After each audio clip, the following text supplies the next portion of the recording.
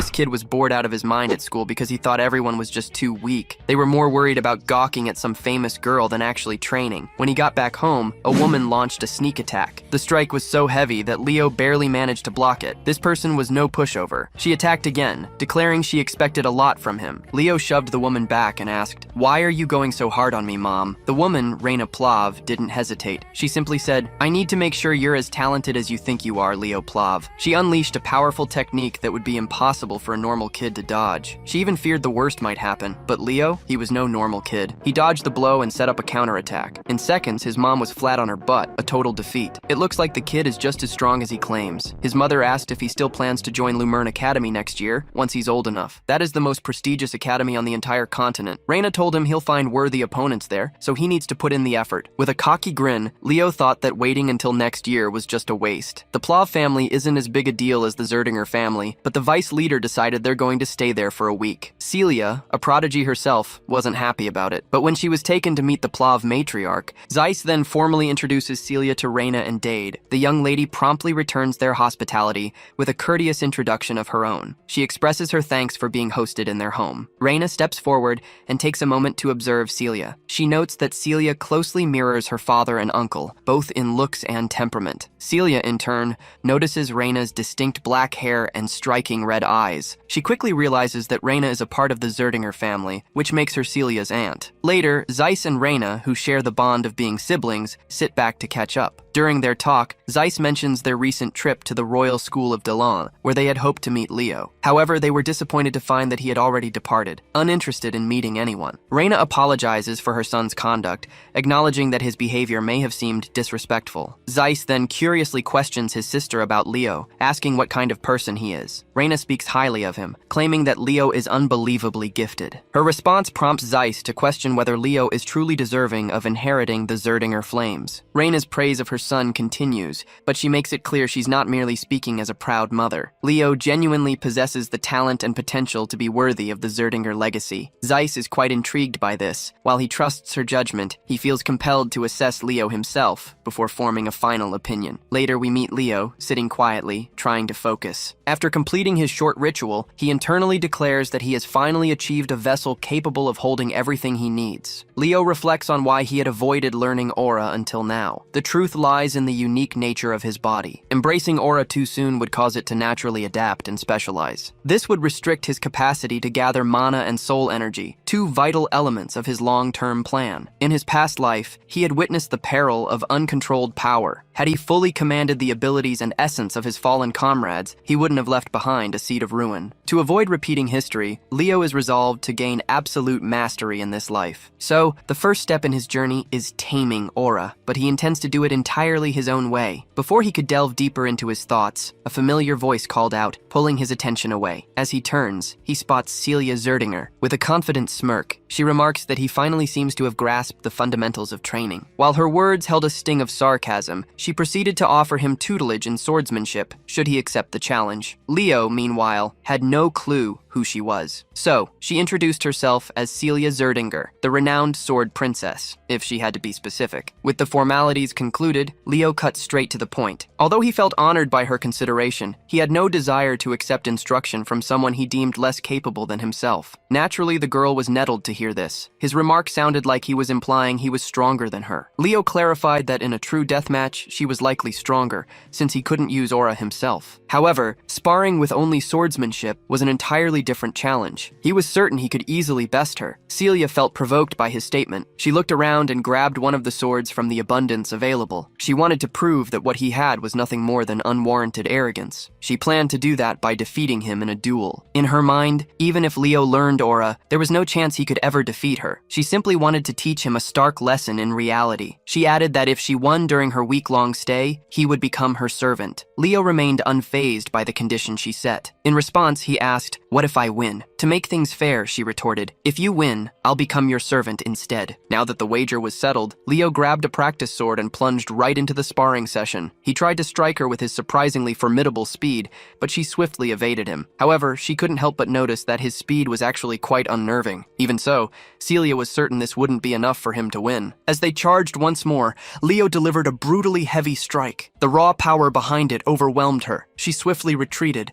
as the impact proved too much to bear. When Leo's sword collided with the ground, it splintered instantly. But he didn't stop there. He charges at her once more. The once arrogant woman already began to regret challenging Leo. She was certain she couldn't possibly block the incoming strike, so she steeled herself and took the hit head-on. But to everyone's surprise, she took no damage. She had deployed aura armor in the final moments. This was explicitly against the terms of the spar, which was meant to be purely about swordsmanship. This arrogant woman didn't admit the truth that she couldn't dodge his attack. Instead, she offered an excuse, claiming it was merely a reflex. Leo announces his victory, stating the outcome is sealed. Naturally, this stuns her. She isn't ready to concede defeat so easily. Leo had anticipated her reaction. He then sheds the magic weight bracelets he wore to suppress his physical strength. With his next strike, he demolishes her barrier. The girl is left utterly bewildered. Leo, meanwhile, offers her no quarter. He lets her feel his full might. Later, strolling through the courtyard, Leo encounters his mother. She swiftly introduces him to his uncle, Zeiss. Leo offers a quick, respectful bow. Zeiss returns the gesture, introducing himself in turn. The two men then shake hands. His mother then asks if he's met Celia. Leo remembers her collapsing after their battle, overcome by fear. Before Leo can recount the events, a knight approaches Zeiss. He brings a report regarding the lady. Zeiss is intrigued to hear that Leo defeated Celia. He did it without ever mastering aura. He personally commends Leo, stating it's truly remarkable, but Leo asserts that she simply underestimated him. Zeiss then inquires about Celia's loss in the bet. Leo cheerfully replies that the loser agreed to become the winner's servant. So essentially, Celia will be his maid for the next week. Though Zeiss finds this notion distasteful, he understands the importance of upholding one's word. Still, he emphasizes that Celia hails from the Zerdinger house. He cannot have her performing menial tasks. He hopes Leo will waive the agreement. In exchange, he offers to personally grant our boy something far more valuable. But Leo rejects the offer immediately. He informs his uncle that this was a wager between him and Celia. As long as she bears the Zerdinger name, she must face the consequences. His uncle then inquires if Leo is willing to forfeit the chance to learn the Zerdinger's aura breathing method. Leo once again offers a sharp retort. He believes an aura breathing method, given merely to spare a niece humiliation, holds no true worth. Since Zeiss sees no alternative course of action, he decides to turn slightly aggressive. He confronts the boy directly. He reminds Leo that he just declared he would use the Zerdinger's direct heir as a servant,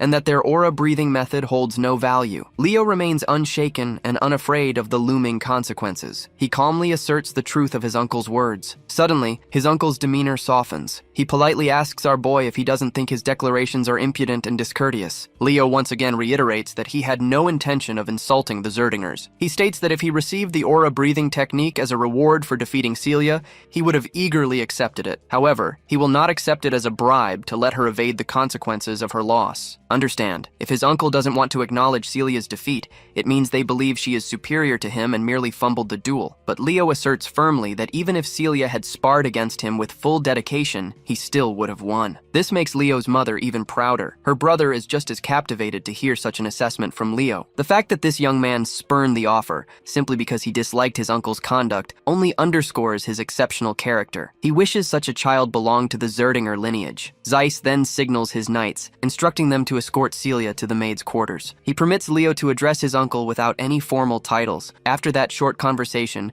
Leo takes his leave. Zeiss turns to his elder sister, proudly telling her that upon returning home, he will convince their elder brother. Together, they will teach Leo the mighty technique, Phoenix Breath. Later, the scene shifts to Leo's room. The first thing we notice is Celia's deeply embarrassed expression. She is practically reeling with mortification as she declares herself as Celia, the maid assigned to Leo for the coming week. Leo finds this utterly delightful when she calls him like that. Who could have imagined that her elegant demeanor would suit a simple maid's uniform so well? The uniform truly suits her stunningly. Celia appears irritated by his praise, as she is keenly aware of her own beauty. Leo apologizes, as he had not intended to offend her, but he admits that he had a certain friend who was overly enthusiastic about beauty. beauty, and that habit must have influenced him. He recalls how that particular friend often remarked that the beauty of eternity is matchless. If peace ever returns to this world, he vowed to dedicate his life to spreading beauty far and wide. His friend is none other than the dwarven master smith, Dueno. Suddenly, Celia's eyes fall upon the book Leo is reading, and she asks about it with genuine curiosity. Leo explains that he read it extensively in his youth. It is the book titled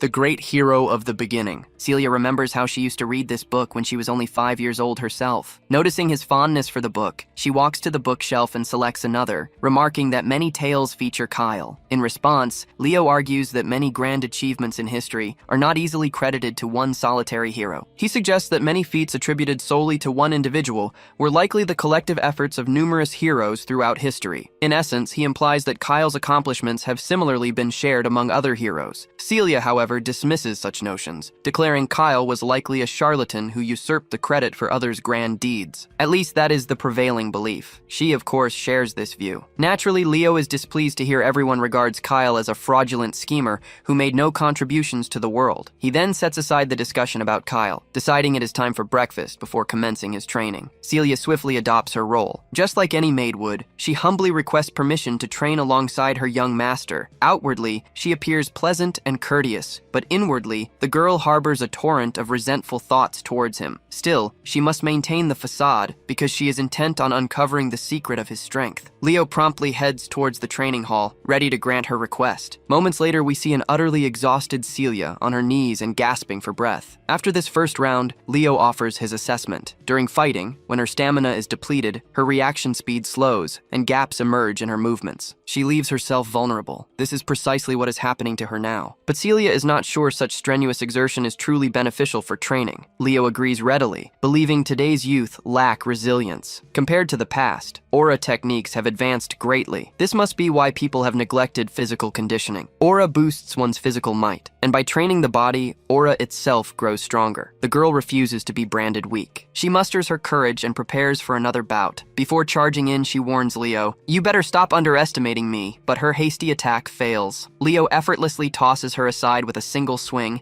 and she slams into the ground. Now she's utterly frustrated after a succession of humiliating defeats. Leo then presents her with a bracelet, and she eagerly reaches out for it. Little does she know, this bracelet is infused with gravity magic, making it impossibly heavy. Meanwhile, Leo shows a cunning smile as he unveils his true scheme. He intends to have her train while wearing this bracelet from now on. The next day, Zeiss also watches them train. After witnessing Celia's struggles, her uncle feels certain this will be a valuable experience for her. Before heading to Lumen, it would benefit her to humble her pride at least once. He then addresses Leo and shares exciting news. He's considering asking the Patriarch for permission to inherit Phoenix Breath. The mention of Phoenix Breath surprises Leo. He recalls it as the Zerdinger family's foundational aura technique. He's heard that only those acknowledged by the family can inherit it. Celia also voices her concern that her father will not permit it so readily. But it looks like Zeiss has already anticipated this. He offers Leo a condition. If he passes the Lumen entrance examination, he will be granted permission to learn the technique. Of course, this remark displeases Celia greatly. To her, Leo is merely a brat who cannot even wield aura. And since the Lumen entrance examination involves genuine combat, it's going to be extremely perilous for him. Leo openly admits that he lacks any true combat experience. But we know this holds true only if he disregards his past life. Zeiss awaits Leo's response, to which Leo quickly agrees, provided his parents approve. A week elapses, and the day of the entrance examination finally dawns. When they see the distinguished presence of Celia Zerdinger among the participating students, everyone stares in awe. Meanwhile, Celia teases Leo, inquiring if he feels nervous. It seems that after so much time as a personal maid, Celia has become engrossed in the role, for she still addresses Leo as Master. As they stand there, Gullivan's distinctive voice draws their attention. He's here specifically to see Celia,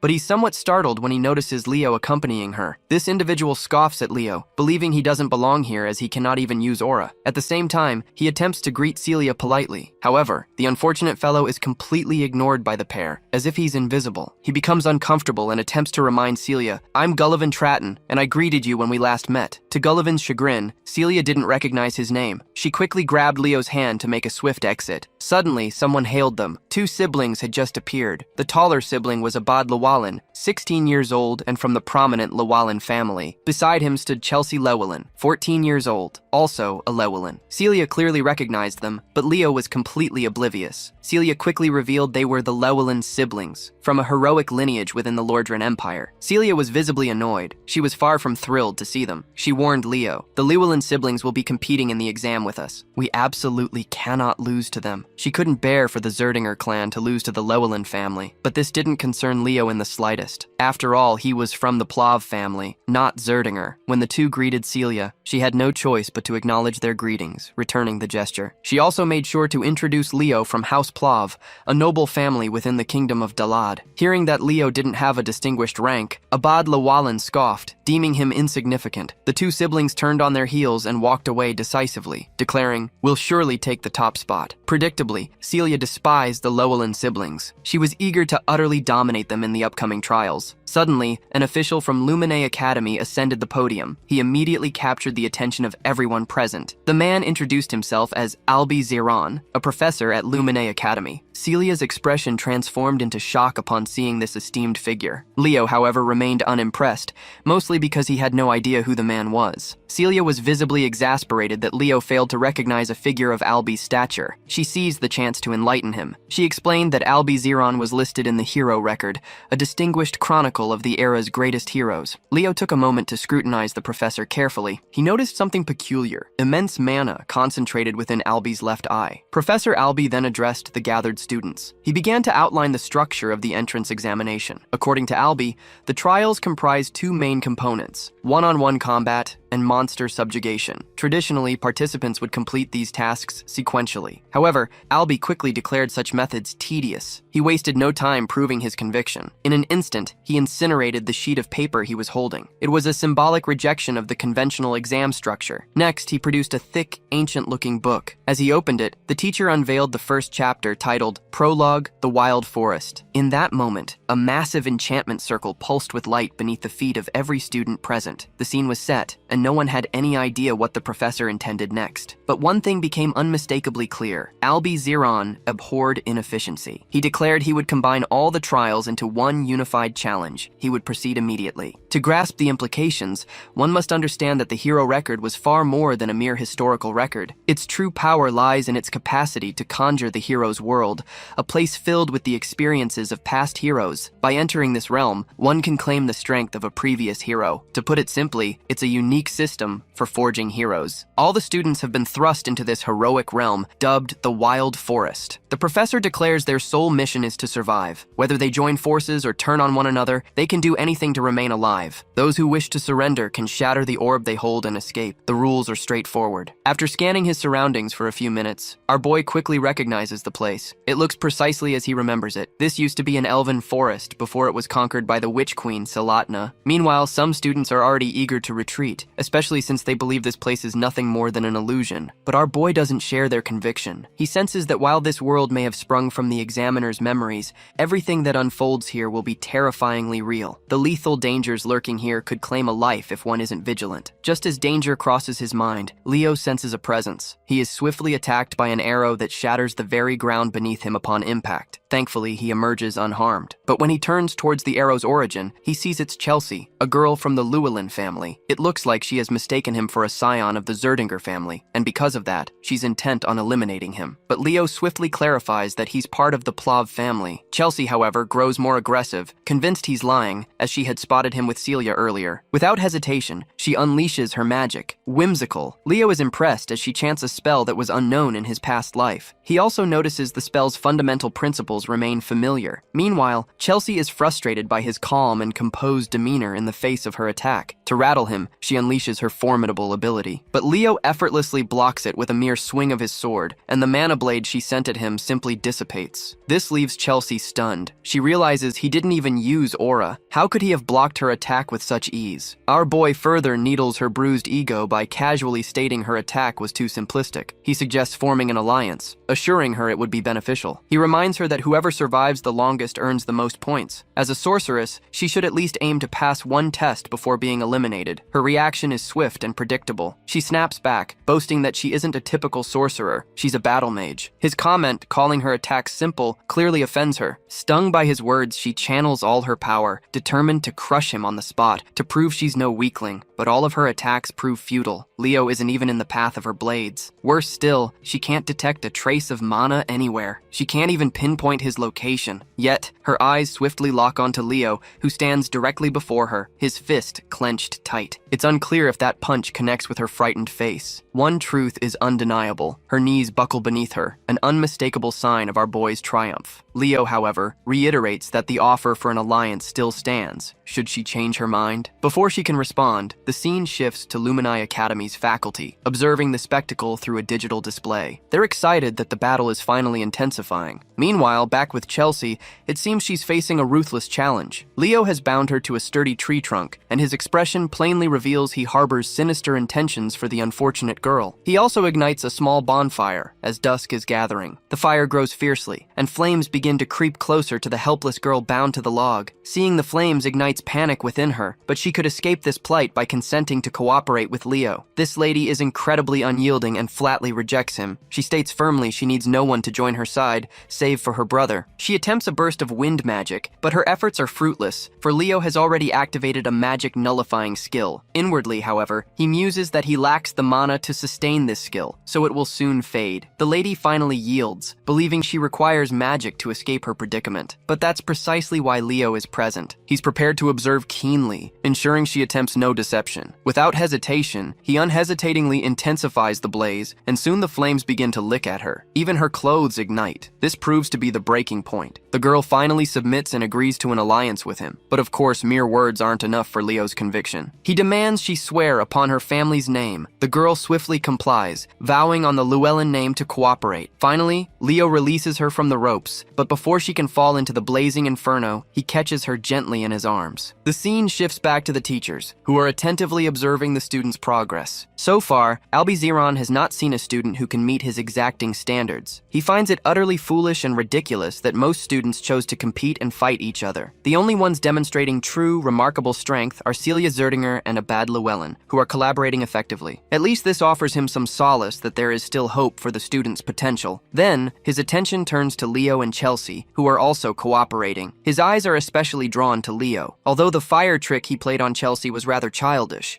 securing Chelsea Llewellyn's cooperation at least earns him a satisfactory mark in Albie's eyes. This is especially significant since he lacks the raw power or elegant grace of Celia and Abad. However, it appears the teacher is gravely mistaken. Our boy bested Celia without even breaking a sweat. Regardless, Albizeron considers Leo an unforeseen contender in this competition. After dispatching a few monsters in their path, both Leo and Chelsea resolve to press onward. Chelsea finally understands that forming an alliance with Leo proved to be a wise choice after all. She asks him what aura he's using because she senses no mana from it. To her surprise, Leo calmly states the astonishing fact that he doesn't know how to use aura at all. Naturally, this leaves her stunned. As they converse, a monster lurks behind the bushes, watching them intently. Chelsea quickly spots the monster and instantly unleashes an attack. This attack was overwhelmingly powerful for such a weak creature. Even Leo admits that she possesses impressive strength, but the way she uses it is utterly misguided. Suddenly, Leo detects something peculiar and commands her to stop. He notices something unusual in the sand. When he crouches down, he notices dry ground and decomposed bodies. Without warning, an explosion detonates, but Leo swiftly leaps clear, carrying Chelsea in his arms. The cunning attackers who had set the trap finally reveal themselves. It's Gullivan and his partners. We know he holds a grudge against Leo. It's no surprise he's here specifically to target him. He commands one of his companions to charge, and the unfortunate subordinate obeys without hesitation. Unfortunately for him, he's greeted with a crushing blow from Leo, leaving him sprawled on the ground. Leo stands tall, radiating unwavering confidence, and calmly tells Chelsea, "Watch my back." For a moment, Chelsea is stunned, witnessing how effortlessly he has saved her twice consecutively. But she quickly rises and positions herself behind him, ready to face the remaining foes. Meanwhile, Gullivan, true to form, makes a desperate retreat. He abandons his companions,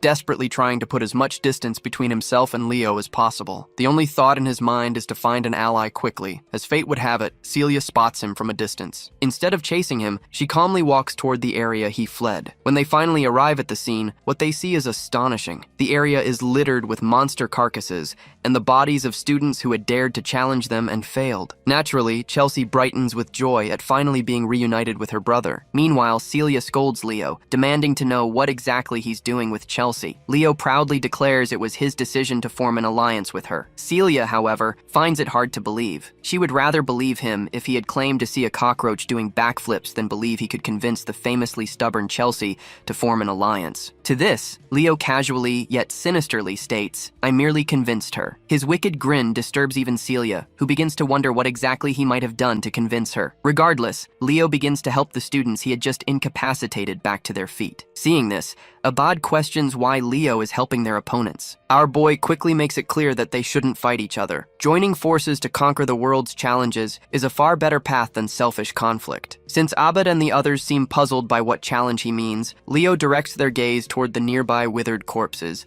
suggesting a much larger problem. Seeing the corpses on the ground, one of the students observes their moisture seems completely gone. Leo explains that's not the only strange detail here. He notes how, out of nowhere, this entire area appears utterly empty of monsters. It's as if the creatures are terrified of something. Perhaps a powerful high-tier monster has emerged, driving away all the others in the forest. As the puzzle pieces click together, Abad finally grasps the situation. He recalls that Hero Albi's first great accomplishment was defeating a high-tier monster. Just then, they all hear a thunderous roar in the distance. It's the sound of something vast and menacing stirring deep within the woods, and it's close. The roar saturates the air with tension, a clear sign the monster has finally chosen to show itself. Meanwhile, Gullivan stumbles through the forest alone, a torch clutched in his hand. He appears terrified. Despite facing grave peril, his weak mind fixates more on vengeance against our boy than on his own survival. Suddenly, he notices a corpse at his feet. Then, something lurking within the dark shadows causes him to trip and fall. The shape he glimpsed in the gloom is a colossal monster. The monster resembles a colossal spider, and it appears quite famished. By now, it's clear that Gullivan's demise is imminent. Now let's shift our focus to Professor Albi and the students. It turns out that a shocking 500 students failed the exam. The true dilemma: the selection process demands at least 100 students, yet only 50 remain in the trial. Rather than merely filling quotas, the professor intends to choose only suitable candidates who genuinely meet his high expectations. After all, the headmaster entrusted him with the task, confident he would pick only the finest. Albi believes in finding heroes during times of immense hardship. He has developed a keen interest in Leo Plav, a dark horse possessing unexpected talent. The question is, will this dark horse be able to conquer the brutal exam? Returning to the students in the exam, they are nimble on their feet, yet struggle to navigate due to the oppressive darkness. Celia illuminates her blade, announcing she's spotted something ahead. Her sword's red shimmer reveals the terrifying spider's face, currently devouring its prey. Fear grips their hearts as Abad rushes to unleash a mage spell to neutralize the threat. However, Leo swiftly intervenes, advising Gullivan to shatter the crystal. Gullivan is trapped, becoming breakfast between the spider's fangs. He can barely move. He manages to smash the blue crystal, sending a jolt of electricity into the creature's mouth. With their preparations complete, Abad charges his Windfang spell and unleashes it upon the menacing creature. His attack manages to wound the monster, yet fails to deliver a killing blow. The four of them are horrified by the sheer level of threat they face. This monstrous arachnid is the Spider Princess Tarantula, and she is far from cute. One student foolishly lunges forward, hoping for a melee attack. He's quickly brought low by a single strike, sending him sprawling to the ground. Next up is Celia, confidently certain she'll end the fight with just one attack. Activating her Prominence spell, she casts a piercing, destructive beam of crimson light, impaling the creature and unleashing waves of pain. However, the spider is tough as steel and swiftly bounces back, making Celia's strategy equally futile. Abad uses this moment to reason with her, explaining that a mage's destructive power vastly surpasses a knight's. He unleashes a spiraling wind spell, aiming to carve the spider in an endless vortex. However, as his attack concludes, he's horrified to discover the creature completely unharmed, its gaze fixed on him. Sensing her brother is in grave peril,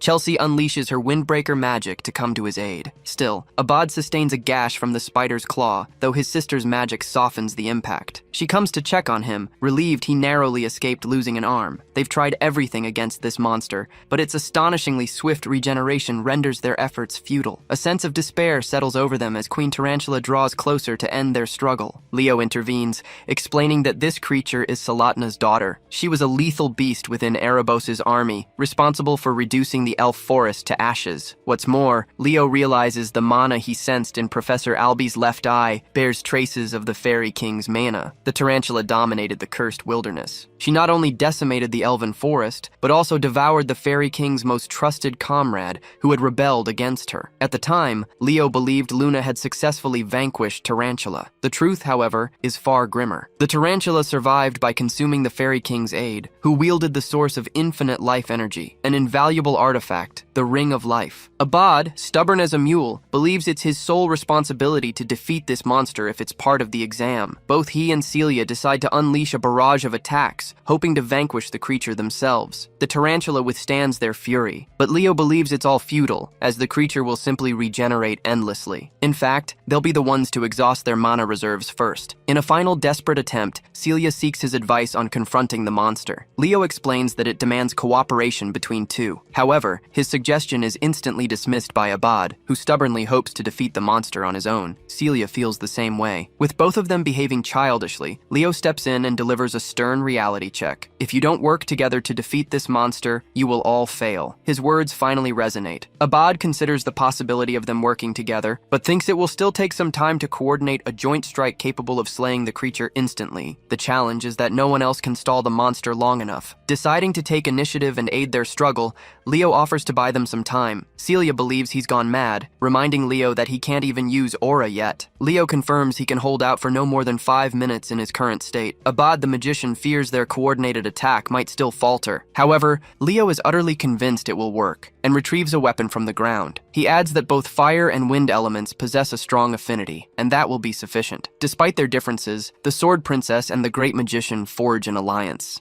Meanwhile, Leo views the grotesque spider as a worthy challenge and a potent reminder of his past life. The battle ignites as our hero masterfully severs one of the creature's limbs with a swift strike, astonishing the other two students. He then obliterates the monster's face. He feels a grim satisfaction from confronting this entity from Tartaros. A flashback reveals an elven child running, tears of pure terror streaming down his face. Tragically, the monster Tartaros ensnares him in its webbing. The boy is utterly trapped within the creature's sticky web. All hope of escape vanishes. The spider swiftly approaches, poised to devour him entirely. The boy pleads for his mother's help, bracing for his grim fate, until a luminous figure appears, a beacon of salvation. A being of pure light, it intervenes, preventing the creature from harming the child. Luna burned with fury at the creature, for it was not only desecrating her homeland, but had also devoured the elven forest's right-hand man. Luna unleashes a radiant strike, aiming it directly at the fanged monstrosity. Her magic attack engulfed Tartaros, trapping the beast before she summoned a devastating column of thunder. Luna had not anticipated Erebos's army would also invade and subjugate the elven forest. At that very moment, Leo, in his original life, took it upon himself to free the child, guiding him from the web's tenacious grasp. Returning to the present, he stands with an axe in hand, ready to create an opening for his teammates. Still, without his aura, he finds himself greatly limited. Calling out to Chelsea for aid, Leo directs her to wield elemental magic, aiming her conjured weapons at him. He skillfully evades a strike. Because of his blinding speed, Chelsea worries he might be swept up in the attack at this rate. However, Leo assures her he'll be unharmed, provided she acts swiftly. Chelsea channels her magic, prepared to forge any kind of weapon for him. Leo agrees to anything, provided it serves its purpose. She conjures a weapon for him, while he anticipates she's crafting a scimitar and a bastard sword. With both weapons in hand, Leo unleashes a storm of slashes, hacking away at the spider. As each weapon shatters, Chelsea conjures another for him. He catches a dagger and a battle axe. Leo's astonishing and formidable physical prowess has stunned Chelsea profoundly. She now believes him to be a master of martial arts. Even Abad is forced to acknowledge his immense strength. However, he is far from invincible, as a razor-sharp cut slices his cheek. Leo thinks that if he can't even stop he heightens his assault and presses his attack against the spider, demanding another weapon. Unfortunately, Chelsea has exhausted her arsenal of weapons, which stuns him. Fortunately, though, Celia has already completed her ultimate strike's preparations. She unleashes a blazing spiral of fire, incinerating the creature and vanquishing it instantly. The life drops ring falls from its body, and the beast is finally subdued. Celia collapses to the ground, relieved that the ordeal has concluded. Still,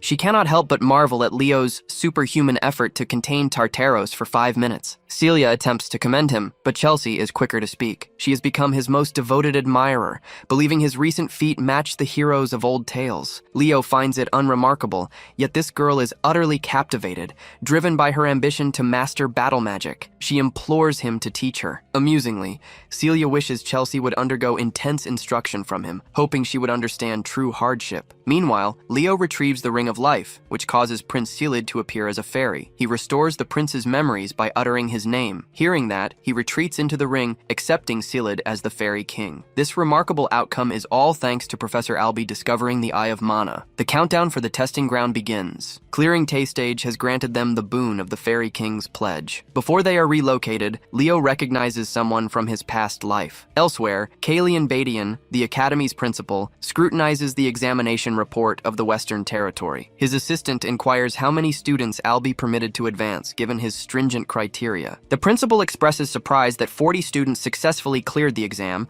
a figure still considered modest. The principal is not overly dismayed, as he had anticipated only 10 students advancing at best. This remains a significant accomplishment. Celia and Abad appear to be the foremost candidates in his estimation. The principal learned of a recommendation for the annual representative. It is astonishing that even Professor Albie recommended a student. They were nearly certain it would be either the Zerdinger or Llewellyn candidate. However, this candidate proves to be someone hitherto unknown, a name that surpasses both Celia and Abad in achievement. Turning to Professor Albie, he is intently assessing the boy's capabilities. He put forth the student Leo Plav as the representative of the Night Division. The principal is astonished that the professor speaks so highly of this exceptional student. He specifically asserted this candidate possessed the talent of a hero. Now that the examination is concluded, Leo enjoys a private hot sauna, savoring its comforting heat. The boon for completing the exam is the Fairy King's pledge, yet conquering a hero's domain typically yields no reward. But strangely, he was granted one, an exception to the rule. Leo finds himself bewildered, then sees his mother standing before him. She challenges him, "Do you know why I was expelled from the House of Zerdinger?" While attempting to rescue an ally, she lost control, unleashing the flames of Zerdinger. But she does not regret her decision, not even now. Fixing her gaze on her only son, she wishes his incredible talent to be guided along the proper path. She's also thrilled to congratulate him on being admitted to the academy. Upon entering the magnificent Lumeria city,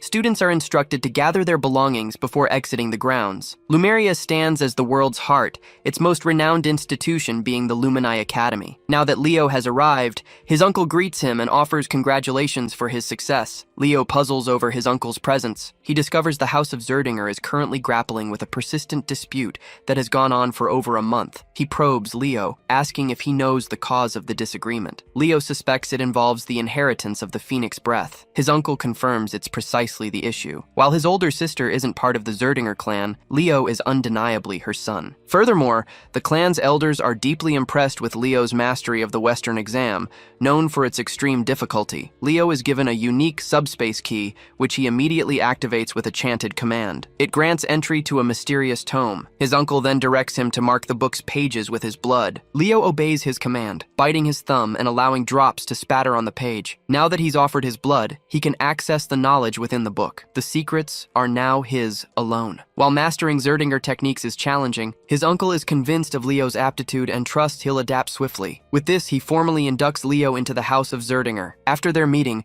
Celia asks to meet Leo at an undisclosed location. Suddenly, a girl unexpectedly collides with him, sending both tumbling. This girl hastily collects her books, apologizing for her heedless haste. She departs just as Leo notices her card. He picks it up and discovers Chloe Muller, a freshman at the academy. Leo opens the door to find a disgruntled Celia. She admonishes him about their extensive shopping list and his tardiness. He apologizes, explaining his unforeseen encounter with his uncle before arriving. Her mood brightened, and she eagerly asks what transpired. To answer her impassioned query, Leo summons the Zerdinger flames, wondering if he performs it correctly. Seeing this, she's utterly stunned. Confident Leo had mastered the secret technique in under a month. His astonishing feat leaves her aghast, making her question his very humanity. Later that day, the Sword Princess and the Forgotten Hero spot a ship docking close by. Professor Ain Alandu identifies himself as the instructor of the night class. He urges the students to board the ship immediately for their imminent departure to Lumen. The journey begins with the students relaxing and enjoying themselves. Leo and Celia appear to be a couple. This prompts a confident young man to make a remark that irritates Celia. He is is an alchemist from the kingdom of Moira,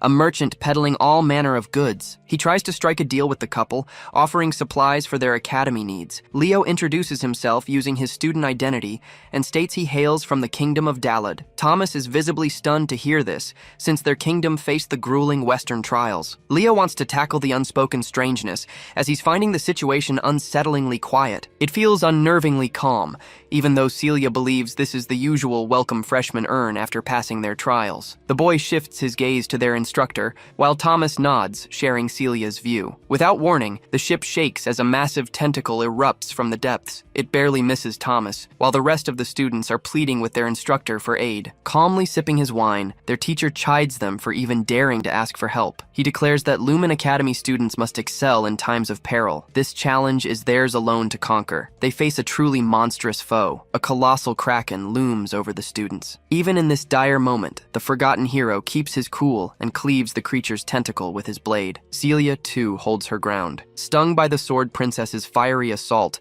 the kraken retaliates with a torrent of water, drenching Celia completely. The monster seizes Thomas, who yells in defiance. Seeing this, both Celia and Leo dash forward, eager to fell the beast. The alchemist, fueled by his peculiar brand of self-interest, unleashes a jolt of power. He anticipated the Sword Princess would hold her own, given her renown. However, he hadn't expected another student to match her ferocity. Poor Thomas is nearly crushed by a frozen tentacle. He shouts at the individual who almost ended his life. Chloe, the glasses-wearing girl who bumped into our hero, commands ice magic, single-handedly fending off the monster. She scolds the alchemist, who is needlessly hindering the fight instead of stepping back. Thomas admits that individuals like her disregard those weaker than themselves who attempt to assist. As another tentacle shatters, the dynamic duo of Abad and Chelsea emerge. Their rivalry, stemming from their respective clans, remains unresolved. Yet the battle mage fixates on our hero, despite their adversarial positions. With monsters swarming the lake, making their way toward the academy,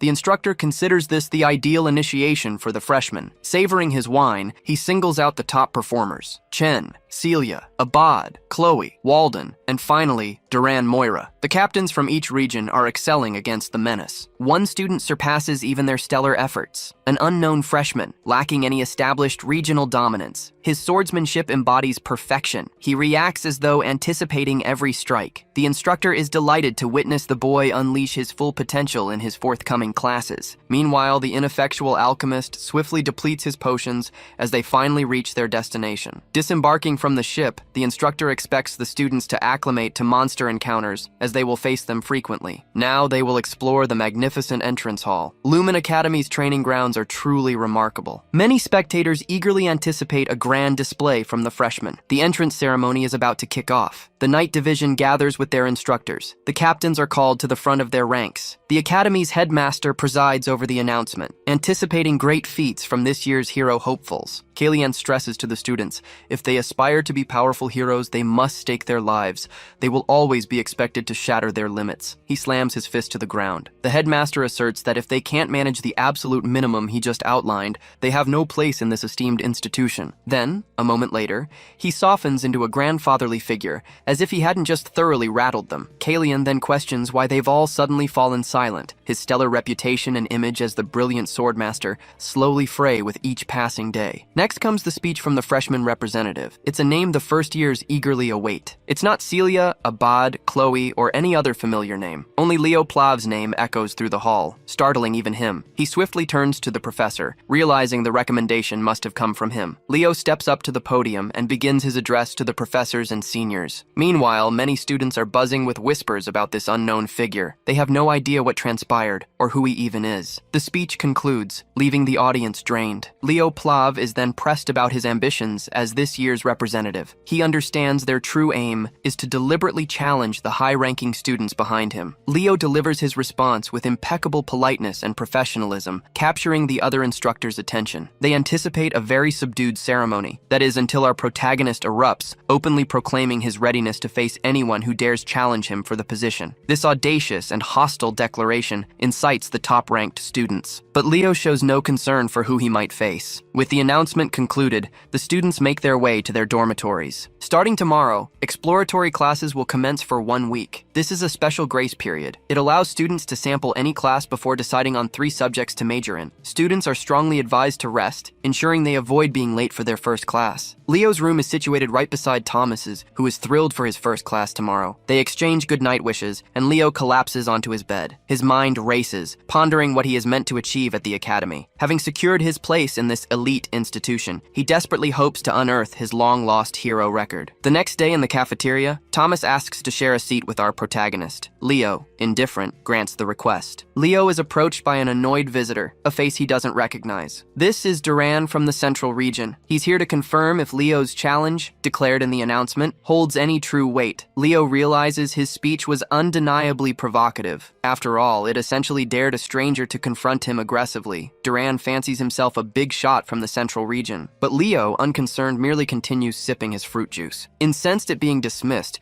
Duran retaliates with a thunderous kick, sending the table hurtling. However, Leo's inhuman speed allows him to swiftly rearrange the ingredients and reconstruct his perfect cheeseburger. He handled the situation with such effortless style, turning a tense moment into his own personal show. Leo then taunts him, claiming he simply couldn't let such good free food go to waste. Duran, however, burns with an intense fury, ready to verbally dissect Leo. He believes this freshman representative is far weaker, a notion his pride simply cannot accept. Breaking up the confrontation, their instructor calmly wraps an arm around each student. He then smoothly reminds them of their positions, the representative and the region's captain. The instructor hopes they are ready for the consequences of fighting on day 1. You can practically see the panic etched onto both their faces. Now, let's fast forward to the night department's first exploratory class. Celia, for some reason, grows concerned about Leo's absence. He finally appears, utterly breathless and spent. His haggard state immediately catches Celia's eye, sparking her suspicion that he'd been in a brawl. Leo chooses to remain silent for the moment. Class is about to begin. Ain introduces himself as the instructor for the first-year night classes. Thomas observes that Duran and Leo are already at odds. Meanwhile, their teacher Ain discusses the 3 primary powers born from mana. First, there's magic energy, then soul energy, and finally, aura. Among these, aura is considered the most challenging to master. Celia clarifies that aura demands a loss of mana fluidity during its conversion. Her answer is perfectly accurate. Magic and soul energy typically utilize mana in its raw state. Aura, conversely,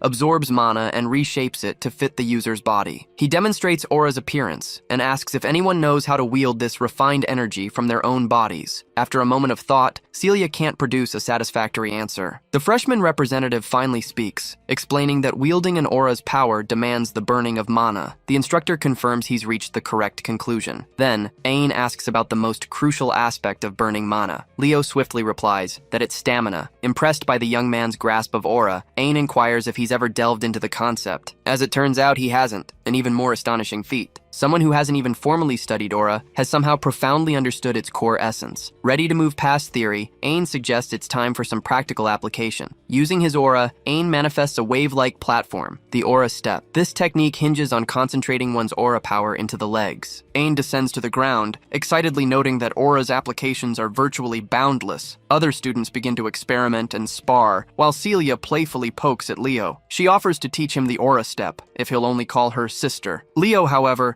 doesn't feel any pressing need for her assistance, content with understanding aura's core principles. Spotting Duran on the side, the instructor decides it's time to address the cafeteria uproar. Some students, like Chelsea, are clueless about the incident. Thomas stokes her curiosity even further with his commentary. Both Leo and Duran are summoned forward by the instructor. First, Ain challenges Duran, demanding to know what ignited his fury. After hearing Duran's flippant response, the instructor decides to offer a brilliant proposal. He wants the Central Region captain to face off against the freshman representative in a foot race. This would settle who truly deserved to lead the class. Ain specifies that both students are freely permitted to wield their aura, unbound by any limitations. This strikes Duran as the ultimate edge. The day of the competition has arrived. Thomas, a shrewd entrepreneur, is busy managing a betting pool. The first contestant is Duran, a prodigy of House Moira and a formidable master of lightning aura. Facing him is an unheralded challenger, lacking a distinguished background. This is Leo Plav, a man who surpassed even the seasoned regional captains, to claim the title of freshman representative. The students are expecting great things from the freshman representative, yet they were profoundly disappointed to find he couldn't even use a basic technique like aura step. They all believe his position is unjustified. Someone like the Central Region Captain, they feel, is far better suited for the role of a representative. Realizing it's the ideal moment to commence, Ain states the ground rules. The first to cross the finish line will win, and their opponent will have to unquestionably accept the outcome. The race is on the verge of commencing. Even Celia thinks this competition presents a daunting challenge for Leo to conquer. Duran is a master of speed, not to mention his electrifyingly swift lightning aura. Even against such odds, Celia hopes Leo will defy all expectations by achieving the impossible feat. As soon as the professor sounded the start, the racers surged forward. Duran Moira shrouded himself in lightning aura, confident his speed would outstrip Leo completely. With flawless running technique, our boy remained undeterred by the feeble taunts near the starting line. As the crowd expected, the poised representative of the Central Region appeared set to dominate the track with ease. The freshman representative, on the other hand, was falling noticeably behind. Leo started imbuing his feet with a subtle surge of aura, aiming to intensify his pace. The audience swiftly branded him a cheat who had illicitly secured the representative position. Amidst the crowd, which was united in its opposition to him, a solitary figure cheered for Leo. Chelsea Llewellyn's fervent cry of encouragement stood out. Focused on overwhelming his rival, Duran consistently embodied his family's signature trait. Truly, he possessed lightning speed. Seeing him cross the halfway point in an unnervingly brief span of time sparked concern in Carr for his friend. It seemed Leo was headed for defeat if he didn't intensify his performance. So, the young man scanned the track. Much to everyone's surprise, he did not surge forward, but unexpectedly slowed his pace instead. With his momentum gone, Leo veered off the track and toward the walls. Celia Zerdinger trusted him, but his actions defied all logic. He looked utterly foolish. The entire crowd was bewildered and disoriented. Leo, meanwhile, focused on amping up the aura in his feet. With several impossible consecutive jumps, he soared completely off the track, across the grass, and then landed in the stands. He spun around, watching with cool indifference as Duran pulled further ahead with steady speed. The aura in Leo's feet pulsed at its strongest, the intense energy causing the stands beneath him to crack. Then, with one powerful leap, he launched back onto the track, surging with incredible force. The jump was so incredibly forceful, it left a small explosion in its wake, briefly unsettling Duran. Out of that explosion, Leo soared, a red meteor blazing across the rest of the track. The audacious boy even ribbed his opponent as he zipped past Duran, calling the arrogant youth a slowpoke. The blazing meteor swiftly crossed the finish line. His elegant landing stunned the crowd. Duran stood mere meters away, utterly stunned. His lightning aura dissipated. It was a crushing loss. Leo leaned his head back and offered a triumphant smile. He had won, though the stands bore significant damage. Yet, it was undeniably worth it. The spectators, who had been mocking him moments ago, were now completely stunned. They realized the spectacle they'd just seen was no laughing matter. They believed Duran was the fastest among all first-year students. The idea of anyone surpassing him felt utterly absurd. Adding to the shock, he'd been bested by a youth still new to aura control. Out of everyone present, only a select few, Celia among them, understood Leo's true maneuver. She knew he hadn't performed a simple aura step, but a full-fledged phoenix step. With Leo's win, Carr and Chelsea were overjoyed,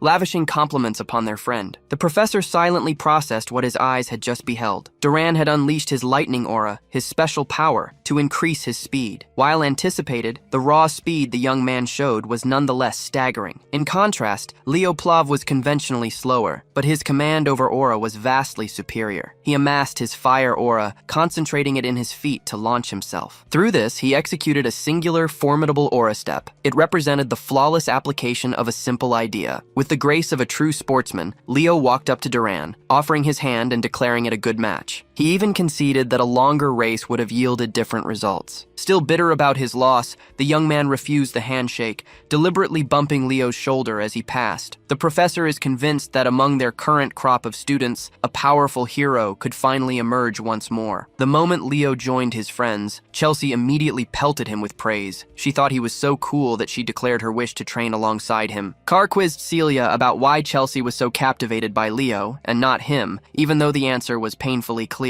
With class concluded, Carr invited everyone to the cafe, even promising to cover the bill. Leo apologized, regretting that he couldn't join them for a leisurely break. Without a word, he silently departed from his group. When asked his destination, he simply answered, "I'm going to observe summoning classes." Confused, his friends questioned why a night student would attend a summoning class. Predictably, the reason was purely for research, something Still couldn't quite grasp. Why did the Fairy King give him the pledge as a reward? To his understanding, rewards in Hero's World were always tied to the world owner's abilities. The reward he received appeared to be linked to summoning, but Professor Albie was solely a magician, not a summoner. Logically then, Leo should have received a magic-based ability. Furthermore, to contact a fairy, one had to journey to Fairyland. Whatever reward he had received would remain useless for now. While Leo waited where summoning classes were held, a familiar voice inquired if he too was a summoning student. The voice belonged to Chen Xia, the Eastern captain and top scorer. Unlike the other captain from the recent race, this young woman was polite, cheerful, and kind. They greeted each other warmly, and she insisted he simply call her Xia from that point on. She was certain Leo was from the Night Division, so finding him interested in summoning was quite a surprise. He stated he was merely curious about spiritualism. If that's the case, then we'll frequently cross paths in various classes. When asked what spirit she had contracted, Xia summoned a beautiful water sprite. Unfortunately, Leo hadn't made a single contract yet. Ever kind, Xia insisted that if he ever required assistance with spirit summoning, he shouldn't hesitate to call her. Leo wasn't one to decline help or advantageous connections. He then made the regrettable error of asking a lady her age. Xia smiled and replied that she was 17. She also knew Leo was younger, a mere 15 years old. In Leo's mind, he was marveling at Xia's youthful appearance. She appeared even younger than Chelsea. Xia noticed his brief pause and challenged him, "Were you thinking something rude?" which Leo denied. Indeed, always deny. In any case, she had approached him to express her profound admiration for his race against Duran. She had actually been in the crowd as it unfolded. The sight of him streaking across the track was vividly etched into her memory. Boldly, she challenged him to a race someday. Amused, Leo smiled and readily accepted. After encountering so many over-the-top personalities,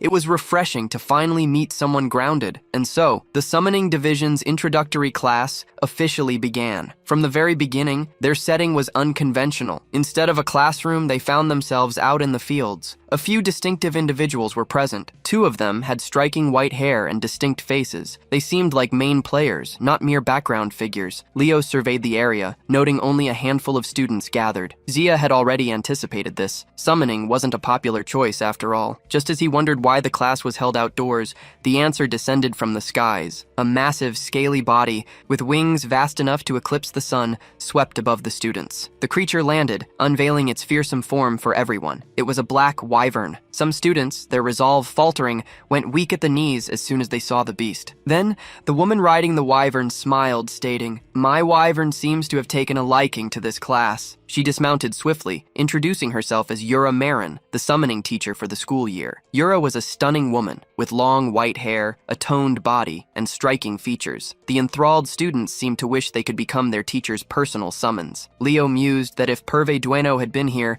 he would have been utterly captivated by a woman with a charm distinct from Luna and Lucinus. He would surely be inspired to create even more cultured art. Without preamble, Ms. Yura addressed her new recruits. Their presence in this prestigious program, she stated, indicated they possessed some innate talent. The freshmen responded in agreement. Ms. Yura appreciated their confidence, therefore they would move to the practice area immediately. She summoned Carlo, the associate professor for the first-year summoning class, to bring out the griffins. Ms. Yura explained that they would ride together in groups of 2. They had enough griffins to accommodate everyone. The problem was, this marked everyone's first time handling something as temperamental as a griffin. As soon as she caught a complaint, Ms. Yura's gaze hardened as she demanded, did they intend to listen to her lesson or not? Leaping onto her black wyvern, she declared, those who believe they cannot ride a griffin should simply quit and return. Her scaly beast echoed her intensity. It roared and flapped its wings, ascending with a powerful display of dominance. While everyone was shaken, a tall student stood proudly and unfazed. Associate Professor Carlo chimed in softly, urging the students to hurry and follow the professor. Once they overcame their initial apprehension, most students discovered the griffins were gentler than they'd imagined. However, some of these four-legged birds proved quite challenging to handle. It came down to sheer luck. Leo and Xia paired off for the activity. She kindly requested to hold the reins, and Leo readily agreed. And so, 2 by 2, the students were carried skyward. Those who quickly adjusted soon matched the professor's speed,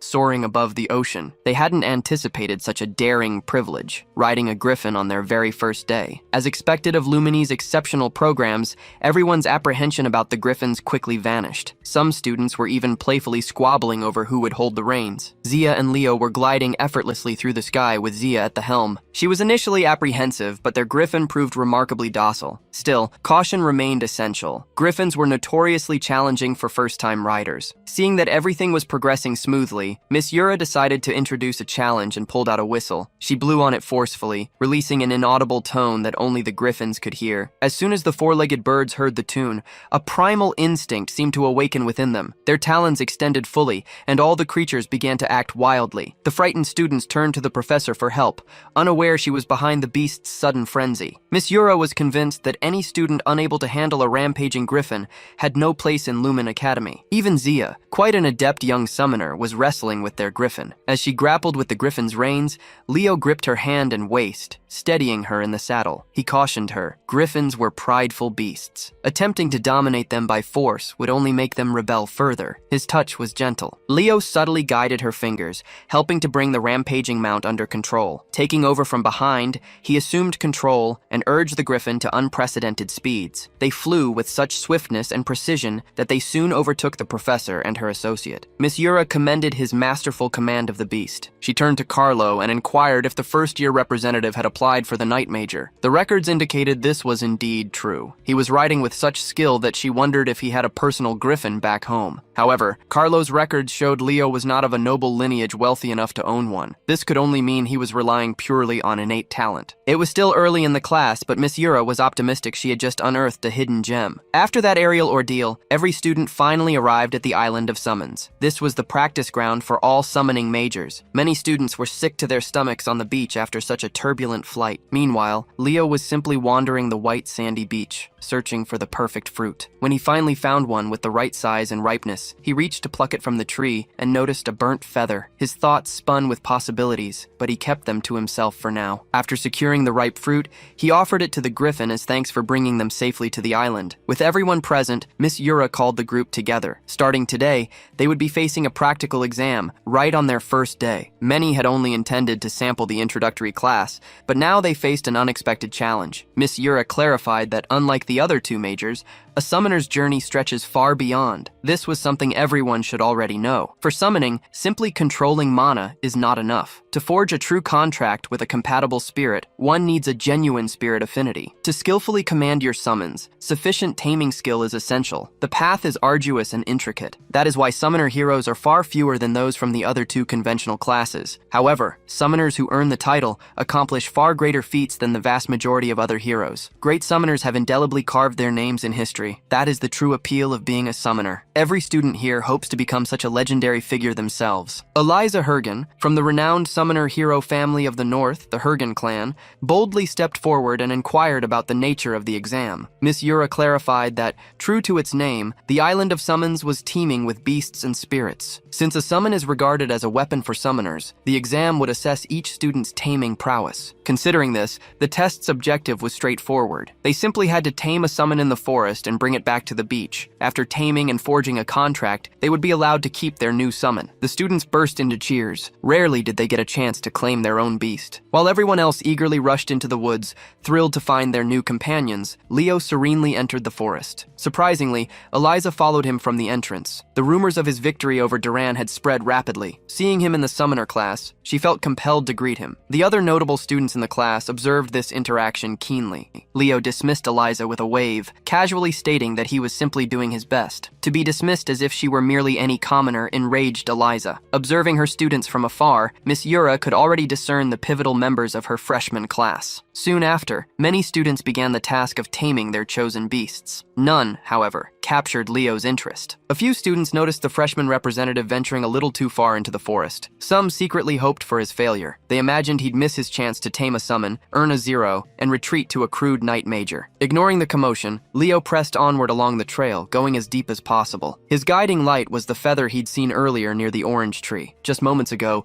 its tip had been badly scorched, yet now it was in perfect condition. He discovered a clearing deep within the woods. After ensuring he wouldn't be disturbed, he drew forth the Zerdinger fire within him and burned the feather to ashes. A crushing heat surged from behind him. His suspicions were instantly confirmed. Back in Leo's hometown, life had quieted now that her boy had left the nest. Reina was cooking a meal outdoors, one worthy of a Ghibli movie. Even so, she still fretted over her little boy. It was technically his first day of school, so there should have been no need to feel so anxious and tense, right? If Reina could have seen what her son was truly facing, she would have known her worry was not unfounded. She tried to reassure herself. Leo would be fine. He was a strong boy. Meanwhile, that same boy was being engulfed by the most searing heat imaginable. He was surrounded by the flames of a legendary phoenix, one of the 3 great summons. With a voice that commanded flames, the phoenix seemed perplexed. It saw only a mere child wielding the Zerdinger flame. The legendary beast had only appeared after sensing Reina's flame. Hearing his mother's name, Leo questioned the phoenix about how it knew her. It seemed the phoenix had arrived just in time. The legendary beast was remarkably familiar with Leo's mom. It declared it owed Reina a great debt. I am Farina, one of the 3 mystical summons, the elusive phoenix. She properly introduced herself, granting Leo the respect due to Reina's lineage. Leo Plov reciprocated the respectful introduction with his own. He asked Farina to elaborate on her bond with his mom. The phoenix confessed, Leo's mom saved the life of my summoner, Ellen Lunda. Hearing the name, Leo started in surprise. Ellen Lunda was a true hero. The incident occurred while Ellen was clearing a dungeon in Siren. She had lost all her comrades. At that moment, her own life hung by a thread. Then Reina Zerdinger arrived, scorching hot, to save her. Reina was a dignified knight. Yet, in saving the hero, she sacrificed her blazing aura. Had it not been for that event, Reina would have surely claimed the coveted seat among the heroes. It was Leo's first time hearing the full story. Still, his mother always maintained she never once regretted her actions that fateful day. Farina laughed, knowing Reina truly embodied that kind of knight. Leo shifted the topic,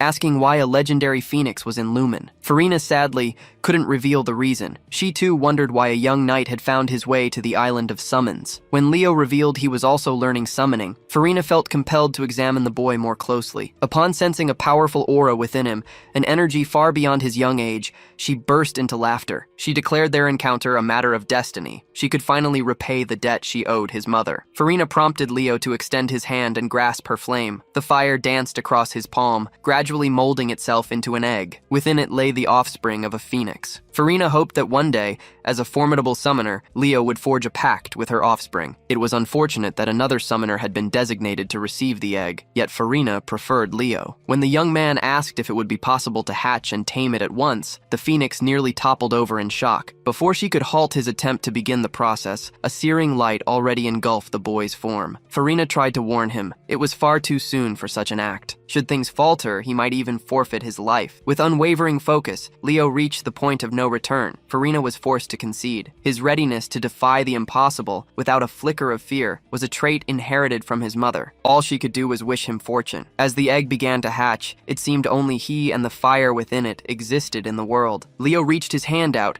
captivated by the magnificent blaze. The moment his palm met the small flame, it swelled into an untamed, unstoppable inferno. Leo panicked, snatching his hand away. The intense heat began to stifle his breath. Such was the power of a phoenix flame. This trial, he realized, must be a path for him to grasp the ordeal of the mythical beast. To unleash potent flames, a phoenix must incinerate its own body. This means enduring unbearable agony each day. They exist with burning flesh for an eternity, while continuously regenerating at a staggering rate. Even if only faintly, Leo could now comprehend their suffering. He ceased battling the agony. He embraced the fire instead. It engulfed him completely as he shared the phoenix's torment. The blaze reached its peak, surging wildly around his body. Suddenly, the egg in his hand began to fissure and fracture. Leo opened his eyes. A newfound wisdom, an acceptance for the agony, was etched into his soul. The fire that had seared his flesh slowly gathered around the egg. This greatly accelerated the hatching process. Farina, curious, asked if he had succeeded. He confidently replied that he had. She smiled, hailing him as a true genius for achieving such a daring feat. If a phoenix declares you the world's greatest summoner, you can certainly believe it. Even before the egg fully hatched, Farina was already congratulating the young man for securing a successful contract. The eggshells vanished into ash. What remained was an adorable tiny chick named Fiora. Farina overflowed with excitement. transforming into her human form as she placed her young one into Leo's care. To all appearances, Fiora seemed like an ordinary red chick. Still, she was undeniably cute. By midday, most students had already returned to the beach. Nearly all of them brought back harmless companions, commonly found on the edge of the woods. Miss Yura turned to her associate, Carlo, and inquired about the remaining time for the other students. Those who hadn't returned only had 5 minutes left. As she expected, the only ones remaining were the 4 exceptional students she had noted. From deep in the woods, a rumbling echoed. A giant bear came crashing out, leveling trees and anything in its path. Perched on the back of the imposing beast was none other than the scruffy Chen Xia. She had managed to tame an aqua bear cub, destined to be her potential knight. That was an impressive feat. Her entrance was quickly eclipsed by the darkness that enveloped her tamed beast. The reserved student secured a shadow crow as his summon, and was now gathering aura, riding one of its talons all the way to the beach. Even renowned summoner lineages would struggle to tame a shadow crow. He had only succeeded in taming one, though a full contract wasn't yet forged. Still, he met Miss Yura's expectations. He had exceeded all requirements. A minute later, students began gasping in astonishment at the sight of a pristine white serpent slithering onto the beach, with Eliza riding on top. Eliza arrogantly declared, "I went ahead and contracted this gorgon snake simply because my family lacks one. I'm just farming for the Pokedex." Carlo finally announced the end, marking the conclusion of the exam. Thankfully, the final student reached the beach just as time ran out. Compared to the dramatic arrivals of the other 3, Leo leisurely walked onto the beach with a tiny chick perched on his head. While his classmates commanded fear and awe, his image radiated pure charm. His less perceptive classmates erupted into laughter at the sight. They assumed he had tamed a common chicken, perceiving his incompetence in summoning. While everyone else was chuckling, a chill snaked down Miss Yura's spine. A hushed curse escaped her lips. This audacious student had just presented a phoenix for the first exam. By sunset, the first-year summoning class officially concluded, and the students were guided back to the academy. While everyone else wrapped up their day, Leo still had a pressing matter to discuss. He adjusted his tie and knocked on the office door. A gentle voice invited him in. Opening the door, he found Professor Yura dressed casually. The sunset's glow illuminated her features. She promptly put her work aside and gestured for the young man to take a seat. Miss Yura admitted she had never before witnessed a baby phoenix. She hadn't even known such a mystical summon existed on the Summoner Island. A freshman forging a contract with a phoenix was an extraordinary feat. It marked an unprecedented accomplishment in the Academy's entire history. Miss Yura moved closer to the young man, her presence engulfing him. With an inquisitive gaze, she revealed that she knew his true nature. Leo swallowed nervously. Perhaps he had shown too much and unwittingly exposed his true identity. Yet his worries vanished the moment Miss Yura pulled him into a tight embrace. She then hailed him as an unprecedented summoning genius, unlike any seen before. While she wished to praise and acknowledge his accomplishment, the professor believed they should keep his Phoenix contract a secret for now. If such monumental news became public, chaos would erupt swiftly. For now, she urged him to ensure he selected summoning as his primary major the moment exploratory classes concluded. In her view, this young man possessed the innate talent to become a summoning hero, one whose legend would endure through the ages. By the way, I know what you're thinking, but reality can be cruel. There's no chance for you to become her summon. The following day, Lumine Academy and its residents awoke to a beautiful morning. Chloe ambled through the halls, still drowsy and yawning from insufficient rest. Carr spotted her yawning and playfully warned her that her mouth might split if she continued. Chloe felt and appeared exhausted, having stayed up late engrossed in magic books. Recognizing the girl he had encountered days earlier, Leo retrieved Chloe Muller's ID from his pocket and returned it. She thanked the freshman representative for sparing her the trouble of applying for a replacement. What struck her as peculiar was that Leo also planned to attend magic classes. He explained that since they remained in the exploratory period, he intended to attend as many lectures as possible. Chloe, however, focused solely on magic, so her attendance was limited to classes concerning that subject. Carr subtly whispered to his friend that Chloe, this ice woman, was determined to reach the pinnacle of the magic division. You see, Carr's voice lacked any filter,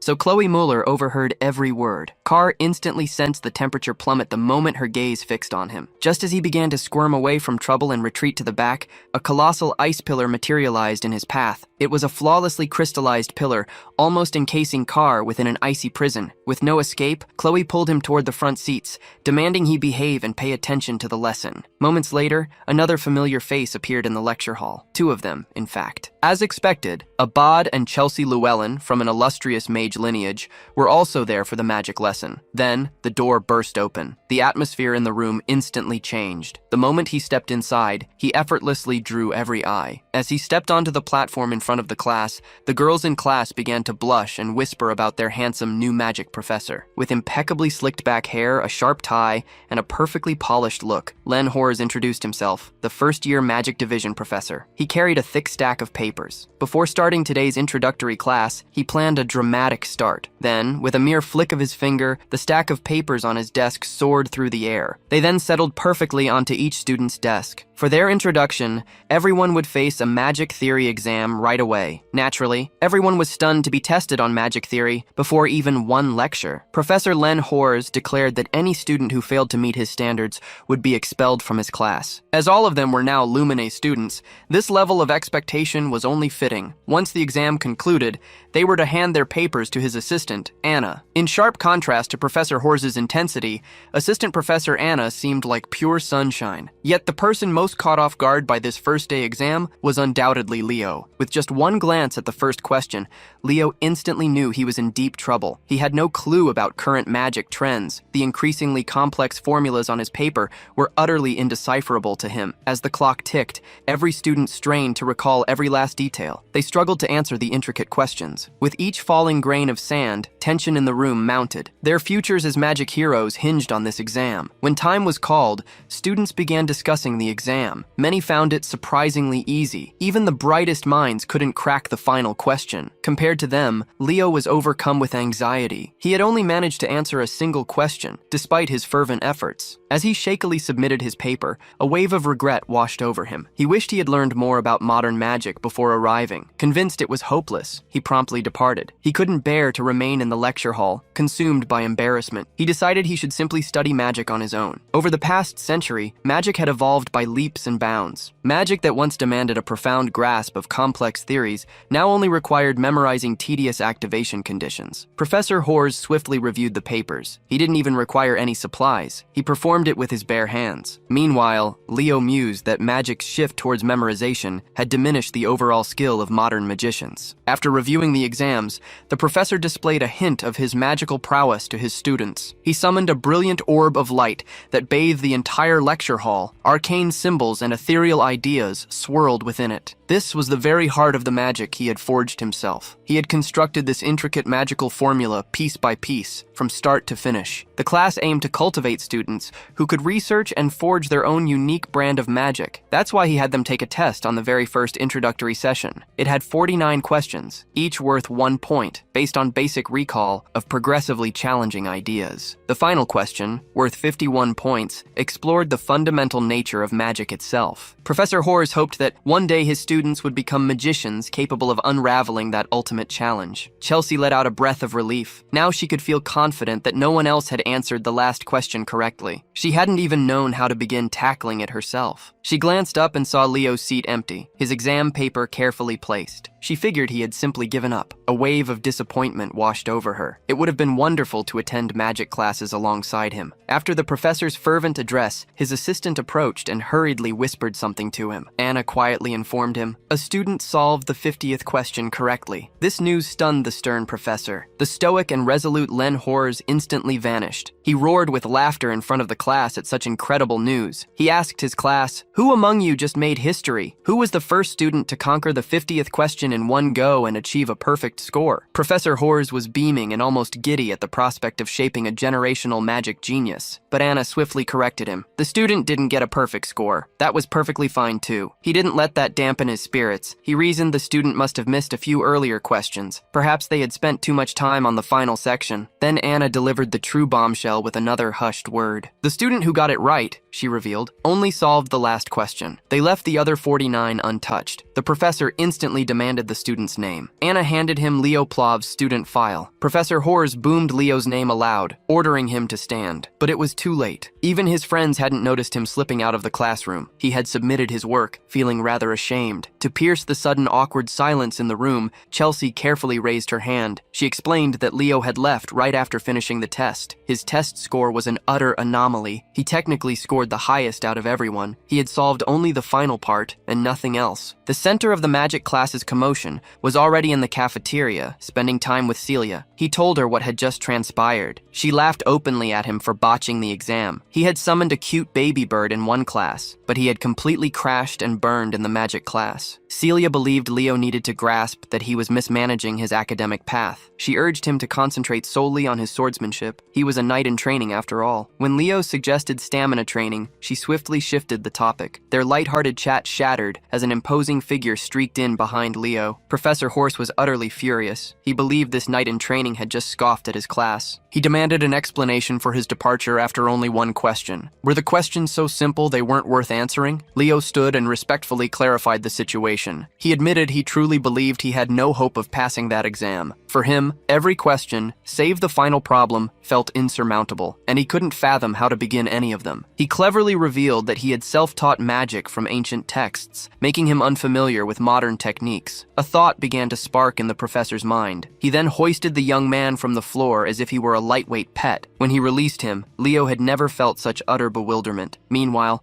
the professor's eyes gleamed with joy and burgeoning possibilities as he insisted Leo follow him. Leo had no chance to refuse or even inquire about their destination. Professor Horse seized his collar, hauling him from the cafeteria like a child who had just discovered his ultimate plaything. Celia was rooted to her seat. This was her first encounter with the Academy's professor of magical theory, and he certainly left an eccentric impression. Assistant Anna, unfortunately, missed her boss by mere seconds, failing to prevent Len Horse from his peculiar antics. She barely had a moment to catch her breath as she pursued the spirited professor. The professor escorted Leo to his office, then rapidly scrawled complex magic theory problems onto his chalkboard, challenging the young man to solve them. He reasoned that if the boy hadn't solved the final question purely by chance, then he must possess his own established magical framework. Professor Horse watched keenly, eager for the young man to unveil a new magical system through his answers. Before 10 seconds elapsed, Leo had already penned his final answer on the board. Shocked and slightly unnerved, he inquired if Leo had mentally solved every problem he'd posed. That was precisely what Leo had done. The professor had truly struck gold. After years of unremarkable progress, he finally discovered a talent worth nurturing into the pinnacle of heroes. Professor Brojo Satoru was just outside, calmly strolling through the halls. Unbeknownst to him,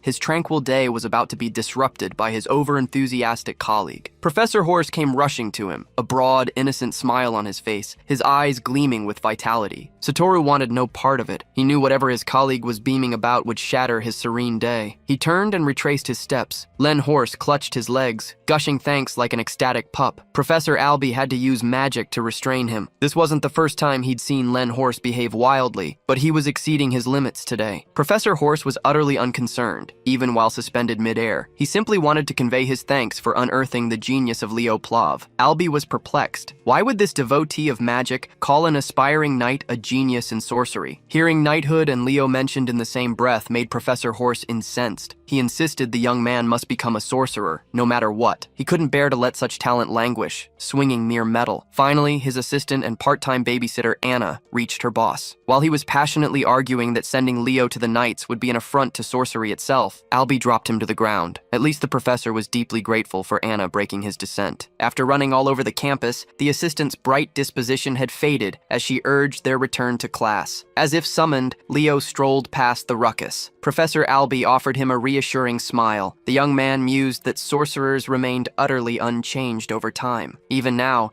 they were all lunatics. A week after the magic theory fiasco, the introductory courses finally concluded. Leo was simply unwinding on the roof, engrossed in his book, far from any theatrics or excessive disturbances. As usual, he was delving into his own legacy. Today, Kyle, the supposed hero of the beginning, was universally regarded as a charlatan, seeing how the world progressed in his absence and the shift in and opinion still burdened his thoughts. While he silently pondered the passage of time on the rooftop, the first-year professors were scrambling through the campus halls. Without so much as a knock, they stormed into the principal's office, laden with grievances. Professor Elon clutched Leo Plav's application form. Listed as the young man's chosen disciplines were knighthood, sorcery, and summoning, all three of the principal hero disciplines. After witnessing the young man's unbridled potential in every field, the professors were embroiled in a tug-of-war to claim him for their own. Moreover, a student enrolling in every principal discipline was unheard of in any hero military academy. They believed their students must commit solely to one discipline. Principal Badian merely chuckled at their bickering, stating Leo reminded him of that fictional hero from all those legendary tales. Hearing the principal's words made the professors pause their fervent arguments. Principal Badian stated that the fifth great hero,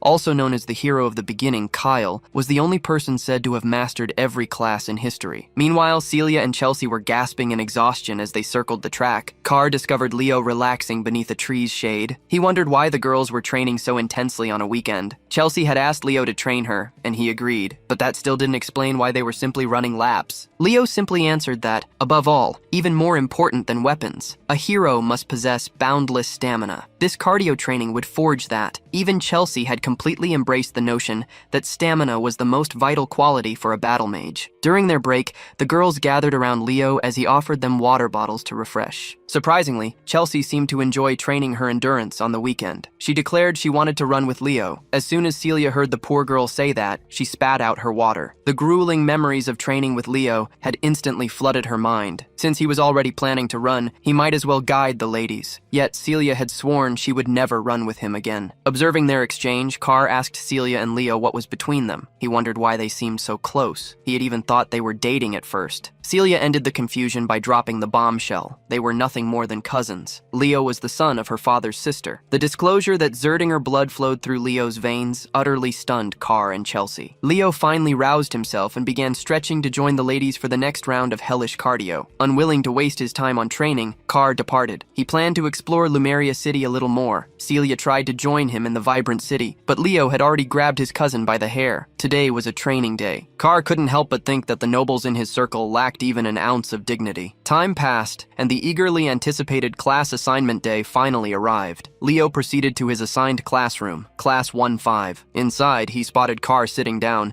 beckoning his friend to the seat beside him. The cunning businessman had been the first to arrive, already knowing his class placement. Say what you will about Carr, the young man excelled at gathering intelligence. Another familiar face also sat among them. Chelsea was in her seat. It was difficult to tell if she was dead or alive after the brutal weekend of training with Leo. Carr inquired about the hell Leo had subjected the girls to. He replied that they had merely covered the fundamentals. Suddenly, a pair of lowly students glanced into Class 5, known as the Class of Anguish. They mockingly pondered how many of their pathetic juniors would endure past the first semester. A languid voice interrupted their taunting. He asserted that these two seniors, mocking the freshmen, were far more pathetic in his eyes. The pair of extras spun around, a chill seizing them instantly. A man with tousled dark hair and an untamed beard stood before them. His presence was crushing and immense. He was Herod Edmund, homeroom professor for Class 1-5, also known by his nickname, the Wailing Wall. The professor commanded the extras to fashion a chair with their bodies, and terror compelled them to obey. He settled onto his human chair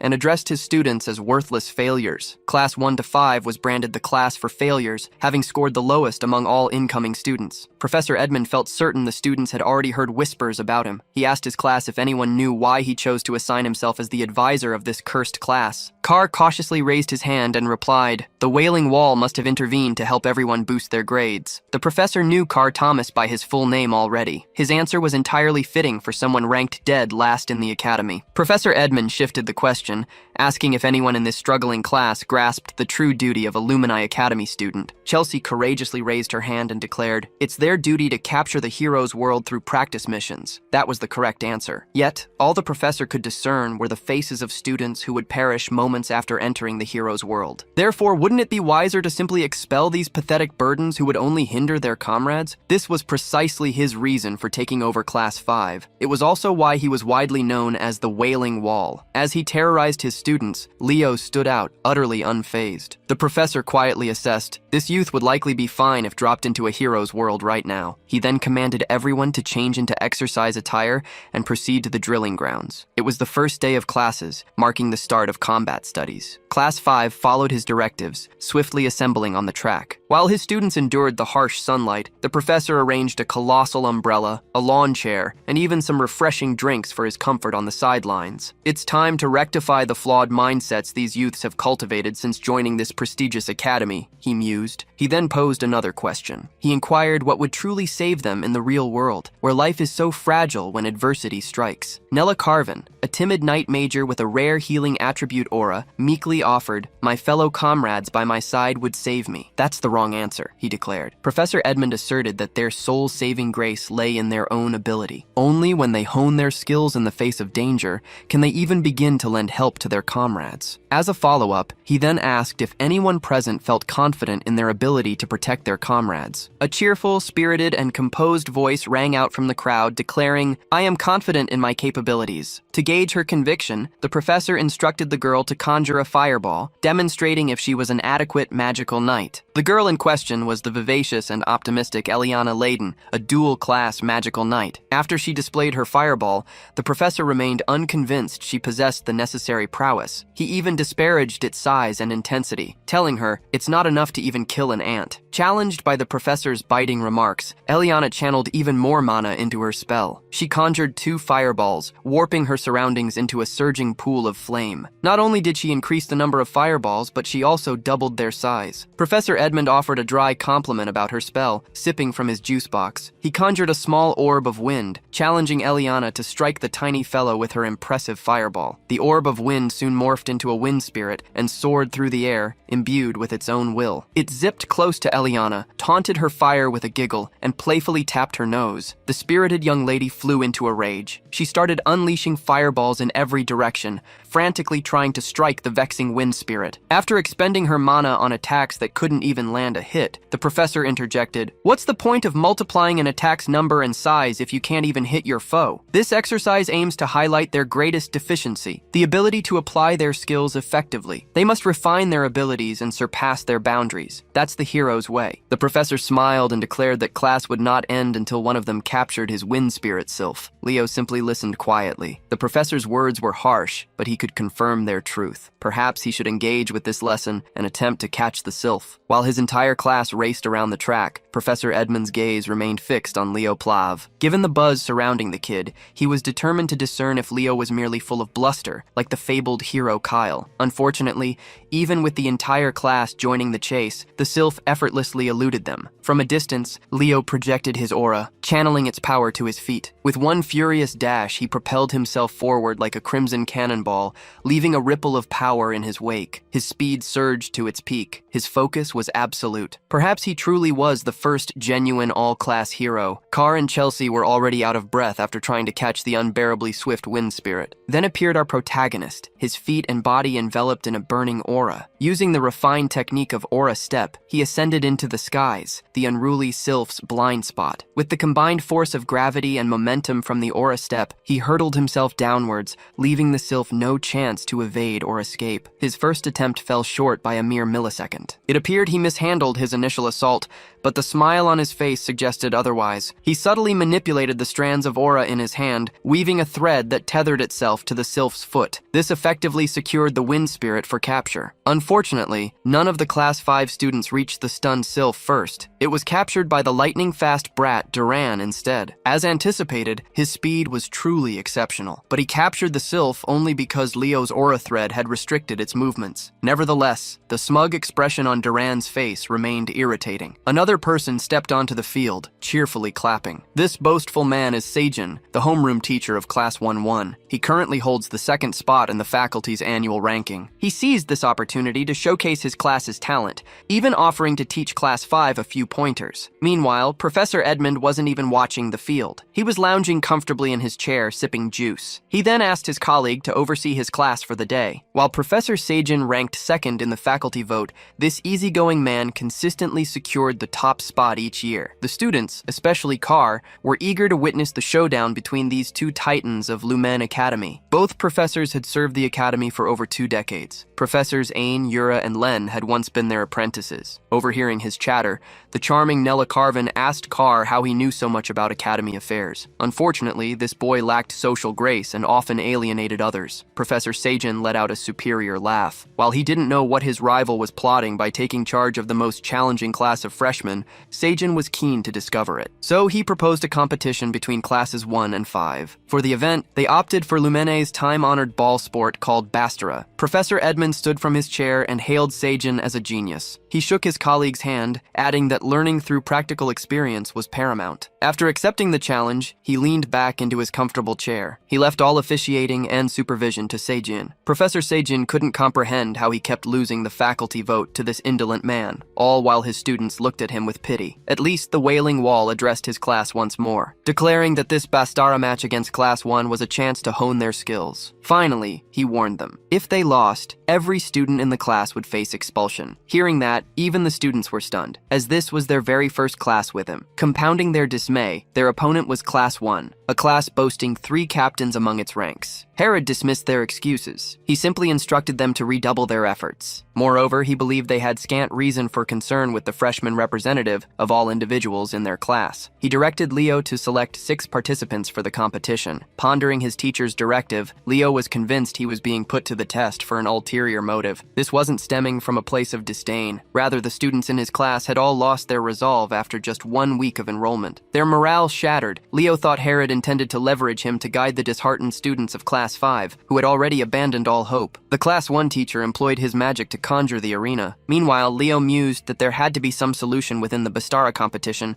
a way to help his classmates escape their dire predicament. Lumene Academy's elite were now confronting Class 5. Even Chelsea was trembling with fear. She endeavored to explain the rules of the Bastara game, as Leo knew nothing of it. The game was an enduring combat sport that had persisted through generations at the academy. Based on that description, it sounded no more extraordinary than a simple ball game. Thomas explained, it wasn't quite so straightforward. In truth, it's far more perilous than a simple game. The Sword Princess Celia taunts Chelsea for her pale, defeated look. Her taunts spark Chelsea to lash out in fury, refusing to lose to a Zerdinger. Leo, on the other hand, remains perfectly calm. He urges them to relax, certain they won't be losing anytime soon. Celia is furious. She vows to show him the results of her training very soon. Chloe, meanwhile, is determined to win against the first-year representative. She intends to reverse their previous outcome. With that, Seijin calls the participants to approach the arena. Leo glances at his classmates, asking who would join him. 2 step forward, Chelsea and Eliana. The stakes are immense. Losing means immediate expulsion, which is why they're willing to give their all for victory. Thomas and the others quickly join them as Leo signals the professor their class is prepared to start. Seijin produces the ball and launches it high into the air. Each participant from both teams focuses intently on the ball. The game begins. Duran and Leo leap for the ball, but Lightning Boy moves a heartbeat faster. He swiftly snatches the ball, claiming the first move. The game has barely begun, and Leo chooses this moment to learn the rules. He finds the rules surprisingly simple. He merely needs to charge the ball with aura, then shoot it into the goal. Players are forbidden to use their bodies. The first team to reach 11 points will win the game. Duran unleashes his fury, firing the ball with thunderous speed. Leo barely dodges it at the final instant. Thomas, however, couldn't even track the ball. It whizzed past him and ripped into the net. The first goal is scored by Duran of Class 1. It instantly plunges Class 5 students into deeper despair. Tide is overwhelmed by pressure, fearing they'll all be expelled at this pace. Leo now asks how one can regain possession of the ball. There are 3 primary ways. They can claim it if the ball goes out of bounds during their opponent's possession, or by catching the ball. As Tide explains the final method,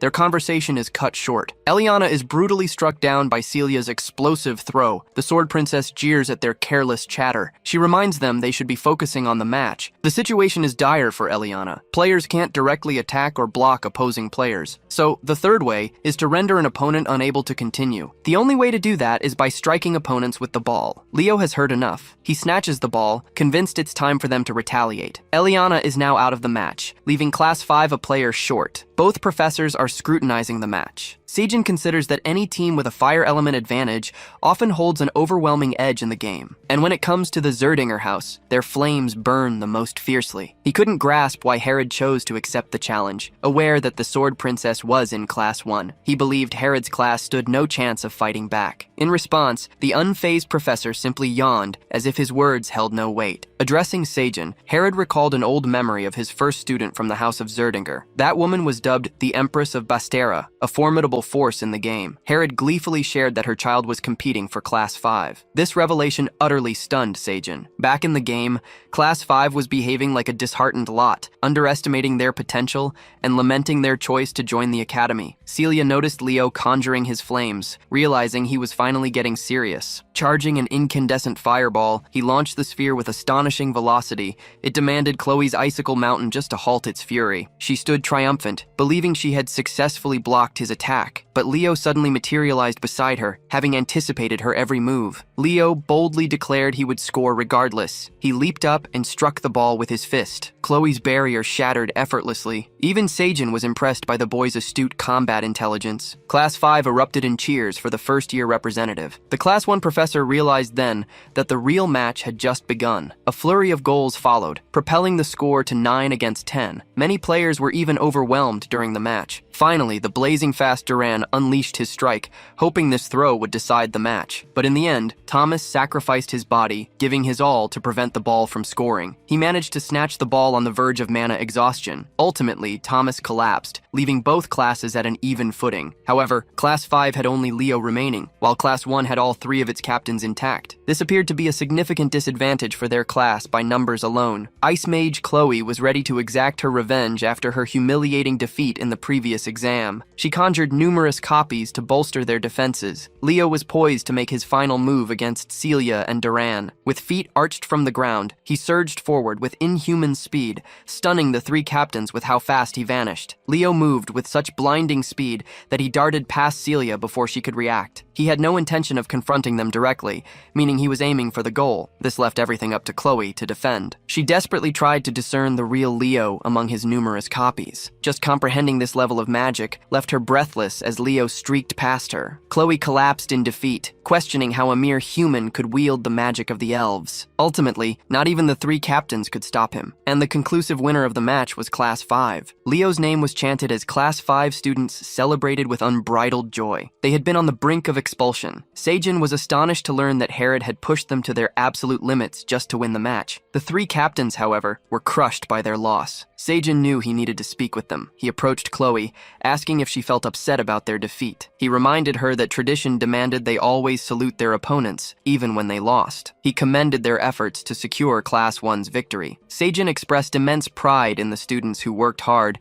and even those who cheered for their allies. His radiant words of encouragement truly moved them. Herod, however, had no such gentle words. He bluntly called them losers, further provoking their irritation. Both classes, despite the outcome, had given their all in the competition. Class 1 displayed impressive talent, while Class 5 showed remarkable perseverance, fighting fiercely until the very end. Seijin stressed that pushing past their boundaries had earned Class 5 the victory. He expressed a desire for both rival classes to learn and grow from each other. With sincere sportsmanship, they shook hands. Celia irritated Chelsea, who fired back her own biting remarks. Thomas, on the other hand, was exuberantly cheerful as he shook Duran's hand. Duran simply stared at him with a chilling, vacant look. Chloe was brought to the verge of tears and shame. Leo extended his hand, commending her performance. He believed that with just a little more effort and experience, she could rise to incredible prominence. She initially perceived his words as mockery, but seeing the boy's sincere expression, her perception shifted. Chloe vowed to surpass Leo one day and shook his hand. A month had passed since then. Our trio was sharing a meal when Thomas eagerly inquired about their club choices. Instead of joining an existing club,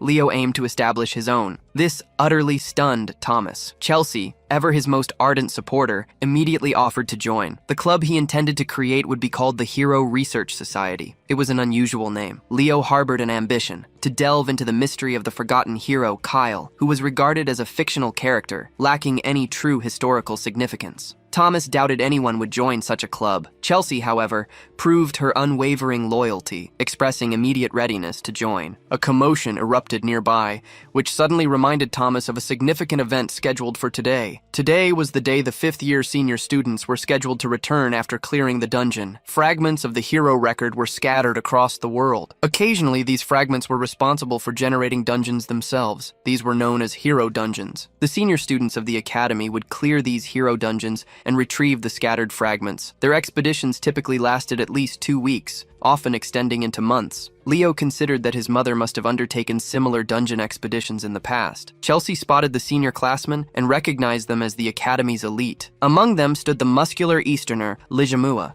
Next to him is Toru Ayan, a striking beauty from the south. And finally, Ulta, the one who favors cozy clothes. Yet, one key figure is nowhere to be seen. That's the academy's strongest student, Student Council President Reese. Thomas is about to explain, when suddenly, our boy is nowhere to be found. It's rumored he was taken away for being far too powerful. Only kidding. Celia had swiftly ushered him outside. As it happens, Reese, the student council president himself, had sought a private audience with our boy. Leo is baffled, inquiring why he's being asked to meet him so suddenly. Celia considers him clueless when it comes to anything concerning the academy. She believes he'll understand the reason once he arrives, so he makes his way there, finding a seat in a place that strikes Celia as peculiar. Then, the Sword Princess leaps forward to embrace her brother. Indeed, you heard right. Reese is her brother, and he's delighted to greet Leo, who is striving for excellence in every class. They enjoy a meal of dumplings together, but inexplicably, Celia feels nervous, having never tried them before. She takes a bite and finds herself utterly charmed by the flavor. Her brother had been intending to bring her to this restaurant ever since she arrived. More importantly, he's eager to meet Leo, whose mother once commanded great respect within the family. He also recalls how Leo's mother was quite renowned during her time at the academy. She was a student who went to extraordinary lengths to earn her legendary status. For example, she confidently disparaged the dessert served at the academy. She once rallied all the students to storm the principal's office. Celia is astounded to hear of her role in that notorious incident. The brother-sister duo converse joyfully, while Leo, deeply impressed by Reese, considers him truly deserving of his reputation as the academy's finest. Soon enough, Reese is destined to become a hero. Reese decides it's time for them to indulge in dessert. He instructs them to head out while he settles the bill. As they're leaving,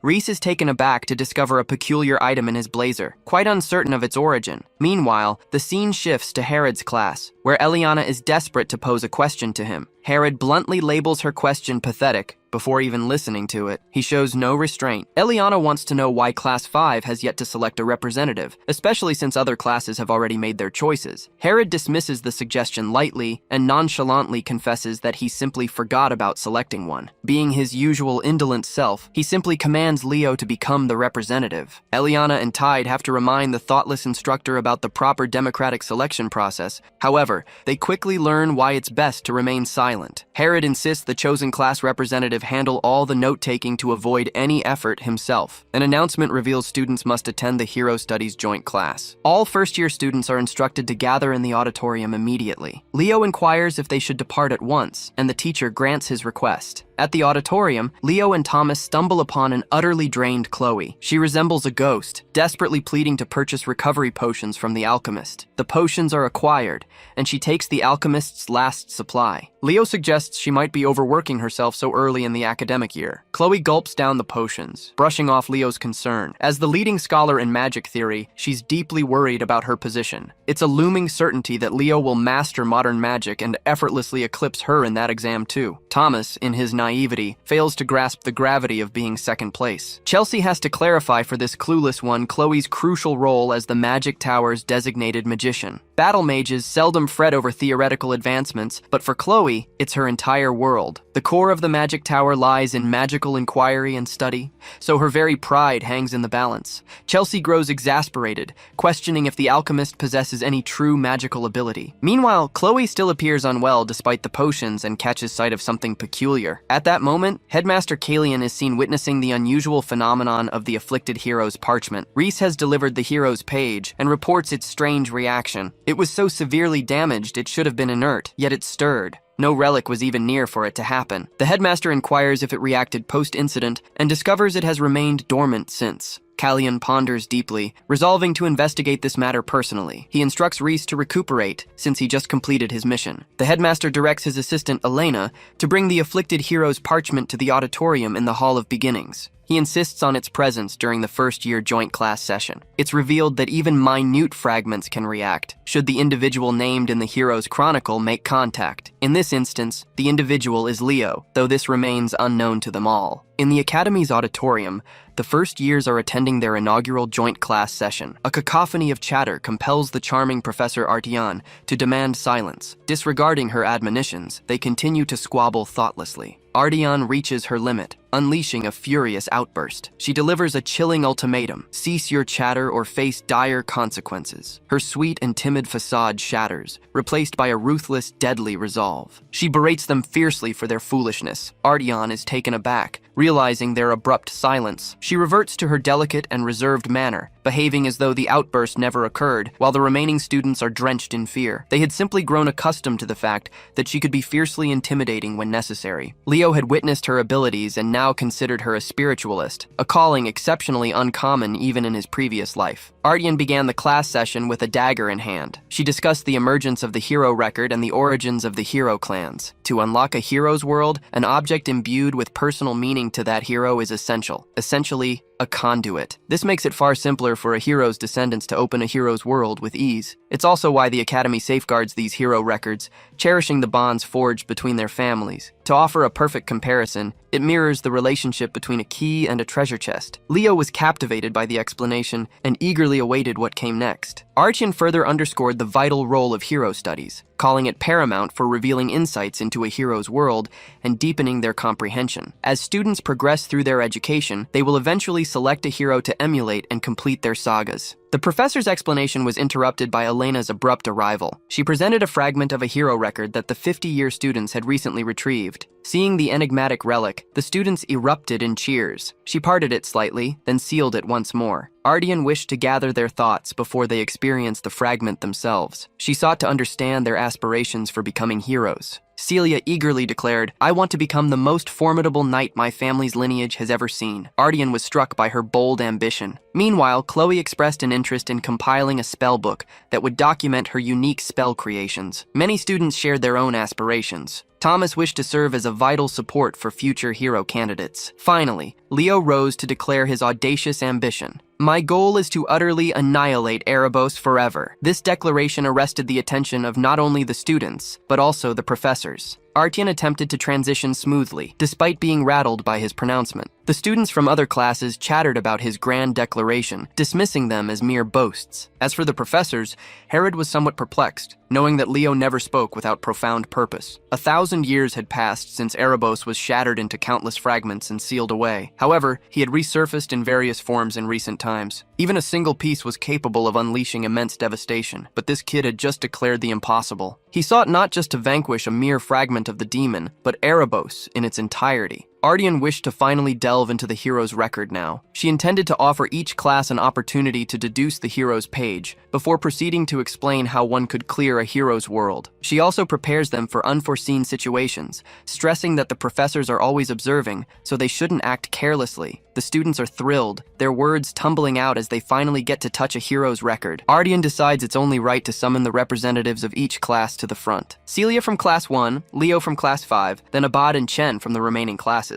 2 fragments had been recovered from the dungeon, but for this lesson they'll only be using 1. The second piece is significantly smaller, but it's still present to showcase diverse forms. First up is Leo, who steps forward to touch the fragment, and the hero record bursts open. The hero's name and chapter are both concealed, but even the professors are alarmed by the record's fierce response. All of them are suddenly pulled into the nameless hero's world, bewildered by a landscape of chaos and ruin. The class representatives and professors found themselves in a different realm. They were greeted by a vast pile of monster corpses strewn across what was clearly a desolate battlefield. Quickly assessing the unexpected turn, Professor Edmund urged everyone to prepare themselves, for they were now trapped within a hero dungeon. Professor Sajan, thinking quickly, identified a landmark that could offer clues. It was a fortress wall, standing some distance from where they appeared. Remarkably, Leo Plav knew the place from the Age of Catastrophe, the final bulwark for the last city, the walls of Gardaslan. If his hunch proves accurate and the era is precise, then Leo is is the sole person who understands their predicament. From a distance, he heard a well-known voice speaking his former name, Kyle. The voice regretfully confessed that her unmet desire had been a foolish one. The voice belonged to a woman the present age celebrates as a legend. It was Lycinas, one of the founding heroes and Kyle's companion. Foolish as her desire once was, she fervently believed they would ultimately save the world, and they did. Seeing a friend from millennia past ignited a whirlwind of emotions within Leo. Facing Lycinas on this decaying battlefield was beyond his wildest imaginings. Her smile illuminated the entire hero dungeon, shattering reality and flinging everyone back to the tangible world.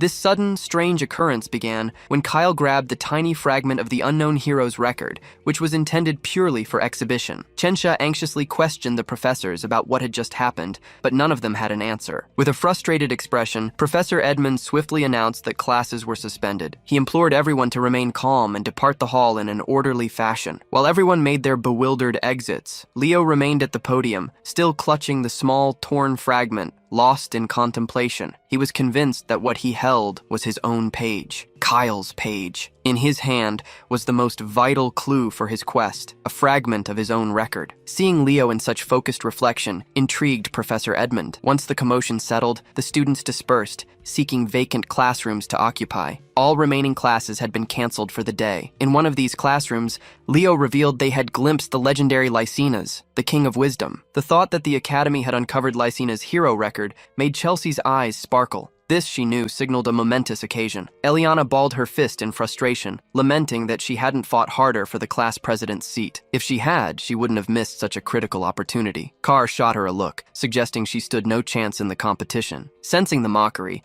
Eliana swiftly unleashed a barrage of punches on the unfortunate boy. Hearing the uproar, Professor Edmund entered the room to reprimand them for their racket. He gave them a choice between self-study or expulsion. Given his unpredictable demeanor, it was hard to tell if he was joking or not. When the professor left the room, the students dared not cause another disturbance, opting for caution. Lost in thought, Leo wondered why his hero record had fallen into such disarray compared to others. It was so distorted that he struggled to recognize the world it represented. The opening prompt also concealed the name of the world and the chapter of the record. It was almost as if someone had deliberately sabotaged his record, perhaps to eradicate his legacy. Since hero records are ancient relics, enabling the inheritance of a hero's power, to sabotage one implies a desire to prevent the emergence of a new hero. The only plausible suspect, possessing both motive and means, was none other than Erebos. He might be fragmented into countless pieces, but his might is boundless. This incident ignited a fierce resolve in Leo to unravel why his hero record had been so ravaged. After the hero record fiasco, a whole month of unremarkable school life passed. Now, let's focus on the magic department class. Inside, the immaculately dressed Professor Horse was unveiling the details of their midterm practical exam assignment.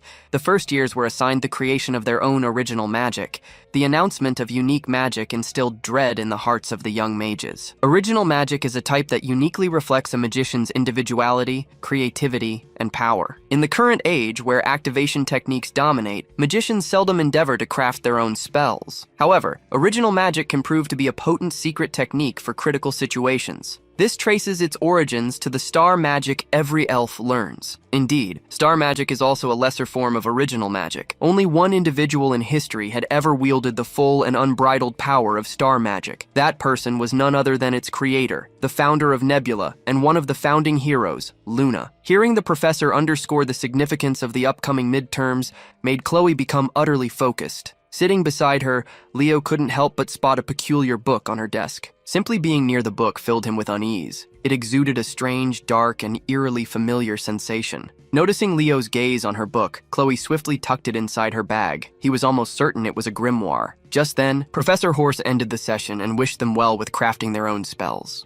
As the first years began to file out, Leo caught up to Chloe and took her hand. Surprised, she gave him an indignant stare. Leo smiled and asked her to join him for lunch. Of course, he had a hidden agenda. He'd seen how furtive she seemed when she hid that grimoire, and he longed to understand. She forcefully swatted his hand away. Chloe refused his invitation, claiming she had no time for such nonsense. Her mind was consumed by the desire to defeat Leo in the upcoming practical exam. Right on cue, breaking the strained silence, Carr chimed in with his usual upbeat energy. He teased Leo, calling him a rascal for daring to contest the Ice Queen's top rank in magic studies. Chloe still smarted from her loss to Leo when it came to techniques. However, when it came to pure magic, she refused to let anyone exceed her. With clenched fists and fierce resolve, she vowed to claim victory in the midterms. Leo knew that if he withdrew or held back, it would be a grave disrespect to Chloe's earnest conviction. Like a true competitor, Leo offered his hand and readily accepted the challenge, promising to prepare thoroughly. Chloe shook his hand with a hollow gaze. I've never seen anyone more focused than the Ice Queen. Carr, the playful one, watched from the sidelines, utterly impressed by Leo's clever knack for getting a girl to hold his hand. As dusk settled, Leo found himself before the colossal and imposing Tower of Heroes. He'd heard that somewhere within its immense walls lay Lumini Academy's forbidden library. Gaining entry there could offer clues about the enigma of his lost hero record. As he climbed the grand staircase, some seniors were intrigued by his presence. Midway up, a voice called his full name. It was a senior with tanned skin, curly hair, and large circular glasses. She exuded an undeniable charm. She blew a bubble with her gum. Then she stated she'd heard much about the young prodigy from Professor Len Horse. This striking senior was Toru Ayan, a fifth year in Lumini's Department of Magic. Leo politely bowed and offered his greetings, without giving much thought to the encounter. He attempted to continue his ascent, but Toru extended her long legs, blocking his path. What business could a first year possibly have at the Tower of Heroes? Leo truthfully answered that he was simply there to meet the student council president. Seeing his confidence, Toru's curiosity sparked. She insisted that if he committed solely to the magic department, he'd have ample opportunities involving the tower. She was remarkably persistent, despite him already taking magic classes. Toru finally ceased her playful interference and moved her leg. Leo went on his way, thanking her for the understanding. With a subtle edge, she restated her expectation that Leo choose magic as his primary path before the semester's end. She'd made her point, leaving Leo to interpret her words as he saw fit. Leo offered his usual polite smile in response. Reaching the top of the stairs, he encountered several more seniors. They were heading even higher, riding an elevator. He joined them and pressed the button for the 9th floor. To his surprise and embarrassment, the button remained stubbornly inactive. No matter how many times he pressed it, he kept pressing, and the temperamental lift continued to test his patience. Leo would have been stranded if not for a friendly voice explaining. The buttons, he learned, only activate when mana is channeled through them. The resonant voice belonged to another senior, one who recognized Leo. This senior sounded considerably more upbeat and polite than Toru. This kind-faced, imposing man was Lee Zamua, another fifth-year student from the night department. He flashed a broad, toothy grin at the rumored first-year class representative. Leo once more offered his senior a polite bow and returned the greeting. Like Toru,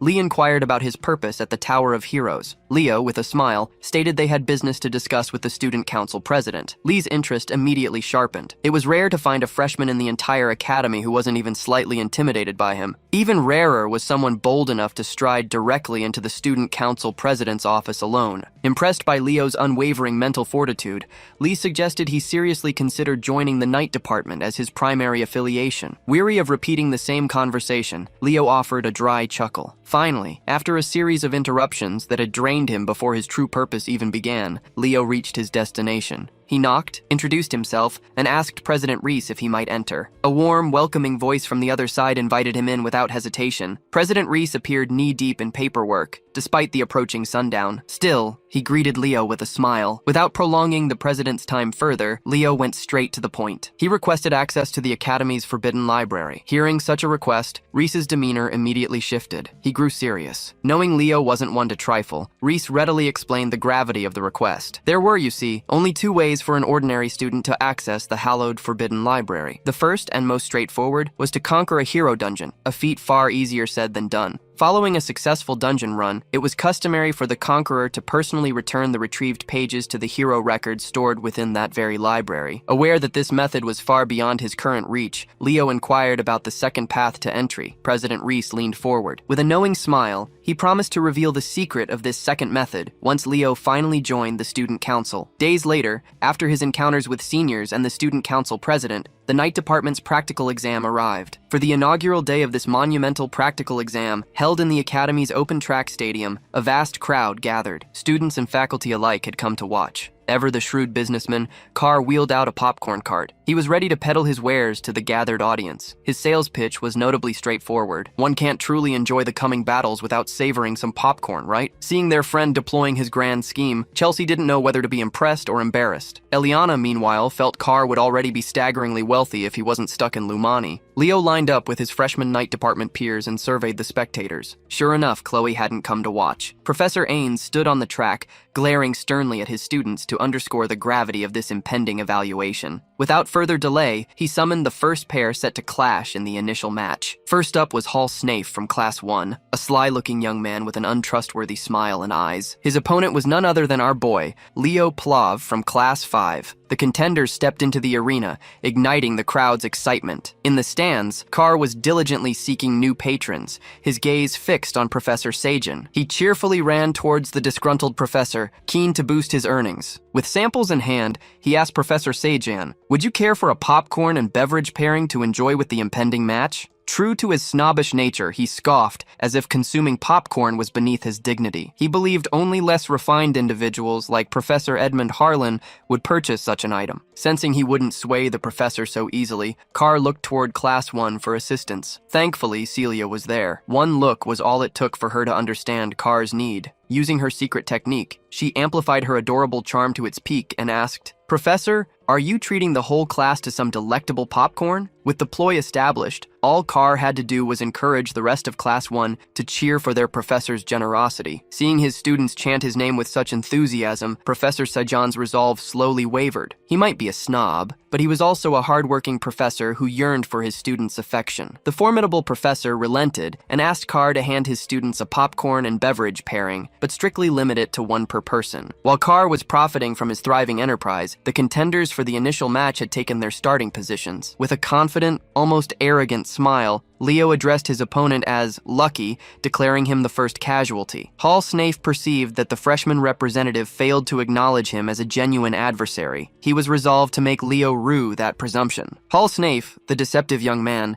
descended from the valiant Snafe lineage. Before the first round officially commences, let's hear the assessment's fundamental framework from our favorite popcorn vendor. You see, midterm practical exams for the night department comprise a straightforward series of duels. Those who secure 5 combat victories will earn a passing mark. A palpable tension settled over the stands. Although they all knew Leo was the freshman representative, only a handful had seen him display his prowess. Since Leo was also pursuing studies across 3 departments, they believed he possessed an advantage over those concentrating solely on a single discipline. Furthermore, Hall ranked 3rd in Class 1, trailing only the formidable talents of Celia and Duran. His preferred weapon was the spear, and his aura carried a keen and noxious quality. Wielding his spear with remarkable precision, Hall showcased his proficiency. In his mind, he only knows Leo as the arrogant guy constantly hovering near Celia. Professor Aine delivered a final warning. The one who incapacitates their opponent would claim victory. They must treat this sparring match as if it were a real battle. The moment the signal sounded, Leo reeled back, startled by a dark aura he hadn't sensed in ages. Oddly enough, that dark aura didn't stem from his opponent. Instead, it emanated from Luminay's campus. A vile, sickening dark energy coiled in his mind, spelling a deadly premonition. Unknown to Leo, this unsettling aura pulsed from the library. There, Chloe was buried under countless magic books, preparing for the magic department's midterm exam. The formula she scribbled joined a pile of torn pages, all filled with underwhelming ideas. The pressure was beginning to consume the Ice Queen. No matter her effort, she struggled to forge a unique and victorious spell, using only her own skills and wisdom. At her wit's end, she lashed out at the books strewn across her desk. The specter of Leo's talent haunted her thoughts, slowly devouring Chloe from within. Her fierce refusal to be outdone by the boy wonder drove her to the brink. Her gaze fell upon the books she had scattered across the library floor. One particular volume seemed to beckon to her. It was the grimoire she had carried with her for some time. With no other recourse, she became convinced this artifact held her sole chance at victory. Her fervent desire to keep the top spot in the department left her mind susceptible, wide open to foreign influences. Her desperation, combined with the dark energy radiating from the grimoire, was so potent,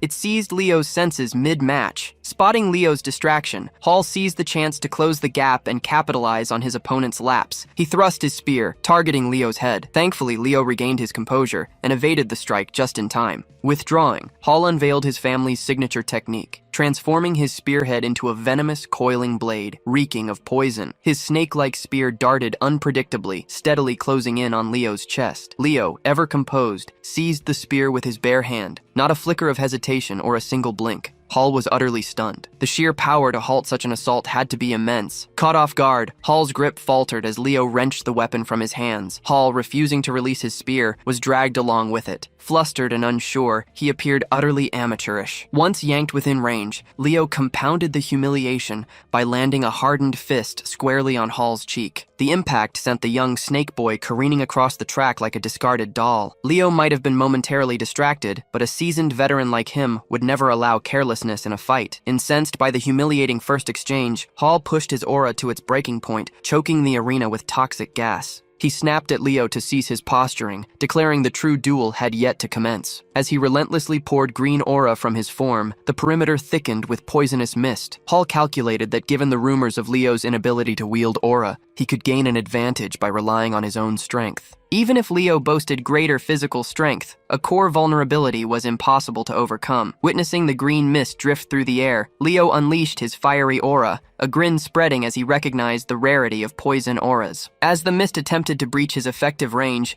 Leo effortlessly incinerated the poison, facing little resistance. Still convinced of his supposedly superior technique, Hall intensified his aura, pouring more power into it. He firmly believed that unless those flames matched Celia's prowess, he would ultimately seize victory. While the snake boy indulged his own ego mid-spar, Leo had already traversed the distance, completely unharmed. It was time to make this boy answer for his arrogance and carelessness. Leo strode the remaining distance between them with a theatrical flair, his fire utterly overpowering the poison. Witnessing the vibrant display of auras in the arena, the audience erupted in excitement, eagerly munching on their popcorn. From the Class 1 seats, Duran observed the battle, his expression perpetually grim. Celia appeared utterly stunned, while Chelsea loudly cheered for her man. To her, everything Leo did was undeniably cool. Celia had never imagined Leo could amplify his flame aura's power to such a fearsome extent. Poor Hall Snafe, too, felt the unexpected might of Leo's flame as it drew nearer. By his estimation, Leo's blaze already rivaled Celia's, the top knight in their entire cohort. Who would have thought that a student pursuing every major in the academy could excel so spectacularly as a pure knight? Despite this, Hall steeled his resolve, preparing to unleash a move he'd been carefully saving, hoping to defeat Celia at the opportune moment. He never anticipated being forced to use it on Leo Plov in the opening match of the midterms. He molded his aura into the image of a venomous serpent, conjuring a snake prison and hurtling it towards his opponent. Intrigued by the technique, Leo allowed himself to be ensnared by the snake prison, remaining still as he intently analyzed the serpent's form. Hall truly believed he had achieved something remarkable, even casting a quick glance at Celia in the stands, a faint blush creeping onto his cheeks. The young man had diligently refined this skill, hoping to match Celia's flame, and he was quite optimistic about its debut. In response to his subtle blush, Celia merely sighed, then gestured towards the arena's opposite side. Hall's fleeting arrogance had diverted his attention from the fact that Leo was already boiling his snake prison alive,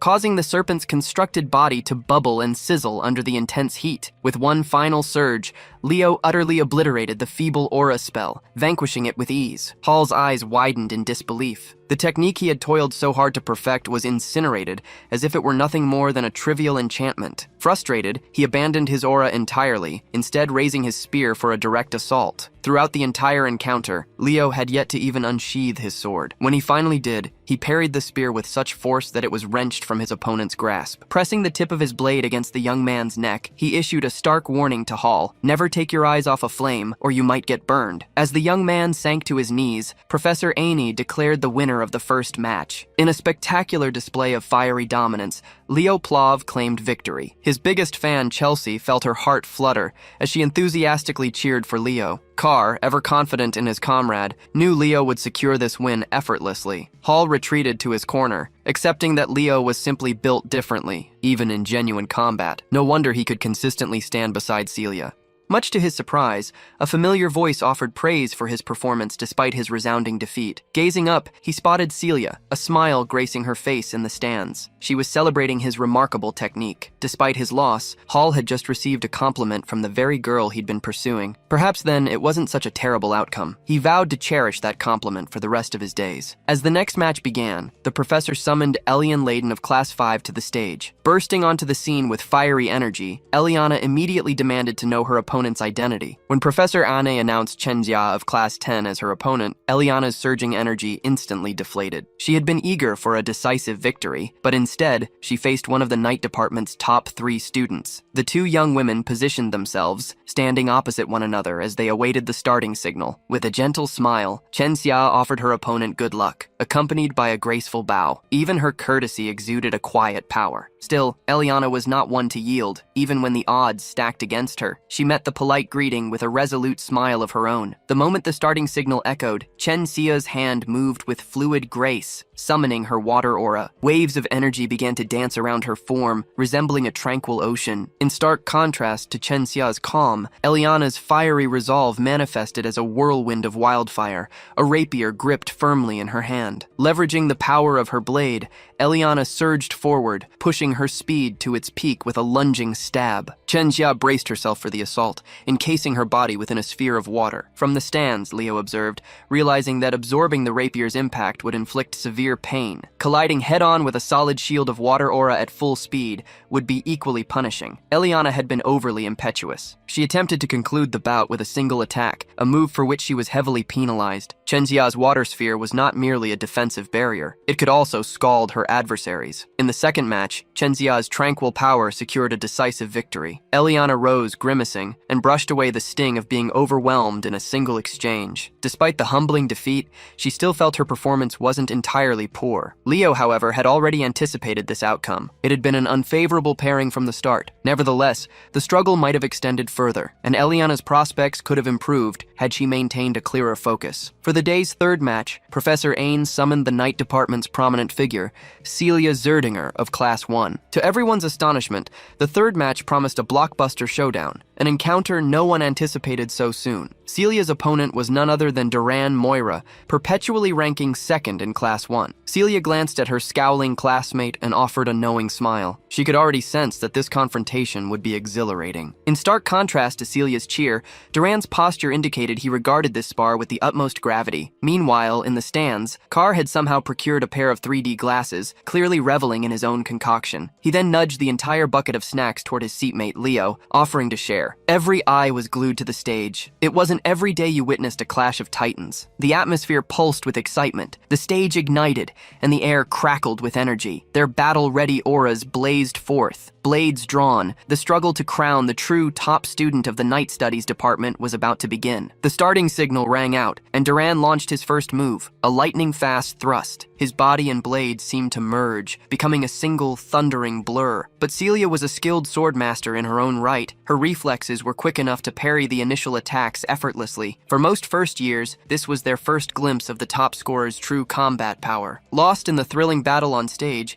Carr asked Leo who he favored to win. Casually shoveling popcorn into his mouth, Leo declared that Celia would fall if the bout kept this tempo. Carr was taken aback by Leo's bluntness. Still, he wasn't counting his cousin out just yet. Even from the stands, he saw the calm resolve in her burning eyes. He figured she had a hidden ace, biding her time to astound everyone. Duran picked up the pace, boosting his speed to a new level. He continued his relentless assault. Caught off guard, Celia nearly took a hit to the neck. Only her instincts allowed her to shift ever so slightly. Confident he could now overwhelm Celia, Duran lunged into a close-quarter showdown with his top rival. It was a grave error. Celia lifted her ornate blade and conjured a flame. It outshone any other blaze seen that day. The fire burned so wildly, so brightly, that the arena's protective barrier began to flicker, struggling to contain its immense power. Most of the freshmen had never witnessed a battle of this intensity. Leo lauded Celia's patience and flawless timing. She had unleashed a brilliant move at the perfect moment. Carr looked puzzled, so Leo explained. The freshman sparring field, you see, was quite small and contained. Celia must have realized she couldn't match Duran's raw speed. So she simply transformed the entire field into her own blazing stage, evening the playing field. With this home court advantage, she cornered Duran into a difficult position. He now had to be incredibly mindful of his movements, lest he be scorched by the blazing inferno. Moreover, the intense heat would naturally obscure his vision. Celia was already a formidable fighter, but she had grown even stronger, even craftier in wielding her abilities. This lady had just unveiled her domain expansion. With the heat slowly sapping the grumpy blondie's strength, Celia seized the lapses in his defense. She seemed to blink, reappearing behind Duran. Her fiery slash might have ended the fight, but Duran's infuriating reaction speed saved him. Pushing himself to the absolute limit, Duran gritted his teeth. He brandished his sword in a desperate act. Losing his calm in a spar against someone as skilled as Celia was a death sentence. She completely rendered his blade useless, seizing it barehanded. Once she unleashed her fiery aura across the arena, she had utterly outmatched number 2. Her youthful ferocity and raw power shone through as she concluded the match with an unexpected maneuver. Instead of her blade, fist, or legs, Celia slammed her head into Duran's, rendering the scowling blonde opponent unconscious. Fading her fiery glow, Celia Zerdinger claimed the 3rd victory of the day, and the crowd erupted in a frenzy. Brushing dust from her uniform, she smiled. Celia offered a playful suggestion. Duran might benefit from more strength training, rather than relying solely on speed. Duran, finally stirring after the brief unconsciousness from the headbutt, accepted her outstretched hand to rise from the grassy ground. The Academy's press team and those who championed the pairing of the top 2 contestants delighted in the sight of the captivating duo. Leo was satisfied to observe that his cousin's rigorous training had yielded results. Suddenly, the meddlesome Professor Edmund materialized behind the boys, munching on his own handful of popcorn. Apparently, he had attentively followed his class representative's commentary from beginning to end. He deemed Leo's assignments quite insightful. By the end of the day, every match in the Night Studies practical exam concluded without issue. Celia Zerdinger finished the day with 4 victories and 1 defeat. Duran Moira concluded with the same outcome, as did Chen Xia. All of them registered a single defeat across their 5 matches. Leo Plav, on the other hand, ended the day with a flawless 5-0 sweep, officially claiming the top position. A week after the consequential Night Studies practical exam, the written test for general linguistics concluded. Professor Edmund, appearing as disheveled as ever, commended his class for their diligent effort throughout the past semester. As he waved farewell and made his way towards the exit, he cautioned that some might still face expulsion due to a poor score. As soon as the door shut, Class 5 burst into a cacophony of reactions. Eliana, as fiery and energetic as she is, privately dreaded the prospect of expulsion herself. Meanwhile, a cluster of eager students converged around Chelsea, hoping to glimpse her answer sheet and discover her impressive score. As the eager students vied for a chance to see the coveted answer sheet first, the class president was simply napping peacefully at his desk. Sitting in front of him, Neely aroused Leo from his slumber, inquiring about his performance on the written test. He claimed his performance wasn't terrible, yet his expression betrayed his words. Nelia was amused that the formidable class representative could also appear as vulnerable as any other student. She added that should he experience any aches or pains, she would be a mere summons away, ready to tend to him with her healing magic. Overhearing the benevolent offer, Carr interjected, asserting that his shoulders and back had been particularly stiff recently. Before he could cunningly secure free healing, Chelsea inflicted actual discomfort with a sharp rap to the back of his head. Dispatching the interruption, Chelsea turned to Leo to inquire about his practical summoning sessions. She had heard from Tide that Leo rarely makes an appearance at the summoning field for practice. Indeed, it was because Leo had been diligently honing his skills away from prying eyes. Knowing Leo, this behavior was entirely characteristic of him. Chelsea then eagerly inquired which rank he intended to pursue in the upcoming exam. That's an obvious question. If it's Leo, he's sure to claim the top spot. On the day of the practical summoning exam, numerous seniors and faculty members gathered to witness this year's customary spectacle. For all first-year students, the summoned creature race stands as the semester's paramount event. Today, Rumba Tess, a third-year student from Lumen's summoning department, will provide live commentary. Witnessing all the grandeur, Celia questioned her student council president's brother, asking if this was truly an examination. He clarified that the summoned creature race had evolved into a long-established custom within the summoning department. Furthermore, it ranks among the selected events for the interdepartmental exchange, ensuring it remains a perpetual talking point. Whenever an event unfolds, Carr invariably senses potential customers and an opportunity for profit, so he relaunched his popcorn and cola venture yet again. Even before the race commenced, his sales were soaring. The crowd buzzed with clamor and excitement. This presented a sharp contrast to the unsettling silence on the stage where the participants had assembled. The summoning department freshmen already felt apprehension, and the clamor of the spectators offered no solace. Meanwhile, the race's frontrunners, Leo, the white-haired lady, the white-haired gentleman, and Chen Xia were intensely focused on the impending challenge. Eliza Hergen, the white-haired lady from the North's famed summoner hero lineage, approached Leo to commend his exceptional performance in the Night Studies practical exam. She then pressed him about his readiness for this summoned creature race, appearing unconvinced of his abilities, and one could hardly fault her. For someone asserting thorough preparation, she had never witnessed him participate in group practice. Hearing Leo singled out, the followers immediately interjected to challenge his readiness. They pressed Leo to withdraw if he wasn't committed to taking summoning seriously. None of them had ever observed him genuinely bond with a summoned creature. Tide attempted to pacify his classmates' unprovoked ire, advising them to calm down. However, the simpletons persisted exhausted in their incessant chatter, berating Tide not to align with the favored student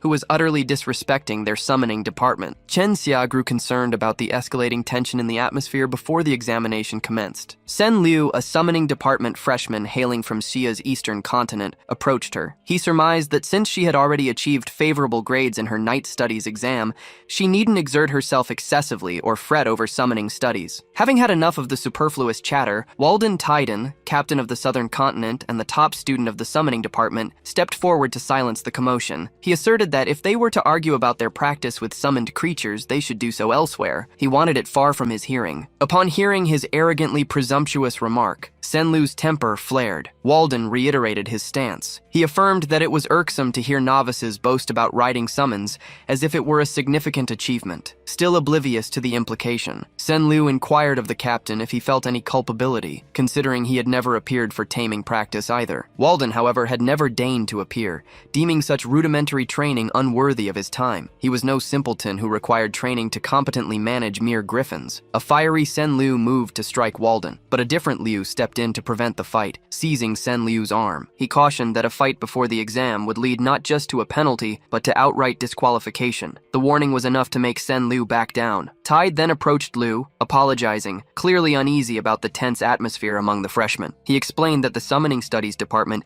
inherently had a significant skill gap between its majors and minors. Because Chen Xia and Liu, neither of whom were solely dedicated to summoning, were scoring so highly, the second-year students confronted the freshmen, scolding them for allowing such a disparity. Beyond his absence from practice, they saw Liu as a gifted but idle talent, even though he fully intended to give the race his all. From afar, some shadowy figures seemed to be observing with keen interest. A dark power cloaked a hooded man. He seemed overly invested in this race, and more specifically, in one student. That student was Sen Liu. Sen Liu was radiating an unnatural power within him, and he fully intended to unleash that power to inflict harm, even death, just to claim victory. Before the race began, Run Betis was set to briefly explain the rules. First, the freshmen were only permitted to use their summoning skills during the test. This meant even dual-class students were forbidden from employing aura or magic. Once the clock started, they were to tame a random griffin in the stables. They were then to take to the skies and navigate through the sprawling island of summons. Once through, they would use the Silent Lake as a turning point before returning to the academy. Who would emerge victorious in the first semester midterm? Would it be the captain of the South or the East? Would Eliza live up to her family's legacy? Or would Senlu's secret weapon change everything? Or perhaps Leo Plav would deliver another stunning performance, solidifying his position as the unrivaled leader. All the racers gathered at the starting line, awaiting the bell. Miss Yura addressed her students passionately. She urged them to calm their nerves and rely on their training. Anyone who panicked and faltered would be left behind. Her message to calm their nerves only intensified the racers' anxiety. Miss Yura then called out their marks, telling them to get ready. With a shout that reverberated throughout the arena, she officially commenced the annual summoned creature competition. While most students rushed towards the griffin stables, a specific group began the race by unleashing their summoned creature skills, each of a different element. Without any warning, the group fired their techniques toward Walden and Leo. Even the commentator was shocked at the sound of the opening buzzer. The summoning students were targeting the crowd favorites. Leo yelled to Tide, "Don't worry about me. Go ahead." Heeding his words, and keen to focus on the exam, Tide remained atop his tamed griffin and left his class representative behind. The stands made their displeasure clear. They thought it was unfair that the summoning students should target the presumed frontrunners. Leo knew that these detractors never liked him, but he never imagined they would go this far to sabotage his performance. Rumbates argued that even with the crowd booing, this remained a calculated maneuver. What's more, Walden shattered the elemental magic with sheer power within moments. With elemental wisps still clinging to him, he unflustered, headed to the griffin stables. He effortlessly tamed one and climbed onto its back. He turned to Leo, offering help if he was struggling. Leo declined the offer, knowing this trifling matter posed no real challenge. Without another word spoken, Walden launched into the air on his loyal steed, soaring into the heavens with unmatched speed. Leo was the sole racer still rooted to the starting platform, unable to streak across the sky. Chelsea watched him, encircled by the elemental snare, her gaze etched with worry. Miss Yura surveyed the scene with a deep frown. The divide among the freshmen seemed more profound than she imagined. They had gone so far as to openly target the leading student. As far as she knew, Leo's primary power lay not with spirits, but with summons. Freeing himself himself would be exceptionally challenging, but she was mistaken. A blinding radiance filled the arena, capturing every eye. Leo closed his eyes and calmly chanted a rhythmic incantation, summoning elemental spirits to shatter his binds and clear a path. Immediately, sylphs of various elements answered his call. It's rare in this age to know even a few words from the ancient spirit language, let alone an entire chant with perfect fluency. Leo Plav, a master of surprises, continued to astound. Miss Yura looked at the young man's resolute gaze and sighed in relief. She was worried for nothing. A single thought sparked in her mind. She needed to secure this talent for the summoning department. While Leo remained at the starting gate, the others had already traversed a considerable distance. The schemers who had trapped Leo and Walden laughed, mocking their victims. They were certain that the South's finest would finish last. When her cohorts asked Eliza for her thoughts, she asserted she could have defeated Leo Plav and Walden Titan without any deceitful tactics. She was also concerned for the reputation of the summoning class. The minions merely wished to inflict a touch of humiliation upon the prodigies. Having endured their petty chatter, Eliza accelerated. She cautioned her cohorts to consider their actions more carefully next time. Sen Liu heard her self-righteous tone,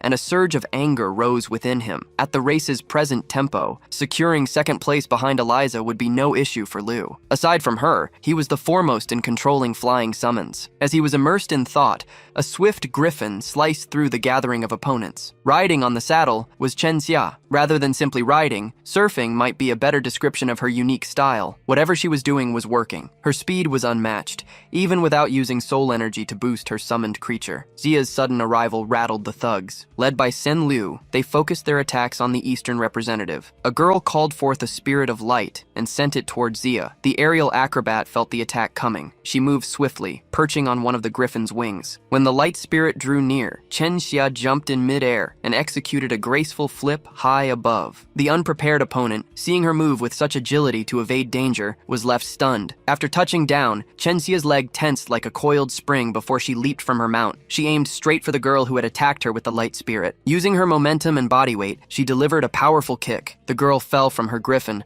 frantically crying out that Chen Xia had surely cheated, but the girl was simply mistaken. Chen Xia hadn't even used a shred of aura. Her attack was pure martial arts. After handling the immediate threat, she returned her focus to the race, accelerating rapidly. On the way, she acknowledged Sen Liu. They hailed from the same region, so they knew each other. He met her with open hostility, declaring that to make him an enemy was a grave error. While Xia was at a slight disadvantage in true aerial combat, Sen Liu had more pressing concerns. She could sense that a person enraged by the starting line sabotage was approaching fast and furious. Suddenly, a massive fiery explosion blazed across the sky, painting it a searing red. Walden was incinerating griffins in midair with his fearsome spirit manipulation. It seemed he was the type to demand full retribution, with interest. He took down the culprits who had set the petty scheme in motion in a futile attempt to slow him. This fiery rampage was just a little something he unleashed in return. Seeing their comrades fall one by one, the thugs disbanded in disarray. But Walden was persistent and uncommonly skilled. Each spell he unleashed took down another griffin, effectively disqualifying their riders. The clouds burned. Back in the starting area, the commentator kept his focus on Liu's attempt to rejoin the main group of competitors. The first-year representative was on the brink of a dismal race performance. After freeing himself from the spiritual bind, he needed to tame the last remaining griffin in the stables. If he failed in this part, his chances were gone. Liu gave the bird a quick inspection and found a ghastly wound on its left wing. With how fresh and purposefully inflicted it was clear to him that the thugs who had ambushed him had done this as well. For aspiring heroes to resort to such cruel tactics was unforgivable. Liu grabbed the reins, and the griffin immediately started thrashing wildly. It was common knowledge that trying to ride a guarded griffin like this without first earning its trust was reckless. From the stands, the Zerdinger siblings watched. She was worried, but he was intrigued by Liu's approach. It seemed the young man intended to simply overpower the griffin. He would force his way through the taming and riding. Liu knew how angry and terrified the creature was, but he had to speed up the process. He met the thrashing bird's gaze, striking fear into its heart with a cold stare. Liu commanded the griffin to kneel. Feeling its life hang in the balance, the creature stopped resisting. The griffin visibly calmed. Rider and mount had formally forged a bond for the race. Liu reached for the bird's left wing. He extracted the shard lodged in the wound. With one seamless movement, he settled into the saddle, ready to begin. He skillfully guided the colossal bird out of the stables and forth. The screen zoomed in on the last student still at the starting line. Everyone in the audience saw the wounded wing. The commentator began to suggest the first-year representative might finish last. Liu quietly empathized with his mount. He could feel this magnificent creature had endured immense pain. So, as per their agreement, he summoned his only contracted beast. Fiora the Phoenix materialized in midair, as charming as ever. With a thought, Liu instructed the small chick to assist with the wounded wing. Phoenix flame enveloped the bewildered bird. Unaware of what was happening, it attempted to resist. Celia observed the events unfolding on the screen. She was astonished she couldn't identify the flames. Her big brother quietly confirmed it was neither Zerdinger flame nor an aura flame. It was a wholly distinct power. Back on the front lines, most of the ruffians were severely injured. The survivors tried to speed up, veering away from the chaotic Walden. At this point, they were all simply trying to avoid last place. Unfortunately for these kids, the true spectacle had been unleashed. He was fiercer than ever. Enveloped in Phoenix flame, Liu's griffin ascended as never before. Now that he saw signs of rivalry, it was time to push this magnificent creature to its limits. But just as he intended to surge ahead and claim victory, someone appeared with a colossal dragon in the skies. At least that was the initial impression. But for someone who had experienced the past, like Liu,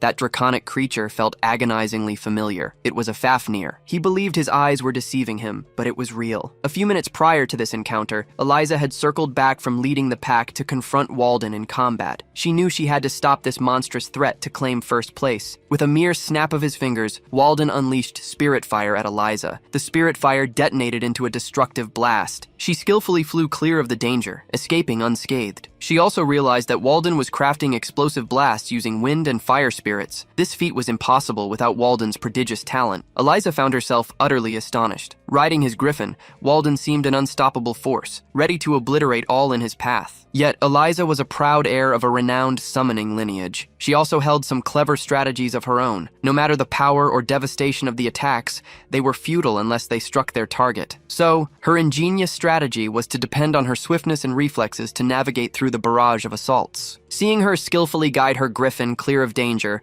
Walden shifted his tactics. He abandoned the fire and wind spirits to control a distinct element, conjuring ice spears. The frozen projectiles were colossal, razor-sharp, and countless. Each was clearly infused with another elemental spirit. Eliza simply scoffed at the spectacle. She began awakening her mount's hidden power, causing the bird beast to swell in size and ferocity. Her griffin then breathed a torrent of flame, melting the ice spears. She skillfully guided the inferno to dissolve every projectile before it reached her. Walden's assault was thwarted by Eliza's enhanced summons. Watching this epic clash, the commentator was beaming with excitement from his booth. But as the top students were engrossed in their fierce struggle, Chenxia seized the moment, slipping past them to claim the lead. Eliza was not about to let her escape consequence-free, though. Using a purple magical rope, she snared Chenxia by the neck, pulling her close. With her movement abruptly halted, a sudden flicker of flame materialized. She knew catastrophe was imminent if she didn't escape quickly. Chenxia and her griffin nimbly evaded the danger,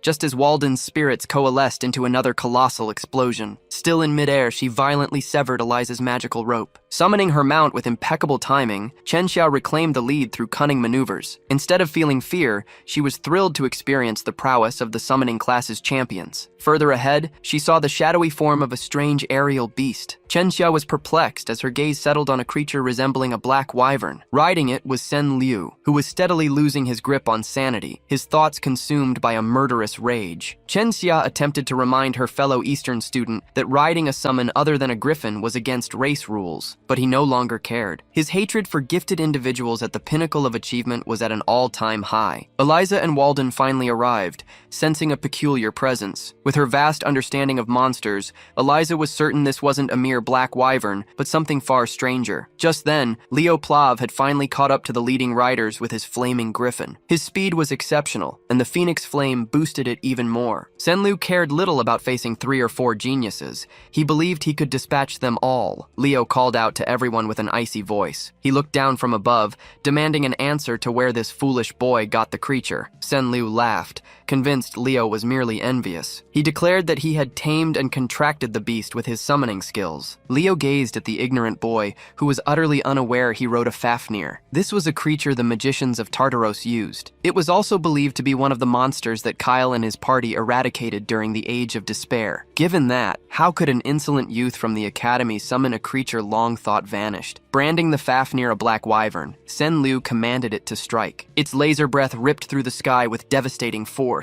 Leo and Walden scrambled clear of the laser's path, while Eliza was forced into an awkward spin to escape the peril. Yet, they were not the true target. The laser beam was locking onto Chen Xia. Leo shouted a warning to her. Xia swiftly conjured her aura shield, hoping to defend herself, but it was too late. She couldn't fully erect it in time. The laser shattered the fragile shield. Its immense power instantly spiderwebbed cracks across the protective field. Moments later, the shield completely gave way. Chen Xia's griffin was severely wounded and slumped into unconsciousness. Both of them plummeted from the sky, free-falling without restraint. Leo swiftly sprang into action. His speed made catching up to the free-falling Chen Xia a simple task. His immediate goal was to secure the young lady's safety. He briefly addressed Walden and Eliza, telling them to descend to the ground for the moment. Heeding his command, the proud elite students complied. Meanwhile, the Fafnir patrolled the skies, a hungry predator. A sinister influence began to seize Sen Liu's mind. He was finally experiencing the thrill of dominance, and he relished it. The commentator reported that the contestants in the lead group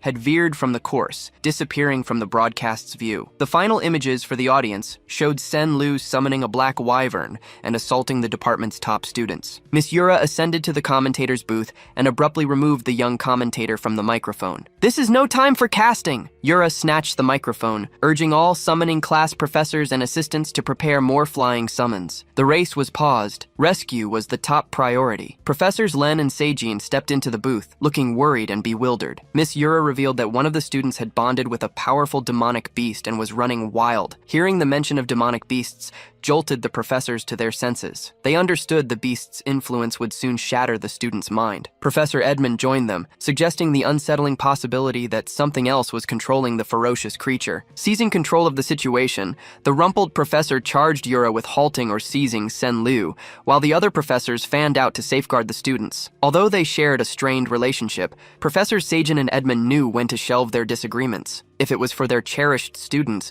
they would readily unite to form the most formidable duo. Back in the field, Liu found a concealed spot to gently lay the unconscious Chen Xia down, examining her wounds. Eliza and Walden touched down moments later. Their respite was fleeting as Sen Liu swiftly pinpointed them. The Fafnir descended, fixating on the top students like a hungry predator. But Sen Liu mistakenly believed that Liu was fleeing from him. Liu attempted to clarify for the clueless student that the creature Sen Liu rode wasn't a black wyvern, not even a typical summoned beast, but the formidable demonic entity known as Fafnir. Hearing that instantly heightened everyone's guard. As Liu advanced steadily, the image of the mythical hero, Kyle, seemed to merge with his form. He remembered a time when his sole purpose was to slaughter loathsome creatures until none remained. As a former hero and an aspiring hero, Liu came here to add one more to his tally of vanquished monsters. This would surely be a nostalgic encounter. He marched forward, the Fafnir towering over him. Sen Liu, the deluded student, scoffed at Liu's assertion. At this point, the student's mind was clearly warped. His eyes were bloodshot and wide, and his fury surged unchecked. His inferiority complex was inflated beyond measure, and he was desperate to assert his superiority over the department's aces. Once more, he commanded the Fafnir to unleash its devastating laser breath. Just as the lethal blast was about to strike its mark, a giant hand made of stone erupted from the earth. The hand then heaved itself from the earth, revealing a stone golem that intercepted the incoming laser with its massive form. Hearing Liu mention the slaughter of repulsive entities was a goal Walden wholeheartedly supported. For once, he seemed genuinely eager. Seeing the attack neutralized by golem magic, Sen Liu began to unravel. Eliza also formally allied herself with Liu. She knew the gravity of the situation and frowned upon Walden's casual demeanor. And so, the three aces devised their strategy. They had to dislodge that fool from the demonic beast first. Walden's golem couldn't hold out much longer. Before it shattered, they needed to be ready for their assault. Watching Eliza and Walden squabble amidst a life-or-death battle brought a nostalgic smile to Liu's face. Heroes, it seemed, were peculiar in every era. As the golem slowly, yet surely crumbled, Sen Liu's arrogance returned. He dared Walden to summon something stronger. Once the golem dissolved into nothing but loose boulders, the trio had had vanished. Eliza launched the offensive with her mystical purple rope. It twirled and stretched at her command, eventually reaching Senlu's position. While she handled crowd control, a finger snap ignited the true assault. Sparks of fire erupted across the Fafnir's body. It was reloading for another laser beam. Walden had strategically placed detonators in vital areas. He then unleashed his spirit bombs all at once. With his task complete, it was Liu Plav's turn to act. As the explosion smoke dispersed, Liu closed the distance to Senlu in a flash. He seized the stranger by the hair and delivered a full-powered kick to his face. He nearly knocked Senlu from the Fafnir, but something else had already seized the boy. Whatever or whoever had possessed him, Senlu's voice now praised Liu's plan, getting the boy away from the demonic beast. But with a suitable vessel, this entity had already asserted its control. Sensing the escalating danger, Liu was instantly propelled skyward, carried on the demonic beast's back. Walden and Eliza remained grounded. The possessed stranger then questioned if Liu was finally feeling fear. "Are you feeling fear now?" Liu simply responded by recognizing the spirit of a Tartaros demonic beast handler, now inhabiting Senlu's body. The handler had never encountered such insight. No one had ever discerned his true identity. Liu's unsettling composure amidst such turmoil reminded the handler of ancient heroes. Naturally, this meant he couldn't allow Liu to grow and flourish any further. Liu represented a monumental threat. Employing a more advanced spirit technique, the handler forcefully swept Liu aside. Liu couldn't secure a proper foothold and began to plummet from the sky. Yet, he remained unfazed, summoning Fiora to his aid. Phoenix flames blazed across the sky as Liu expertly manipulated a fiery orb. This entire spectacle brought him back to earlier times. He recalled being Kyle, the hero of their origin, but he was always the first to admit his proficiency across many areas, yet mastery in none. A true jack of all trades, master of none. In matters of aura, Aaron and Dueno surpassed him significantly, and in magic he readily conceded to Luna's superior skill. Lucina's summoning was a league apart, yet his diverse skills as an all-arounder allowed him to blend abilities and explore uncharted ideas. Wielding aura, magic, his bond with Fiora, and all his knowledge of summoned beasts, Liu unleashed a formidable spell. Aura, magic, and soul energy each marked an endless path. When combined, they could unleash remarkably potent effects. Fiora, the little chick, is gone. In her place was an adolescent phoenix. Mighty and graceful, her fiery red feathers blazed, lighting up the world as she cradled Liu in her talons. Witnessing the transformation, the demonic beast reacted to the phoenix's energy with furious agitation. The handler grew serious, demanding Liu's true identity. Liu playfully countered, "We can exchange information. I just want to know where Senlu obtained the Fafnir." But this unusual student was far too knowledgeable about the Age of Despair. He was a menace, one who could not be allowed to live. Anticipating Fafnir's attack, Liu drew his sword and channeled the phoenix flame to gather at its tip. Luckily for Liu, Zerdinger's secret sword technique was perfectly designed for phoenix breath. Consequently, his secret technique, Prominence, could ascend to a higher realm. Fafnir's murderous laser beam and Liu's mythical fire collided. Their clash was nothing short of epic. Liu held his ground without yielding an inch. Senlu, on the other hand, seemed utterly disoriented, his mind shattered by the possession. Fafnir reeled in the air, roaring in agony and unbalancing the handler for a brief instant. Liu seized the chance to press his attack, noticing the demonic beast's soul energy beginning to wane. He let out a battle cry, unleashing every ounce of power he had amassed to overwhelm the enemy. All the handler could do was curse the young man. Phoenix flames surged into Fafnir's body, ravaging it from within and incinerating the demon until the fire erupted from every opening. Liu secured a brutally stunning victory. He commended Fiora for her crucial aid as he gasped for air. It was time to retreat. However, the Phoenix transformation limit had been reached. Liu realized he must have miscalculated. He was now doomed to plummet to his death. As he plummeted thousands of feet downwards, screaming, Tartaros's true demonic beast handler continued his meditation, unseen within the woods. Just as he prepared to unleash another treacherous attack, a radiant light enveloped the entire forest. Then, an overwhelming pressure descended, forcing the handler to his knees. Professor Sajin had arrived, successfully sealing the perpetrator's movements. Alongside him was Professor Edmund, his form pulsing with an aura of darkness. The handler immediately recognized the two venerated pillars of Lumen. Realizing he was outmatched, the handler tore open a rift in space and made his exit. His failure was frustrating, but he'd have to wait for another chance to stir up trouble. From the spatial rift, a smoke creature, teeming with countless eyes and sharp-toothed mouths, erupted. It turned to its summoner and slammed its immensely heavy body against the handler. Once the smoke cleared,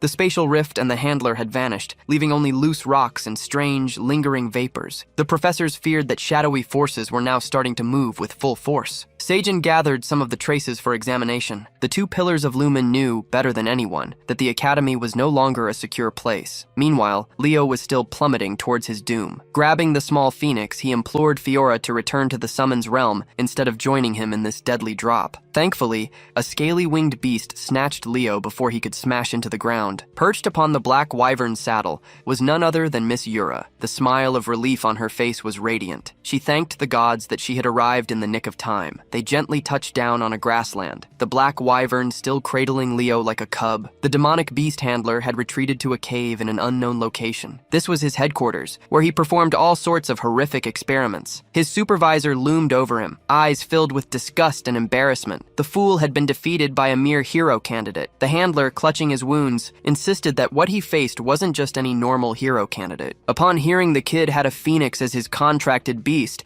the supervisor's ears perked up with keen interest. But learning the kid knew Fafnir's true identity, that interest transformed into caution. With a wicked grin, the handler's supervisor licked his lips, eager to see what that intriguing hero candidate might offer them. Meanwhile, back in Lumen, the practical summoning midterm race was cancelled due to an unforeseen incident. Sen Lu suffered such a severe mental collapse that he perished. The new students were starting to realize the seriousness of attending Lumeni. After the whole upheaval, naturally, everyone wondered what truly happened to Sen Lu. But following Miss Yura's directives, the 4 students involved decided to spread a fabricated tale of a rogue black wyvern. Today, Leo needed to set aside the intricate web of looming intrigue. It was the day of the magic class practical exam after all. Professor Len stood before the class, waiting for everyone to gather in the lecture hall. Carr and Chelsea were already inside. Looking at the entrance, they spotted Chloe entering. Her hair was disheveled, and judging by the shadows under her eyes, she appeared not to have slept in days. Following closely behind was Leo. He also noticed Chloe's exhausted state. After a few more minutes waiting for everyone to arrive, Professor Len finally began to speak. His serious presence instantly signaled that this exam would be no ordinary test. The professor wanted them to reveal their original magic and express their true selves. He felt it would be a shame to be the only one to witness the incredible magic of the coming generation, so he invited some aid. Professor Len invited 3 individuals to attend their class today. These were seniors who had completed their studies in the magic department 3 years prior. They had since forged impressive reputations in various fields of magic. There was the keen Rilda Pedney, the genial Edmund Slack, and the upbeat Sean Hoge. These 3 would serve as judges for the freshman exam today. The trio offered their welcomes to the juniors, instantly boosting everyone's mood. Carr felt a surge of luck. He believed the judges were the generous kind who awarded high scores. With introductions concluded, Professor Len summoned the first student, Eliana Layden, to the front. With an optimistic smile, Eliana sprang into action. She took her place on the stage with confidence, her head held high. She dialed up her charm to full effect, her eyes shining like stars as she offered a polite welcome to the seniors. Hearing her introduce herself like a charming, prim, and proper young noble almost made Carr cringe in utter disgust. He knew this girl was clearly putting on an act. For her demonstration, Eliana conjured a magnificent display of light inside the lecture hall. She could manifest such brilliant radiance due to her uncommon connection to the light element, but the light show was merely the beginning. She reasoned that incorporating the flame element would yield intriguing outcomes. As fire and light merged, Eliana became enveloped by a swirling current of fiery beams. Combining 2 of her primary elements, she could unleash potent thermal ray magic. Sean Hodge observed the display with awe. However, she noted that this thermal ray magic was indistinguishable from elementary laser magic accessible to all. Eliana thought her demonstration was proceeding splendidly, but the judges were already jotting down her grade without further questions. The 3 carefully weighed the evaluation criteria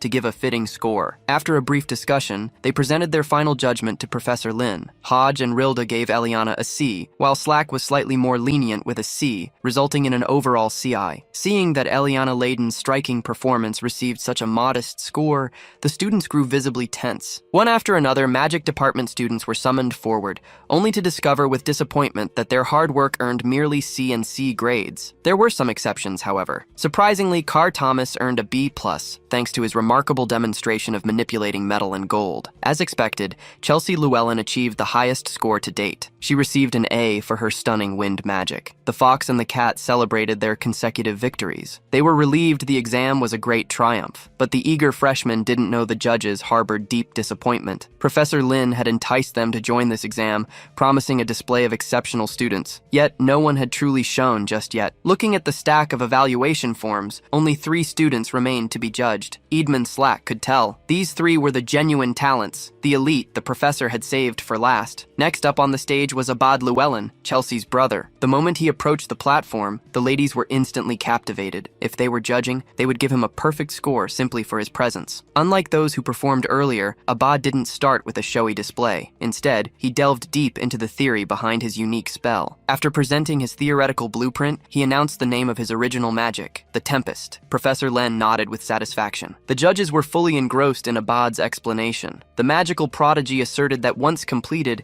his Tempest would reach a projected power of the highest caliber. Abad, you see, had been preparing for this exam for quite some time. Back in the Llewellyn family domain, he conducted countless experiments, endlessly perfecting Tempest. He had to seek assistance from family elders to create a safeguard barrier in case something went wrong. With unwavering focus, the Abad family magicians held strong. In the middle of the perimeter, Abad was free to hone and unleash the formidable power within him. Lifting his body off the ground, softly floating in the air, Tempest's opening stages revealed themselves. With a ferocious roar, he ignited every ounce of power in his cells to force the wind itself into submission. The wild winds swiftly coalesced into a destructive storm, capable of erasing everything in its path. The Tempest possessed such immense power that even the safeguard barrier, guarded by 4 skilled magicians, could not restrain it. When Abad opened his eyes, he saw the Tempest sweeping an innocent animal skyward. Panic seized him. He refused to let his lack of control endanger an innocent life. The desperate urge to save that small animal gave him the final surge. This allowed him to completely bend the very will of the wind to his command. Abad was a truly admirable individual, perhaps the most fitting hero candidate, save for a certain other person. Back inside the lecture hall,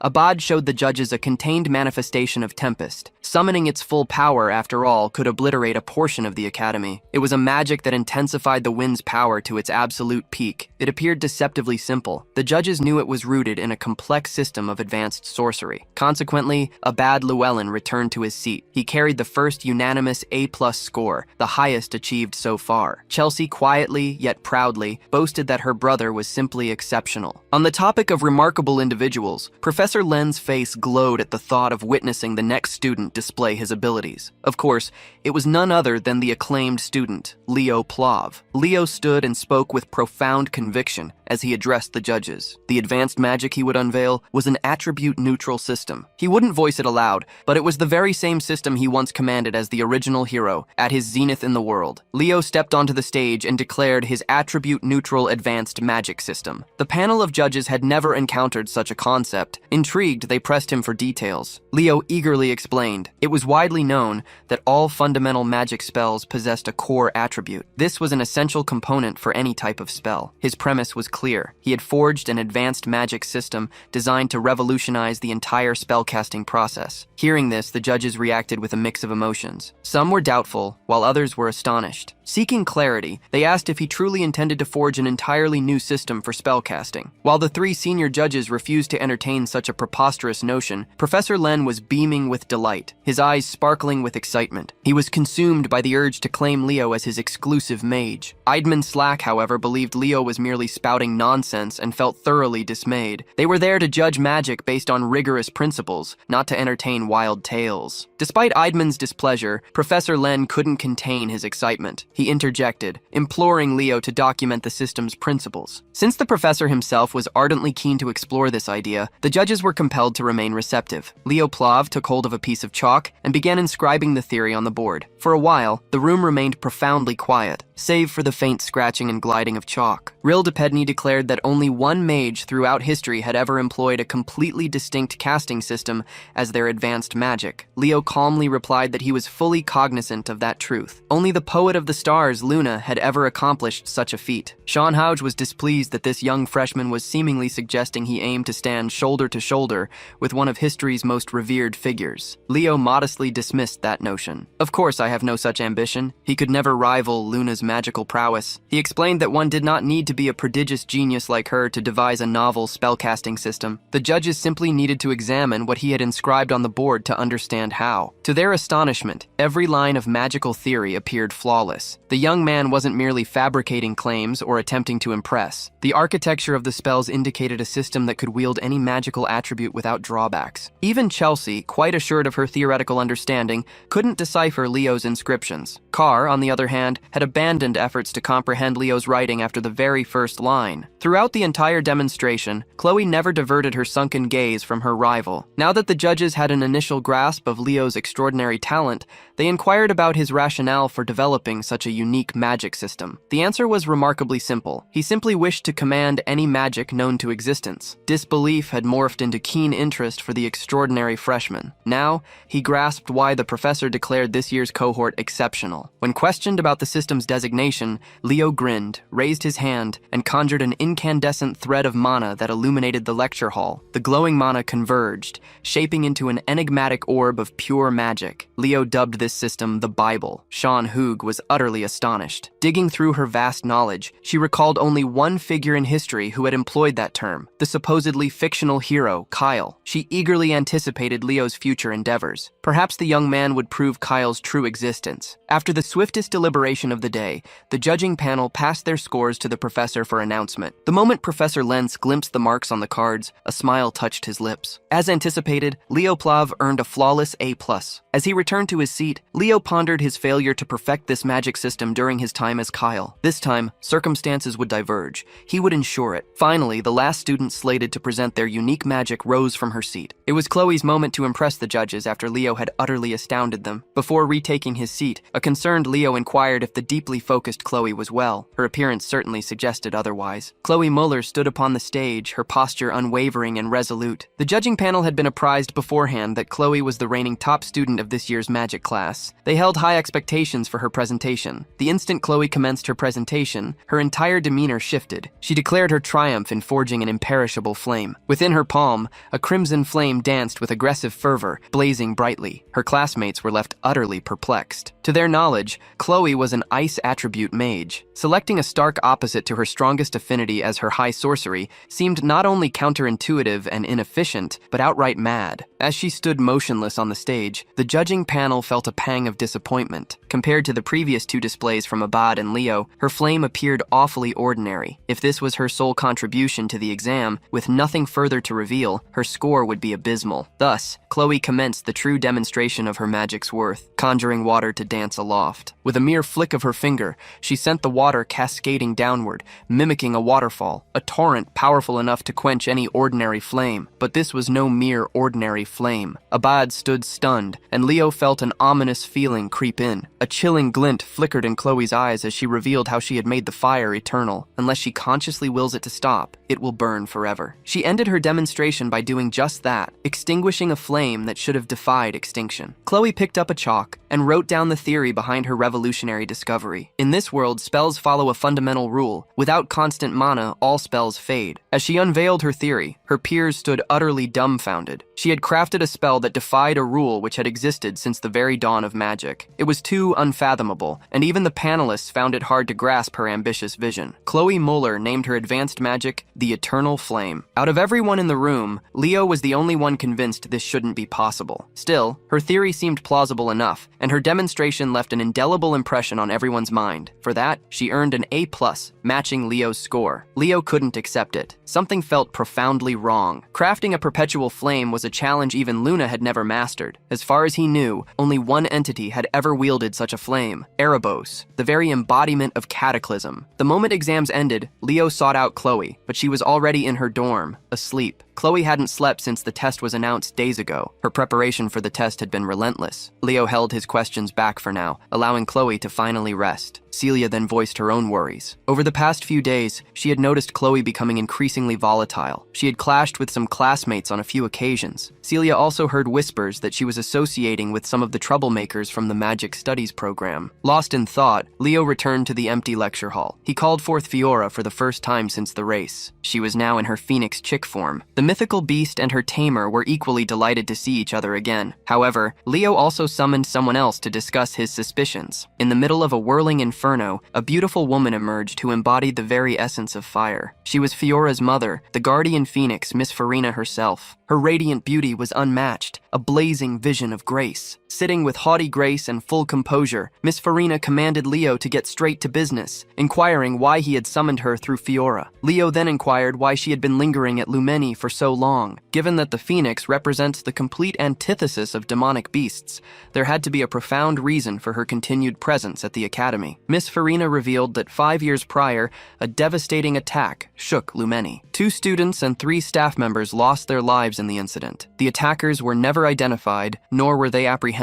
In the end, a distraught headmaster Kalian Badian sought a powerful favor, entrusting the Phoenix with an urgent task, scouring the school for any lingering clues. Since that day, Miss Farina has been hunting for any sign of those responsible. Given her mission, she must have heard about the demonic beast tamer's appearance during the recent summoning exam, which claimed another student's life. When asked if she thought Tartaros was involved, Miss Farina regrettably fell silent. She harbors deep suspicions about the shadowy organization, but that was all she could share with Leo at the moment. Realizing he wouldn't extract any more details from her, Leo shared a crucial tip for Headmaster Kalian. He offered the unsettling idea that Sen Liu might not be the only student Tartaros has corrupted. The following day arrived, and the grueling gauntlet of exams pressed on. This time, all freshmen assembled for the joint practical exam in heroics and combat studies. Overseeing the assessment was none other than the easygoing Professor Edmund. Since all students were present, he assigned the task of explaining the exam's objectives to the class representative, Leo. Leo eagerly took the lead, briefing his peers on this joint practical exam. Today's challenge involved forming teams and venturing into a hero's world. The world they would be entering was the infamous Chedmer incident. As soon as they heard that name, every student visibly flinched with dread. The only one unfamiliar with the Chedmer incident was Eliana, despite its inclusion in the written exam. Seeing the joint class growing unruly, Professor Edmund's voice boomed, instantly quelling the rising chatter. Show respect and pay attention to what Leo has to say. Leo continued outlining the day's assessment. Everyone would enter a hero's world from 30 years ago. It was a calamity involving a group of first-year Lumen students on a mission to the central Chedmer forest. They were suddenly ambushed by Tartaros. Professor Albi, the sorcerer of the Magic Eye, a second-year student back then, was sent with a rescue team. His swift actions prevented a complete massacre. The goal of this exam is to rescue the injured students and vanquish hostile demonic beasts, while assisting the simulated Professor Albi, who was a second-year student at the time. Professor Edmund added that this was no ordinary midterm. Students would need to cultivate greater caution and constant vigilance. They must remain sharp at all times. Anyone deemed to lack heroic potential by the exam's conclusion would face immediate expulsion. Hearing such a severe consequence for underperforming unnerved those uncertain of their practical skills. Softening at the sight of his students' anxiety, the professor assured them, "You've all come so far, and you've grown strong enough for this challenge. You just need to trust yourselves." He might project a carefree demeanor, but Professor Edmund understands precisely how to motivate and discipline. With the introduction complete, it was time to organize the teams. Everyone was asked to step forward individually, beginning with Class 1. It seemed they wouldn't choose their own teams. Instead, they might partner with unfamiliar faces. A random draw would decide their fate, a powerhouse squad or a struggling one. When Leo's turn finally arrived, he drew number 11, the very last team in this assessment. Once teams were assembled and introduced, Team 1 stepped before the summoning portal. Led by Celia Zerdinger and Chelsea Llewellyn, Team 1 appeared perfectly balanced. It was time to showcase the Lordran Empire's might to all the other nobles. This examination, of course, was made possible by Professor Knockoff Gojo himself, Albi, the Aura Farmer. With a mere wave, he unveiled Albi's world. Prologue. Chapter: The Chedmer Incident. A sweeping torrent of brilliant magic engulfed Team 1, whisking them into a vision of the past. A massive magical screen stood on the field, a recording device tracking the team's every move for all to witness. Everyone was deeply impressed. Even though Team 1 had just entered, they were already blazing through the hero's world. With Chelsea's magic and Celia's tenacious swordsmanship, they were practically speedrunning this assessment. Children from prestigious hero lineages truly possessed exceptional talent. Seated beside Professor Edmund was his irksome rival, Professor Sejin. As Celia was Sejin's student, he naturally championed her as Team 1's X-Factor. Edmund countered that Chelsea's contributions were even more impactful. The two pillars of Lumen simply couldn't resist vying with each other at every opportunity. Interrupting their squabble, the headmaster made his entrance, lauding Team 1's outstanding pace. They were truly worthy of being called rising stars. The headmaster must have known the two pillars would bicker like children, so he drew up a chair between them. He simply wanted to witness how much the first years had grown. Turning to Professor Albi, the grizzled old man apologized for annually using such a painful memory for the examination. Albi countered that Headmaster Kalian should be the one enduring such an experience instead. He vowed never to forget this incident, needing this yearly reminder reminder to stay focused. Finally, Team 1's raid reached a swift and bloody conclusion as Chelsea and Celia tag-teamed a formidable beast. The headmaster noted the Zerdinger and Llewellyn girls. They worked impeccably together, despite their usual fiery temperament. They truly were the pride of their country. Team 2 performed without much fanfare, while Team 3 blitzed through the hero's world in a dominating fashion. They permitted the two strongest first-years, Abad and Duran, to lead the vanguard while the rest of the team assumed supportive roles. The headmaster approved of their swift and efficient methodology, which swiftly led to victory. Team 4 surprisingly ascended to the upper echelon as well. Nella Carvin's healing aura was undoubtedly special, but Chen Xia's unusual movement truly propelled the team. The headmaster made a mental note of the girl from the east. Team 7, spearheaded by two of the most promising summoners, swiftly conquered their hero's world too. Headmaster Kalian and the professors were riveted by the live feed. While numerous exceptional students had displayed their prowess so far, the most anticipated one had yet to step forward. Finally, Team 11 was summoned. Aside from Leo Plav, another familiar face stood in the final team, Chloe Muller. Headmaster Kalian pondered. Watching the kid stirred memories of his glory days. He recalled a time when he was a young, valiant hero, undertaking quests alongside Miss Farina herself. Team 11 positioned themselves on the magic circle. Leo and Chloe met each other's gaze. Professor Albie snapped open his magic tome and activated his hero's world for the 11th and final time. Albie's world. Prologue. Chapter. The Chedmar Incident. Loaded. Unbeknownst to anyone, a hint of darkness descended upon the magic circle, tainting its intricate designs. While the light engulfed Team 11, Leo's instincts screamed that something was wrong. Unlike all previous Heroes World activations, the light seemed to surge with unusual intensity. To everyone's astonishment, only two individuals materialized outside the arena. Aside from Leo and Chloe, the remainder of Team 11 was left standing exactly where they were when the magic circle dissipated. Professor Sajin shot up from his seat, disturbed by the unfolding events. Headmaster Kalian Badian questioned Albie about what had just transpired. With a tremor of dread in his voice, Albie insisted on an immediate halt to the exams. The hero's page in his book, detailing the Chedmar incident, had been corrupted by an alien presence. The impossible had just occurred. An unbidden hero dungeon had manifested. Leo found himself equally bewildered when a strange screen materialized instead of the usual quest window. He realized they had been thrust into a hero dungeon. Chloe gazed around, perplexed, for no lost pages were present. It was unprecedented for a page from the records to malfunction in such a manner. Leo attempted to contact the professors, but received no response. Chloe began to unravel, pleading for the professors to rescue them, but Leo grounded her, pointing out that if the professors could have intervened, they would have already appeared. They were faced with a singular choice, the hero dungeon summons, and they must respond. Shaken, Chloe challenged his sanity. Barely anyone survived the previous summoning there, and they were simply marching into Tartarus's snare with a death wish. Her knees buckled, and she felt her spirit waver as her final threads of hope unraveled. But Leo remained composed. He reminded her she was still the sharpest mind in their class. With the unyielding strength of teamwork, they couldn't possibly fail. The girl bit her lip, visibly envious of how Mr. Perfect managed to maintain his composure even in this situation. She steeled her resolve and demanded to hear his brilliant plan. Leo explained their two primary objectives. First, rescue the freshmen. Second, ensure their safe extraction. To do that, they need to grow stronger. Chloe immediately dismisses that notion, pointing out they cannot boost their abilities without access to the outside. But Leo calmly reminds her they are not the only students dumped in this forest. That makes Chloe pause as she remembers others should be here too. Then without hesitation, he looks at her and tells her, "Ride me." Chloe practically flushes with mortification at his sheer boldness, but Leo holds his ground firmly. They cannot let their seniors confront Tartarus first. Mages like her severely lack endurance, so there is truly no other choice. At the same time, deep in the forest, a demon named Chubarn spies on the students through his unsettling magical cameras. He appears slightly surprised to see just a duo sent in as the rescue team, but he is unconcerned. He is certain he will obliterate these aspiring hero candidates with no trouble. That is,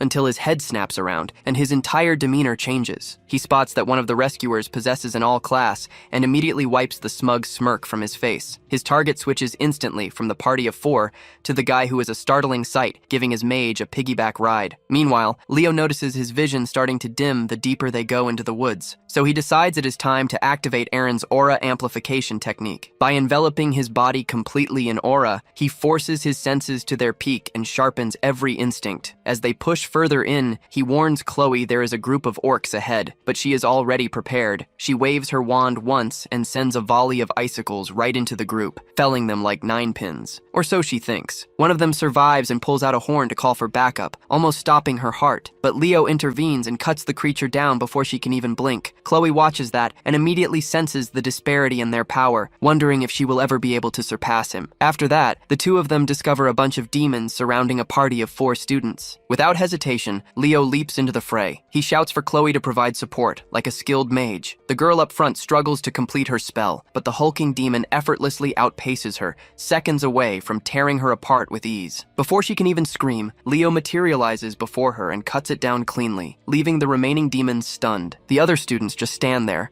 mouths agape in disbelief, while Leo strikes a confident pose, having saved them. Impressed, the girl he rescued asks, "Are you here to save us?" Leo simply affirms, turning his focus to another demon in the back. This one is already gathering energy for his most potent spell, roaring, "Revenge for my brothers!" Suddenly, a downpour of grotesque, leech-like demons rains from the sky, but Leo stands unwavering. He pivots with a powerful, almost legendary flourish, setting his sword ablaze. The parasites are instantly incinerated, transforming into charred husks. Once again, the students are left utterly dumbfounded by his incredible prowess. But Leo gives them no time to rest. He immediately instructs the female student, "Use your spell." She prepares an arc ray and unleashes it, obliterating the demon entirely, leaving no trace. Chloe gazes at her in astonishment and identifies her instantly, solely by her unique magical signature. As the sun begins to set, the girl expresses her profound gratitude to Leo repeatedly for saving her. But Chloe does not even spare her a glance. Chloe simply states, "There is something more important to discuss with my partner." The girl glares fiercely at Chloe's bold maneuver, but Chloe disregards her, leaning in close to Leo to whisper, "That girl is Aliyah Ziran, the younger sister of Professor Albi Ziran, who perished in the incident 3 decades prior." And then Chloe discloses the detail that truly troubles her. Because this party belongs to Aliyah,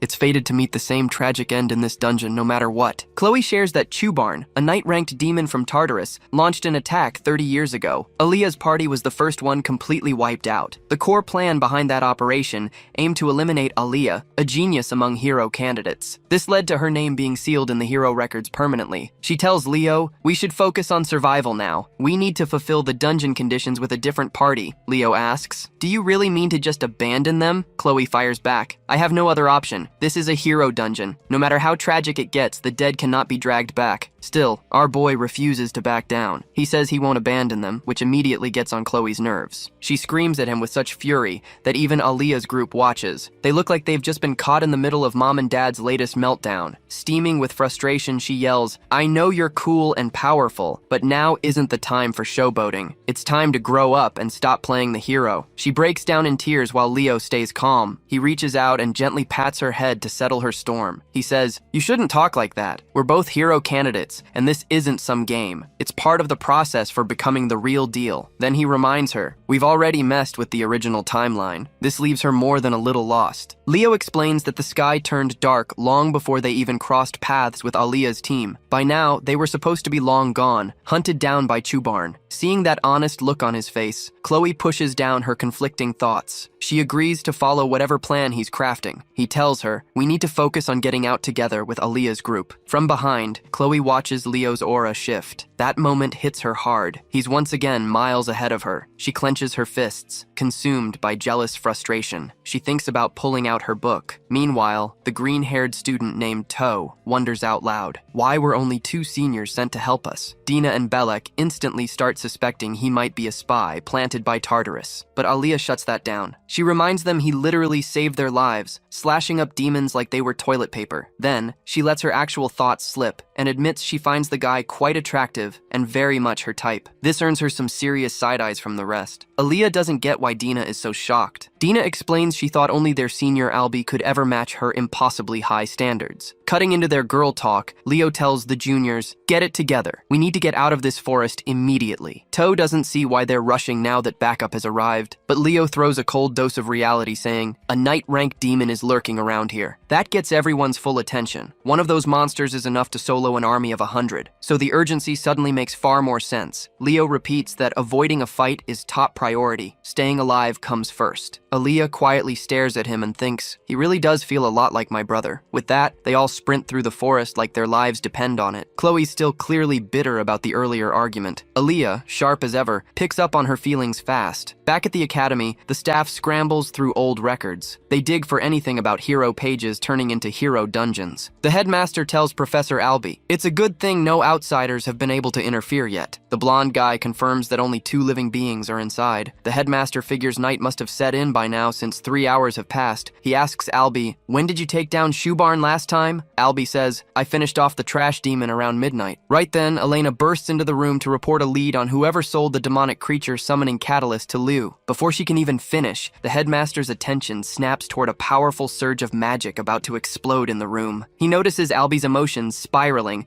and swiftly intervenes to soothe him, but Albie snatches his arm back, declaring he needs a moment outside for fresh air. Elena quickly grasps what's truly igniting his fury. His abhorrence for demons runs far deeper than Sasuke's legendary grudge against Itachi. This is unsurprising, as he lost his sister in that horrific incident, and not even a trace of her body was ever recovered. The headmaster urges Elena to continue her report. She reveals the black market merchant who supplied the items had been operating in the city for some time, proving quite popular with the freshmen. Upon hearing this, the headmaster suspects Tartarus had infiltrated a spy, Elena clarifies, stating the man wasn't directly affiliated. It seems Tartarus used him to funnel contraband through clandestine routes. Gently stroking his magnificent beard, the old man ponders their objective. Suddenly, his eyes snap open. He spots Chloe's name on the buyer list, chillingly placed beside an entry for a forbidden black book. Without a moment's hesitation, he instructs Elena to summon Professor Len at once. After she leaves, his ancient, battle-honed instincts, forged through years of dancing with death, kick in. They scream a dire warning. Something truly catastrophic looms. Meanwhile, back in the hero dungeon, Leo and the others pause at the foot of a colossal tower. Inside the hero dungeon, our hero relentlessly cuts down monsters, clearing their path. But exhaustion begins to set in. He's been operating on heightened senses far longer than anticipated. On top of that, Aaliyah's team and even Chloe are visibly struggling, so he declares a brief respite. Tao and Balak stare at him in sheer disbelief, wondering how the guy appears as refreshed as if he'd just left a spa, not a brutal battleground. During the break, Chloe sits absorbed in a book about Shoebarn. Aaliyah strolls over, subtly probing about her relationship with Leo, then directly asks if Chloe harbors a crush. Chloe appears visibly repulsed by the mere suggestion, but Aaliyah grins, pointing out that her disgusted reaction seems perhaps a tad too dramatic to be entirely innocent. Chloe sighs, casting a sidelong glance at the self-proclaimed genius girl. Though said to have lived 30 years prior, Aaliyah looks no different than any high schooler in Chloe's own class. She swiftly counters, asking if Aaliyah is, in fact, the one developing feelings. Without a moment's hesitation, Aaliyah confesses. He truly makes her heart flutter. That reply instantly rankles Chloe. Not only is this girl a veritable legend from the past, but she had apparently fallen for him at first sight too, which only underscored Leo's astonishing charm. Still, Aaliyah admits she's not sure if it's romantic or just that peculiar sense of thrill she gets when her brother strives and ultimately succeeds. Chloe inquires if she means Albie Zeron. Aaliyah nods, explaining that her brother thrives on tackling utterly preposterous challenges, the sort no sensible person would ever attempt, such as mining bedrock in vanilla Minecraft. That small detail solidifies Chloe's conviction that Leo is virtually an identical copy of him. Then, unexpectedly, she finds herself blurting out everything, admitting to Aaliyah how she had once been Leo's friend until jealousy shattered their bond. To her surprise, Aaliyah reveals they're remarkably similar. The genius girl confesses her perpetual jealousy of her own brilliant brother. He, despite his clownish demeanor, somehow stumbles into groundbreaking discoveries. She admits her own unique magic is merely a refinement of a system her brother devised, as she struggles with true original invention. She then stuns Chloe by recounting how she failed the entrance exam twice, a failure that only deepened her inferiority complex and fueled her animosity towards him. Eventually, those toxic emotions blossomed into profound admiration. Chloe realizes the exact same transformation had occurred within her. Before she can fully process this revelation, Leo suddenly stands up and warns everyone to prepare. Their escape route has been sealed. The terrified students seize their weapons, bracing themselves. But our hero reminds them they are all future heroes, and fear holds no place in their curriculum. Still, Aaliyah's party visibly tenses as a colossal demonic figure emerges into view, declaring he has finally located the seed of a great hero. He then unleashes a blast of destructive magic directly at Leo. As he dodges, Leo remembers that this creature was meant to crush potential potential heroes before they could truly blossom, yet now uses the term great for someone like himself, a notion that unsettles our hero. Even so, he calls out to Chloe, who already has a magic circle prepared. She then summons a colossal iceberg, intercepting Chubarn's attack. In the meantime, our protagonist charges his blade with magic, slips stealthily behind the knight-ranked demon, delivering a deep, satisfying slash to the vile monster's thick neck, a neck as robust as an F1 racer's chassis. The girls hold their breath, believing it's over. But their hope swiftly crumbles as Chubarn's grotesque flesh transforms, stitching itself back together as if made of cursed jelly. Witnessing this, Leo shouts for everyone to retreat quickly as the demon activates a cursed magic, Void, that nullifies all attacks like a consuming black hole. Tao and Aaliyah fall into a panic, questioning how anyone could defeat such an overwhelming foe. But Leo remains sharp. He knows Void isn't boundless, and it always strains its wielder. Chubarn scoffs at Leo, sneering that a hero's lingering echo believes they can prevail. But our boy instantly retorts, "If you're so mighty, why are you troubled by a mere fledgling?" He urges everyone to launch a unified assault. While they all give their best, Aaliyah's unique magic lands a critical hit as she showers him with a cascade of stars. Chubarn begins to ponder if his mistress, Lady Salatna, was wise to command him to eradicate these nascent heroes before they blossomed into true threats. Surrounded, he suddenly brandishes his weapon, compelling Leo to retreat. The moment our guy sees what's coming, he shouts a warning for everyone to take cover. Unfortunately, one of the spikes pierces Balak's flank, so Leo seizes him and retreats behind an ice wall Chloe swiftly conjures. He assesses everyone's condition, assuring them he can staunch the bleeding with his aura. Then he tells Chloe to prepare a decisive strike. With that, he charges forward to give her the precious moments needed to ready an assault powerful enough to shatter Void's boundaries. Chloe opens the black book she's been clutching throughout the battle. As she skims the pages, she discovers it contains the ultimate spell to incinerate that grotesque demon and obliterate him utterly. All the freshmen gaze in disbelief as Leo dashes around Chubarn, leaving after images to strike him from every angle at an untouchable speed. The demon swipes at a phantom, only to miss and be struck from an unexpected direction. Seeing the chaos, Tao wonders if he'll ever master such an impressive maneuver. Dina, however, dismisses him bluntly, without a hint of warmth. Meanwhile, Aaliyah stands captivated, a mix of awe and bewilderment on her face. The magic Leo is using unmistakably stems from the stars, meaning he's no ordinary person and is clearly concealing his genuine self. Before that revelation can even sink in, Chloe seizes all eyes with a sudden ascent into the air, conjuring a sinister black magic circle. With a feral grin that makes one question who the true demon might be, she declares, "I'm about to obliterate this monster from existence." Aaliyah falls into a panic, shouting at Leo, "Get out of the blast zone!" There's no way anything benevolent is about to erupt from Chloe's grasp. Chloe adds a swift warning, "I won't be held liable for property damage." She then unleashes a blazing death ray straight at Chubarn. This triggers alarms in Leo's mind, as she's supposed to be a master of ice, not a pyromaniac. Watching the demon be utterly ravaged, Chloe cackles like one truly unhinged and gloats about her eternal flames, proclaiming to Chubarn, "Go burn where you belong." As the fire engulfs him, the flames transform into a black fire, akin to Amaterasu. This ignites a fresh wave of alarm in Leo, and he shouts at her, "Shut it down before things go wrong." But she flatly refuses, insisting, "Trash like Chubarn doesn't deserve mercy. He deserves to suffer properly." Seeing she's undeniably veering towards a darker path, Leo rushes in and knocks the cursed book from her grasp,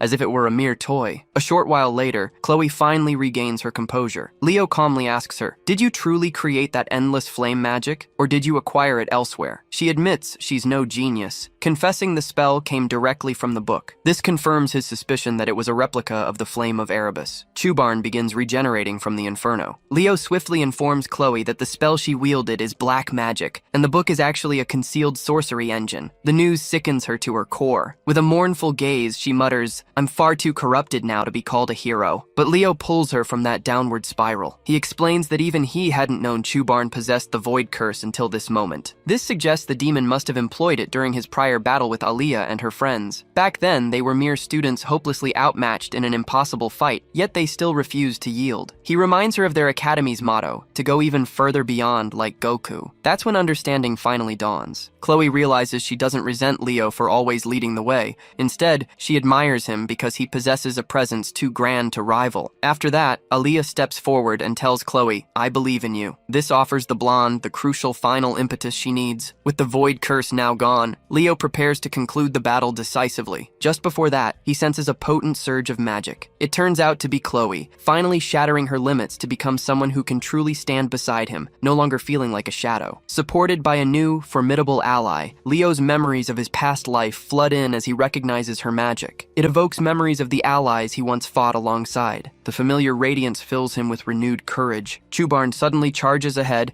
and strikes Leo with a devastating blow. Leo parries the initial attack, but the demon slips in a second blow that shatters his defense and hurls him against a tree. As he strains to rise, Chubarn advances casually and proclaims that it is time for the fabled hero's shadow to descend into slumber. Just then, a snowflake flutters down in front of Leo. The entire forest begins to freeze. His fear dissipates as he rises once more and declares defiantly that demons like Chubarn had never defeated him and would not begin today. The demon gazes in confusion at the source of his bold defiance, oblivious to the fact that Chloe is behind him and about to unleash the knight's most potent magic. She offers a silent gratitude to Leo for helping her achieve the breakthrough she sought, and unveils her innate magic, a spell called Ice World that covers the battlefield in a frigid torrent of raw power. With a wave of her staff, the whole field below her becomes encased in ice of astonishing thickness. Chloe hovers aloft and summons forth massive crystalline lances meant to annihilate any unfortunate soul caught beneath them, but Chubarn does not even stir, remaining frozen solid, an immobile, frigid sculpture. Leo approaches the ice-covered demon, and the instant his hand touches it, its soul dissolves into a pure black smoke. Immediately after, he finds the black magic book, infuses his sword with fire magic, and plunges it straight through, triggering a violent burst that incinerates it completely. System notifications appear, hailing his success in rescuing the freshman from peril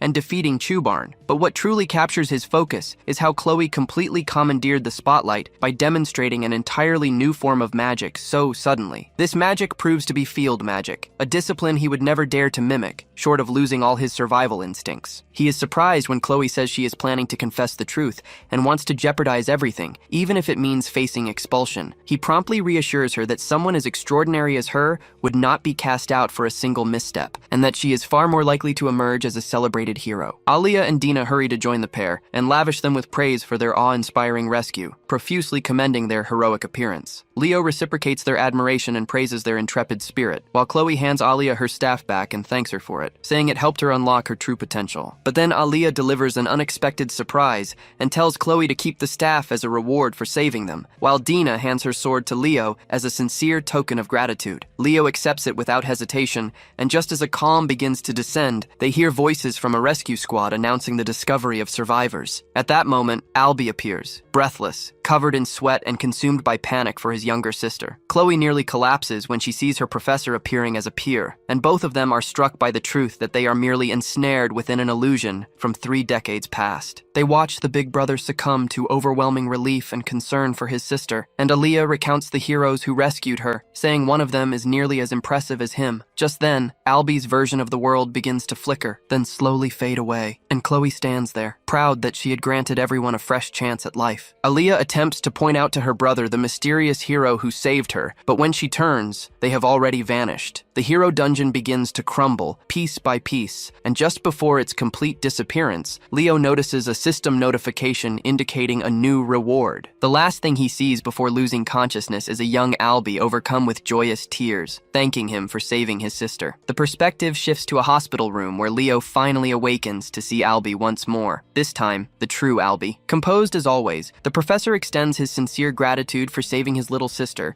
and tells him to convey the message to Chloe once she awakens too. With that, he departs the room with his characteristic ease, and shortly thereafter, the headmaster steps in. The astute elder asks Leo how he is faring, and then comes directly to the matter, stating he already knows about the black magic book Chloe possessed. Leo is quietly astonished that this venerable figure discerned the truth, and the man explains he possesses records from the establishment where Sen Lu bought the summoning catalyst, and where Chloe subsequently recovered it. The headmaster confesses his astonishment to learn that a sorcery machine somehow managed to infiltrate the academy academy undetected. These accursed artifacts are fashioned from fragments of Erebus, intended solely for demonic use, and when anyone else uses them, their minds begin to decay from within, eroding their sanity. Leo decides to explain the full account, and provides a comprehensive recounting of the events, which makes the headmaster begin to ponder whether the Black Book itself instigated the entire catastrophe. Leo concurs, stating that the world returned to its original state the moment he annihilated it. At that moment, Chloe suddenly sits bolt upright in bed, utterly disoriented by the presence of the headmaster standing there. He urges her to stay calm, then calls for Elena. His remarkably efficient secretary enters, carrying a large cloth-wrapped object. It reveals Dina's sword and crystal given earlier alongside Alia's staff. Chloe's eyes widen as Alia's staff suddenly takes shape in the real world. The headmaster gives Leo a suspicious glance, demanding how he possibly acquired a reward that shouldn't exist. Leo realizes from Chloe's reaction that he's the sole recipient of a reward, recalling a similar event during the entrance exam. Ordinarily, it's impossible to gain an attack reward from a living hero's world. This rule has remained unbroken since time immemorial. Leo ponders if this entire situation links back to the Fairy King's pledge. He openly admits it was an attack reward,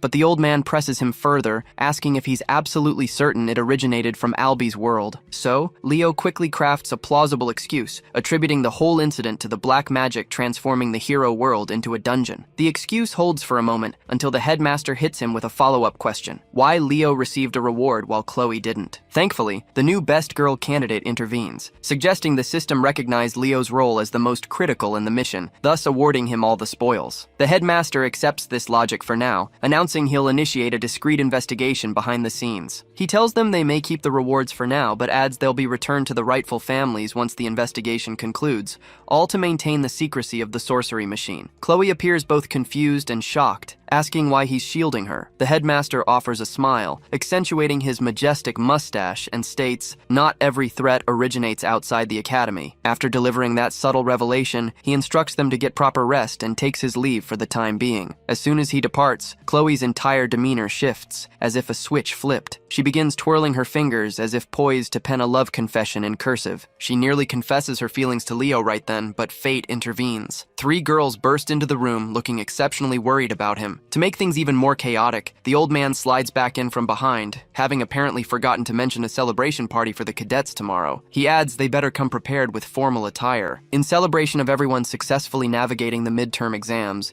the academy decides to host a party for the students. The announcer seems to be reveling in the moment as he excitedly introduces the arrivals, wondering if it'll be more lovely girls or charming guys this time. Instead, the NPCs from Class 5 appear, immediately behaving like royalty and acting as if the midterms were effortless. As the crowd grows, more people stream in to enjoy the food. Just as swiftly, gossip begins to circulate from every corner. The duo devours the food like starving orcs. Then Carr pauses between bites, wondering why their class hasn't arrived yet. Just then, the announcer's voice booms out again, revealing the next pair of heroes making their grand entrance, catching the two completely off guard. Nella and Eliana stride in as if straight from a runway, looking absolutely breathtaking in their dresses. This instantly renders the boys utterly captivated. Meanwhile, the girls waste no time mocking their suits, asking, "Did you borrow those from your dads?" The announcer continues the enthusiastic introductions, announcing the Llewellyn siblings, who enter looking impeccably sharp in formal wear while the crowd erupts. Carr points out how quickly they're surrounded,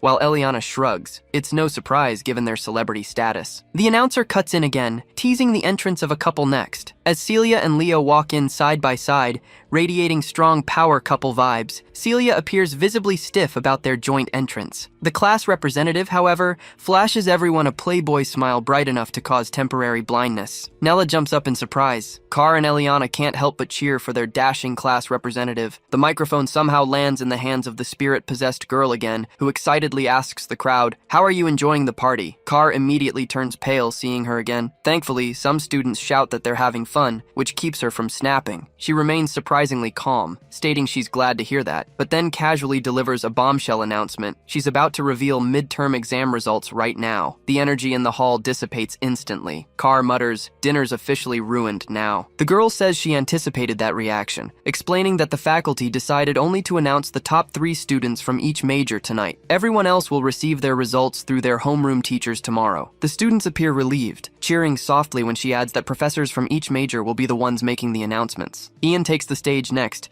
and Eliana remarks softly that he's looking especially dashing tonight. The sword professor, without delay, commends everyone's hard work and reveals the top names in the night major. A hologram displays Celia at the top, followed by Duran and Chen. Celia appears perplexed, clearly anticipating Leo to be at the top, and Leo catches her expression. The professor from the magic major steps forward next and announces Abad, Chelsea, and Ameo as the top three. Chelsea grows worried as Leo's name remains absent, but Leo calms her, explaining such things happen and she shouldn't dwell on it. Carr remarks that it's strange Leo's name hasn't surfaced even once, and he observes Chloe's name is likewise absent. Chloe stiffens momentarily, but then quickly masks it with a smile. The professor acknowledges that despite failing Chloe for using a spellbook, her passion and skill as a magician were truly remarkable. Sejin shares the sentiment and rises, beaming like a proud father, but Herod smirks and gestures for him to sit down while Celia gently reassures Chloe. Then the true highlight of the evening, Yura, takes the stage to announce the results of the summoning major, and eager fans immediately shout to be her summon pet. She begins announcing the names, and Leo's name is once again absent from the list. Celia grows noticeably concerned while others start murmuring about the strangeness of how he failed to rank even once. The microphone returns to the same chaotic girl, who inquires if the audience is still enjoying themselves. She then promptly declares it's time to unveil the top scorer who will represent the academy in the coming year. She allows the anticipation to build for dramatic effect. She finally announces the name, Leo Plav, which sends his classmates into a burst of celebration, cheering him on. The applause is brief, however, as a student suddenly raises an objection. Ameo challenges how Leo could possibly achieve the top score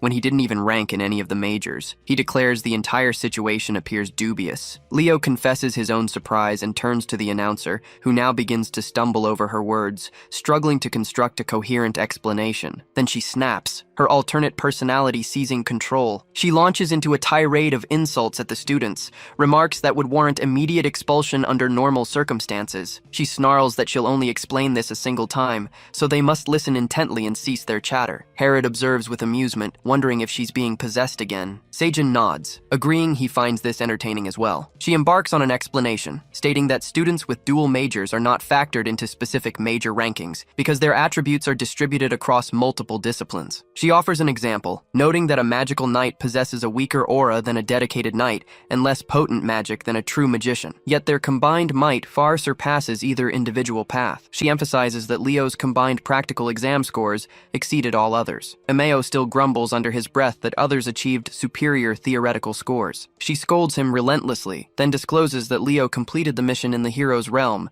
even eradicating Shoebarn. This leaves everyone utterly stunned into silence. Meanwhile, Leo strives to appear unfazed, continuing to cultivate his aura as if nothing extraordinary occurred. The other students simply gaze at Leo in stunned silence, while Eliana and Carr both exclaim how he possibly cleared that dungeon with just one companion. Leo remains perfectly composed, offering no response, as the announcer girl reverts to her awkward demeanor and starts stammering once more. Sejin nonchalantly remarks that her segment is concluded anyway. She concludes her speech by inviting everyone to enjoy the party. This instantly shifts the mood as whispers and gossip fill the room. Yura pauses her meal and turns to Len, inquiring what the rankings would have reflected had dual-class students been factored into the major scores. Len responds instantly that the entire result board would have undergone a profound upheaval. He calmly explains that everyone's ranks would have fallen by one position. When Yura asks if that means Leo secured the top spot, the magic professor affirms it was indeed their prodigy. Yura is visibly astonished, stating it would have been identical for the summoning major, and Ain confirms its applicability to his department too. Yura attempts to fully grasp the revelation, though Ain remarks that Leo's overarching class goals now appear significantly more attainable. Len interjects again, proclaiming that despite everything, Leo's future path will undoubtedly be sorcery. Yura swiftly counters, arguing she wants Leo in the summoning major instead. Meanwhile, the Glacial Knight listens to their bickering and coolly states that Leo seems like a born swordsman. This causes them to erupt in curses,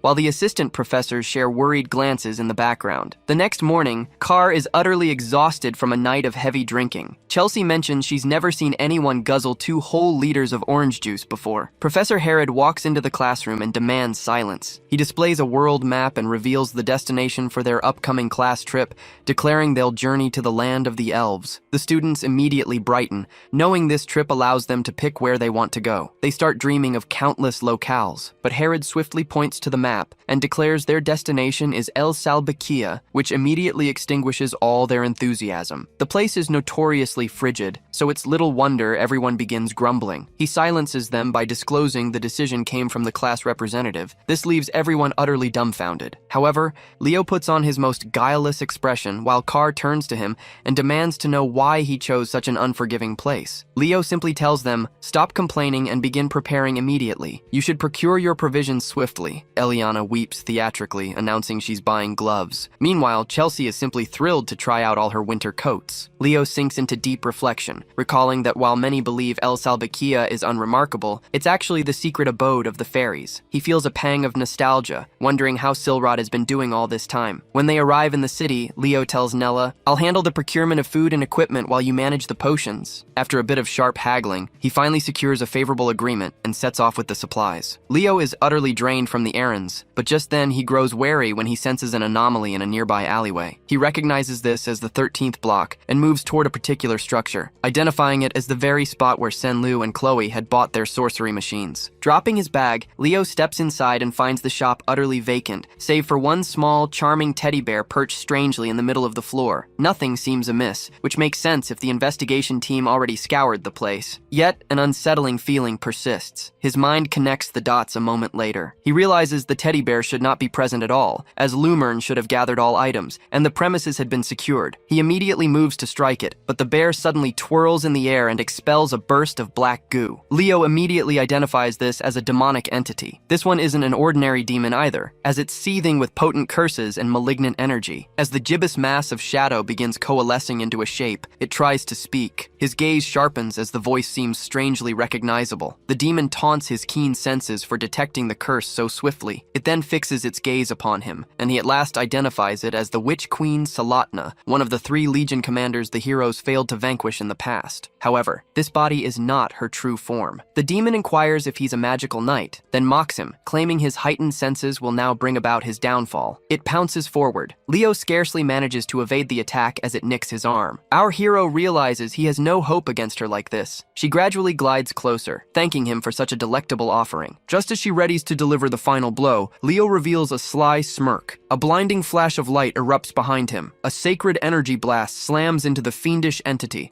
sending it crashing violently to the ground. As it attempts to scuttle away, it screeches the name of the sorcerer of the magic eye. Even headless, the demon's body lunges at Leo. It hisses a threat, vowing to devour Leo's juicy fairy eyes. Leo retorts he wants nothing to do with a cheap imitation like her, then roars for its demise. He unleashes a devastating Miko Miko beam. The creature is utterly obliterated, dissolving into scattered teddy bear fragments. Meanwhile, Leo recalls Professor Alby's other formidable title, the Decimator of Tartarus. Whispers suggest he only joined as a Lumen professor to gain clearance beyond the kingdom's borders, enabling him to hunt demons. Leo breathes a sigh of relief, grateful for the era's hero, but Alby fixes him with an intense gaze. What in the abyss happened here? Leo explains the demon manifested during his solo investigation, concealed within the teddy bear by a potent curse. Alby seizes the teddy's head. The investigation department will definitely bear the blame for this mess. He turns to Leo. I'll overlook this solo investigation this time, but request backup next time, should you require it. You still owe me for what you did. That remark stuns Leo. He retrieves his supply bag, a quiet thought forming in his mind. House Xeron is one of the 3 great families, so he might leverage Alby's position to access the Forbidden Library. Returning, he finally spots Nella. She appears thrilled to see him, only to instantly panic upon noticing his injuries. She rushes over, casting healing magic. What exactly transpired? However, Leo is deep in thought. This incident largely confirms Solathna is responsible for the demonic creature and the cursed grimoire, yet he remains unable to discern their ultimate objective. 1 week later, the students assemble before a massive gateway portal. Leo reviews the checklist with his class, ensuring they have all their essentials. Celia approaches. Why is your group heading to El Salbekia? He explains it's a summer retreat, a way to escape the heat. She grins. I despise the cold. She then wishes him well before departing with her own class. He watches her leave, then turns back to his students. It's time to move. Chelsea radiates excitement, while Carr groans. I detest the cold as well. Leo turns to ensure everything is prepared,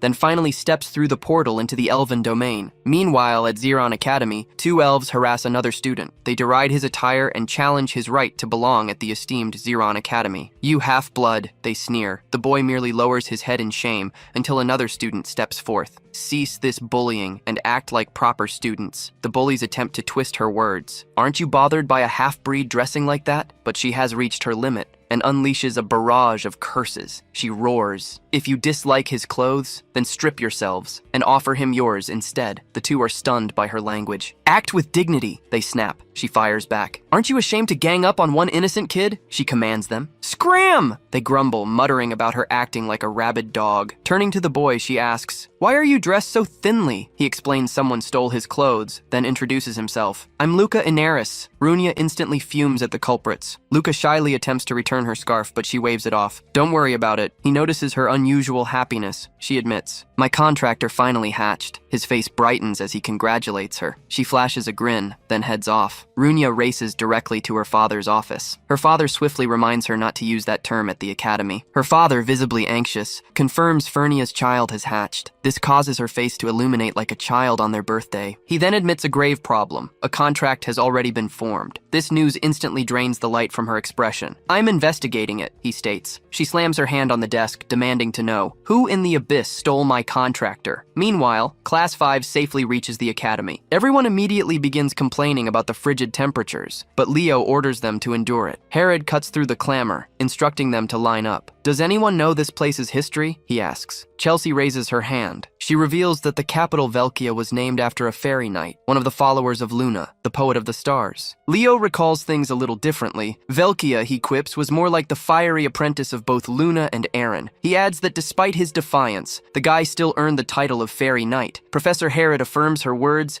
and clarifies that House Ezra holds sway here, as they are the direct lineage of the fairy knights. Suddenly, figures start to emerge from the fog. Herod spots them as the group draws near. Carr instantly frets, asking, "Are they thieves?" The professor states that danger can lurk anywhere, but even he's taken aback when a familiar voice greets him, asking how he's doing. A contingent of elves finally steps out of the fog, led by a striking figure with white hair. The girls begin to swoon as if a star had appeared. The white-haired elf steps forward. "I've been expecting you." He is revealed to be none other than Lune Ezra, council chair. Herod nods, noting he hasn't changed a bit, while the girls utterly gush. They are convinced they've found their destined partner, their infatuation reaching new heights. Leo breaks their reverie. "Does age truly mean nothing to you all?" Eliana nudges him playfully. "Are you jealous?" Leo remains calm, observing that elves live long and barely age. He then turns the question back on her. "How old do you think Lune actually is?" The 2 adults overhear the banter and remark on the spirited nature of this group, unlike previous groups who were far more restrained. Herod simply attributes it to first years enjoying themselves. Eliana steps forward and confidently inquires about Lune's name and age. "My apologies for the delayed introduction. My name is Lune Ezra, and I am 97. Eliana's dreams shatter instantly. Carr lightly pushes the stunned girl aside. "Are you perhaps our guide for this trip?" Lune extends a hand. "I am the council's chair member." Carr gives a clumsy handshake, inwardly mortified, as Professor Herod mutters, "We'll need to speak later." Sometime later,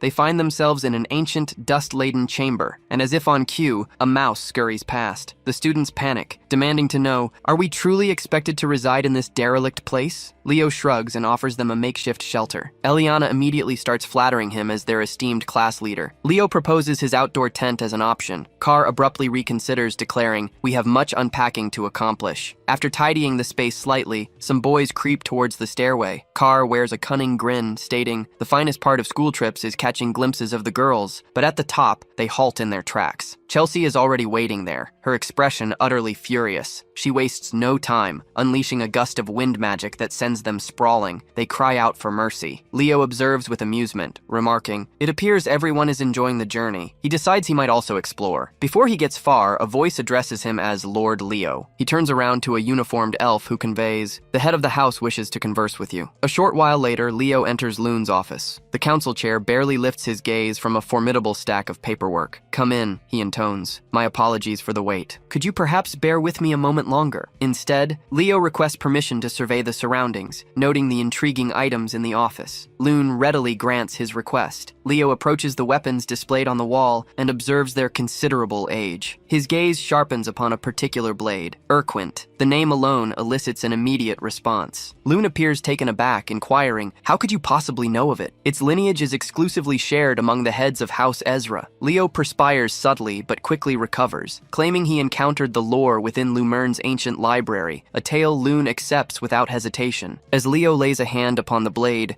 sensing an infusion of stellar mana, he swiftly discerns it is not the authentic artifact, merely a replica. His mind drifts, plunging into a vivid memory from his past life as the hero Kyle. His companions had eagerly discussed a new weapon back then. Luna proudly displayed it to Kyle, seeking his thoughts, but he retorted that she resembled a goblin thief, instantly igniting her fury. The true Urquint had first been wielded by Luna, but was later passed on to her student Berkia. However, it vanished before the quest to Tartarus. Lune approaches him from behind, revealing that his ancestor had recovered Urquint after vanquishing Berkia's hero world. However, weapons from hero worlds are exclusively wielded by their original conqueror. The realization dawns on Leo, explaining why it had felt like a hollow shell. Lune then motions for him to take a seat. Herod informed me you're a versatile student and also the first-year representative, he says. A fact Leo confirms. Lune then presents an unusual request. He desires for Leo to converse with his granddaughter. She's an exceptional student at Sarun Academy, but ever since entering school, she's lost all motivation. Lune believes that someone like Leo, being of a different race, might stir her from her apathy. Leo approaches her room, pondering if Lune's gesture of handing him the key was truly appropriate. Still, he raps and steps inside,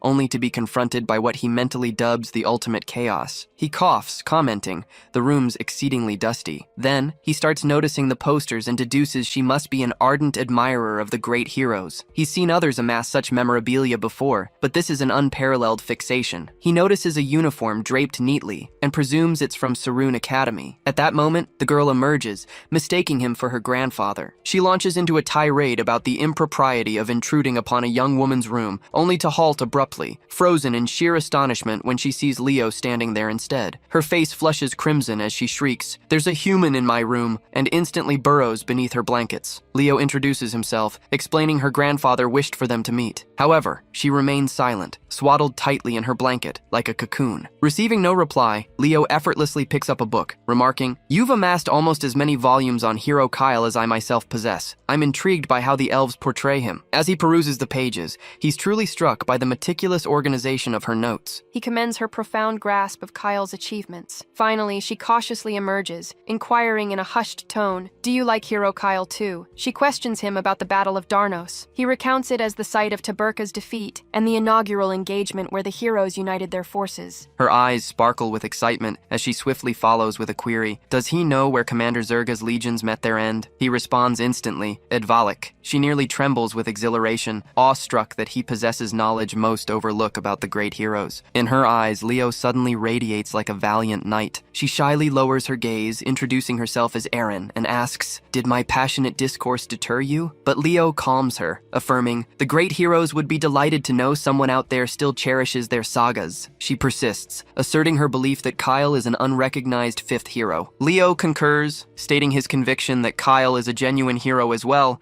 and even plans to join a club that investigates his heritage. That invigorates her, until the reference to school registers and her spirits plummet once more. Leo observes her quiet, withdrawn demeanor, and tenderly inquires why she doesn't wish to return. She confesses she feels out of place at Sarun Academy, as everyone there is aspiring to hero status, and someone with a timid spirit like hers doesn't merit a place among them. Leo observes her uniform, noting its immaculate condition, and deduces that, deep down, she still yearns to attend. He informs her that he's not the sole human present, adding that his classmates would likely be thrilled to meet her and engage with her ideas. Her surprise is evident, but he then mentions the existence of other academies that cultivate heroes from diverse races. With a smile, he tells her, "If you're curious, you should come see for yourself." With that, he bids her farewell. The moment he steps outside, Lune awaits, eyes gleaming with anticipation. His sudden presence startles Leo, but Loon leans in and eagerly whispers, "Were you truly conversing with Aaron this entire time?" He wipes a dramatic tear, overwhelmed that Aaron had managed a full conversation for the first time. Now, he wishes to bestow a magical artifact upon him as a reward. Leo agrees, deeming it impolite to decline a gift. Loon leads him to the treasury, instructing him to select anything he desires. Nothing immediately caught his eye. Then Leo noticed an unusual item. He picked it up. Loon offhandedly remarked it was just a jewel infused with fairy magic, though he considered it more a trinket. Leo calmly stated it was perfect, and that he wanted this one. Loon cheerfully agreed. Yet, Leo soon realized he felt sure the fairy inside wasn't merely carved, but alive. Later, Class 5 gathered in the hall as Professor Herod outlined their new routine. Starting tomorrow, they'd be rising at 6 a.m. for individual drills, followed by mission practice in the afternoon. Eliana attempted to object, highlighting they had trained relentlessly at school, but Herod cut her off. This trip was no holiday. Instead, it was designed to hone their shortcomings. Then he calmly revealed the bombshell. This entire schedule had been planned by their own class representative. Instantly, everyone's gaze snapped to Leo, filled with utter betrayal. But Leo grinned broadly and declared, "This place is ideal for combat drills." Eliana convinced herself he must have honorable motives. Herod concluded the meeting, advising them to savor this final day. It would be their last taste of leisure. Later that night, Leo sat in his room, examining the jewel. He concluded it held the Fairy King's magic. This explained why Loon considered it a mere decoration,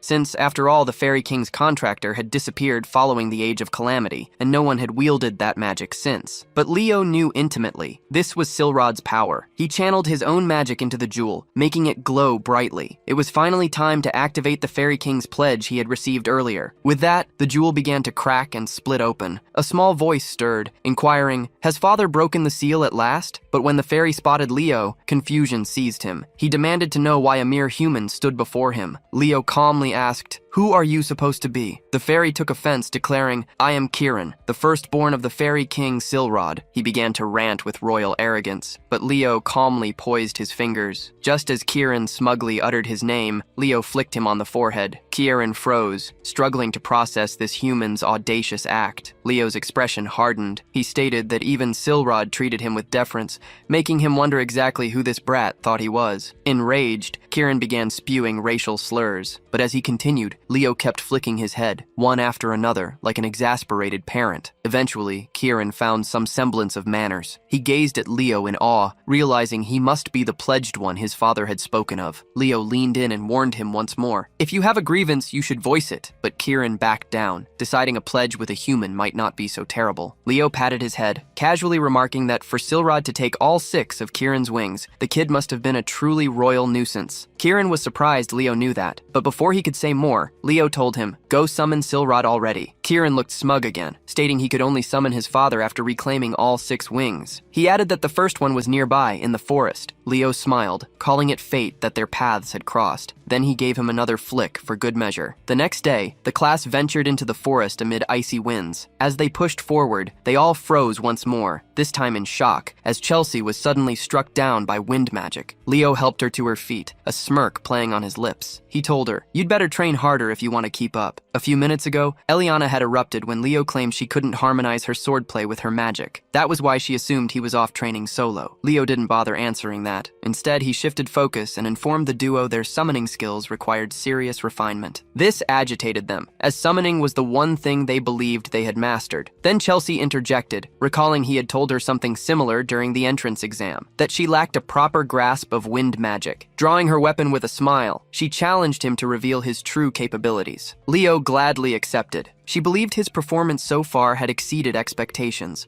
and was curious what else he had concealed. She gave him no chance to prepare. She fired off her windbreaker spell without warning, sending a massive gust roaring toward him. Leo doesn't even flinch. He unleashes his own windbreaker, instantly canceling her spell and leaving her aghast. Eliana is utterly bewildered. High-speed casting was Chelsea's specialty, but Leo had just met her pace precisely. Chelsea persists, unleashing Wind Chain. Leo only sighs, reminding her of his warning from their first encounter, not to employ wind magic that way. Then he launches Wind Bolt, A truly monstrous spell. It tears right through hers and rockets toward her, catching her completely exposed. The impact sends her flying into a tree. As if nature itself were adding insult to injury, a cascade of snow tumbles onto her head immediately after. Leo walks up and points his sword at her, calmly proclaiming his victory. Chelsea still looks dazed, mumbling, "Was that real wind magic?" Card chimes in that he hadn't expected her to lose. Eliana can't fathom how their class rep gained such strength. Professor Herod offers his insight. While Chelsea isn't weaker in raw power, the true disparity lies in their understanding and control of wind magic. Leo pats the grumpy cat's head as the professor continues explaining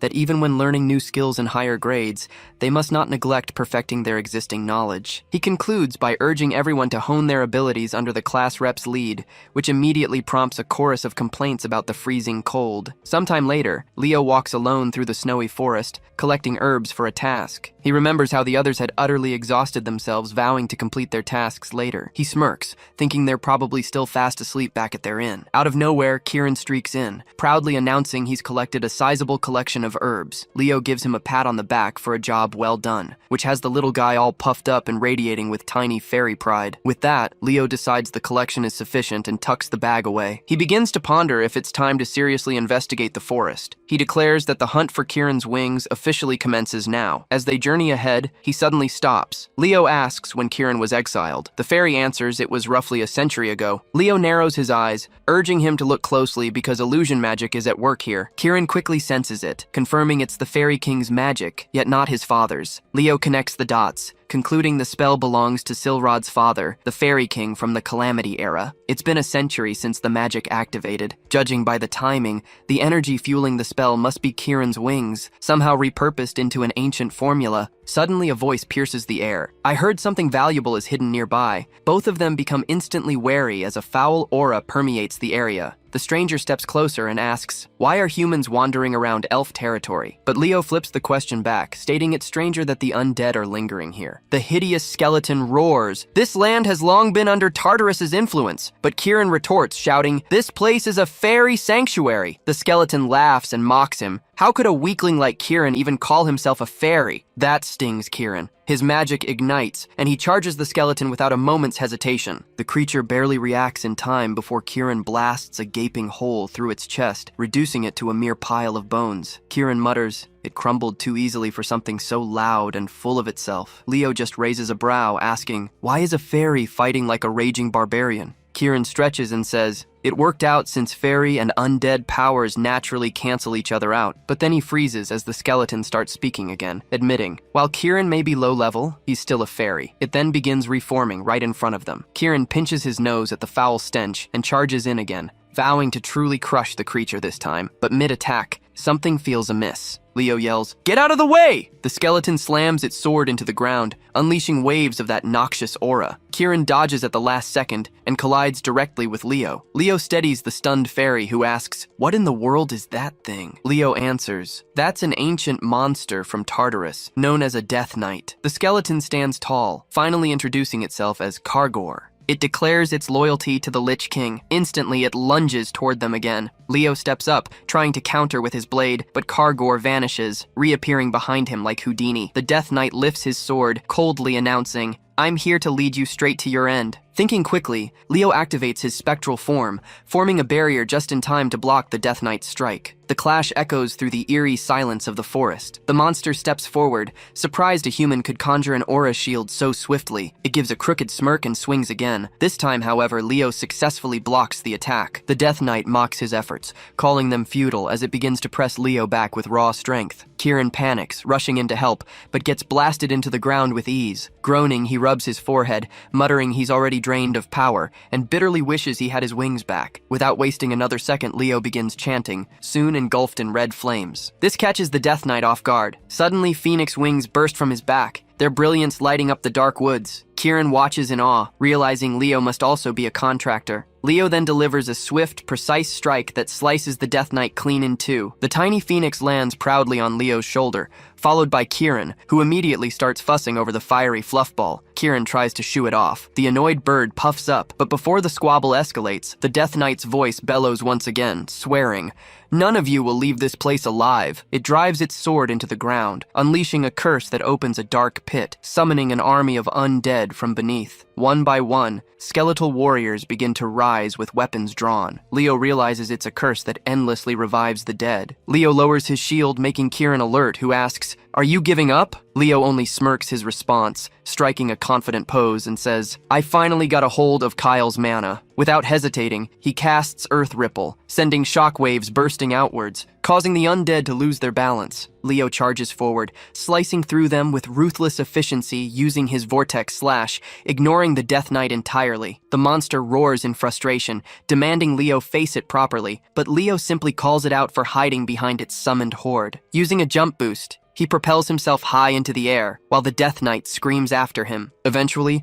Leo stops running, figuring he's gotten far enough, though he can't shake the feeling that something is off about a Death Knight showing up in a fairy forest. As he tries to make sense of it, a skeleton stumbles out of the trees. He readies his blade, assuming it's a straggler, but before he can act, the creature is shredded into pieces. An elf appears, raising his sword to Leo and demands to know, "Were you the one who summoned it?" Leo calmly explains, "I'm just a Lumern student with no involvement." Leo identifies him as a Saren student, recalling Aaron's uniform, but the elf doesn't buy it and lashes out. Leo sidesteps with ease, knocking him down using the base of his sword. A voice interrupts, asking him to stop, as a red-haired elf steps in and apologizes for the other's rudeness. She introduces herself as Runya, assuring Leo, not all Saren students behave like that trash bag. He accepts the apology, asking what brings her here. She replies she's on field training, while Leo explains his classes here on a school trip. He excuses himself to report the incident to his professor. Runya sees him off, though he pauses for a moment, trying to remember why her name sounds familiar. Meanwhile, she's already scolding one of her students for making a blunder. "You idiot sandwich." Back at the academy, Loon seems skeptical about the entire Death Knight situation. He mentions that while monsters have indeed emerged, events haven't escalated to such an extreme. Professor Herod supports Leo's account, insisting he wouldn't lie about something of this magnitude. Just then, someone calls out to them, declaring that misunderstandings often stem from ignorance. A dark-haired elf emerges, ridiculing the notion that a first-year candidate encountered a Death Knight. He introduces himself as Professor Herdium, and Loon gestures for him to elaborate. Herdium contends that Leo probably confused a skeleton knight for a Death Knight. He argues that a true Death Knight would have ended Leo's life immediately. He doubts whether Herod genuinely believes such a story, but Herod asserts that he does, explaining that Leo holds the position of all-class representative. That astonishes Herdium, prompting him to consider Leo a noteworthy individual if he can truly influence the perspective of Siren students. He then asks Leo if he's proficient in magic too, and suggests a collaborative class between Lumern and Siren. Sometime later, all the students are reveling at a party. Carr ponders the lavishness of the event, but Chelsea points out its logic, considering the Emperor himself is hosting. Eliana and Nella brim with anticipation at the thought of witnessing Siren's instructional methods directly. Leo, however, remains somewhat wary, suspecting Herdium as the kind of person who trusts only what's visible to his own eyes. His thoughts are interrupted when Runya reappears, asking, "Would you like to dance?" They glide together seamlessly, as if they've practiced for ages. She is delighted to discover he knows the elven dance, and Leo explains he mastered it long ago. She realizes she never asked his name and asks, "What should I call you?" The moment he introduces himself, her demeanor completely transforms. She seizes him by the collar, shouting, "You're the one who stole my contractor!" Her grip tightens on his collar as she proclaims, "I'm going to end you right here." Yet, Leo doesn't even flinch. Just then, Leo remembers what the Phoenix Lady said about someone else being chosen as Fiora's pact bearer before him. He realizes Runya is that very individual. Her body trembles with furious anger as she glares at him, accusing him, "Shameless thief." But Leo only smiles, assuring her, Fiora is doing well. This pushes her further past her limit. She screams, "Die!" She lunges forward without a moment's thought. Sometime later, Runya bows her head and offers a contrite apology for her outburst. Leo doesn't dwell on it, forgiving her instantly before departing with Professor Herod. Meanwhile, Herdium swiftly begins admonishing Runya, cautioning her never to repeat such a careless error, especially given her role as the first-year representative. Runya looks dejected, nodding her understanding, but the professor insists they must now demonstrate Saren's superiority over Lumern, then begins shaking her vigorously. He vehemently proclaims they must surpass all other hero academies, but then Siren suddenly frets, wondering if he perhaps overstepped. However, Runia begins shouting with renewed fervor that she will utterly demolish that wretched thief for Siren's honor. The next day, the collaborative class finally commences. Professor Herod greets the students from Siren, explaining they will gain direct insight into Lumerne Academy's operations today. This instantly ignites their curiosity. He beckons Carr, Eliana, and Thad to step forward, directing them to guide the lesson, a command that visibly astounds the three. Herod calmly clarifies that they rank among Lumerne's most accomplished students. It is now their moment to showcase their acquired knowledge, a revelation that utterly captivates them. Chelsea swiftly discerns that a student from each department has been chosen to instruct, while Leo simply suspects the professor is once again shirking his duties. The three commence imparting their full knowledge of their respective magical arts. Their enthusiasm effortlessly captivates the focus of the elf students, while Professor Herdium smiles subtly, observing that interaction with other races can sometimes unveil entirely novel approaches to magic. However, he ponders why the class representative has yet to present himself. Chelsea applauds them while they bow. The elf professor praises their efforts, remarking that he can perceive the profound devotion each has invested in their training. Picking up the chalk, he begins to elucidate Siren's distinct teaching methodology. He states that while elves inherently utilize magic as a cornerstone, they deliberately avoid complete reliance on it to uphold balance. Leo mentally refutes him instantly, for even if they claim to teach comprehensively, their curriculum remains steeped in magic. He reflects that elves have always been ostentatious, and that truly, nothing ever changes. As the professor commences elaborating on an intricate spell theory, Leo begins to yawn from sheer tedium. Herdium silently observes that the boy not only claimed to battle a death knight, but now displays an utterly unacceptable demeanor in class. Deciding to shift focus, he sets aside the theory and conjures a brilliant golden star in his palm, dubbing it the essence of Siren. Even Leo found his interest piqued. He went on to explain that elves are a people intrinsically linked to magic, then launched the star skyward. It burst into a myriad of smaller stars, which drifted down to the students, drawing gasps of awe. Chelsea's eyes gleamed as she cried out that this must be the star magic, a unique magical system crafted by elves. The professor affirmed with a proud nod that this was the heart of their magical heritage. He sketched on the board a spell directly stemming from the great Luna's enduring legacy. It served as the bedrock of all star magic, encompassing myriad variations. He smiled and posed to the class. Is it not beautiful? He halted abruptly as a hand rose, and he granted permission for the class representative to speak. Leo internally dismissed any care for star magic, but serenely stated that the interpretation of the spell was flawed.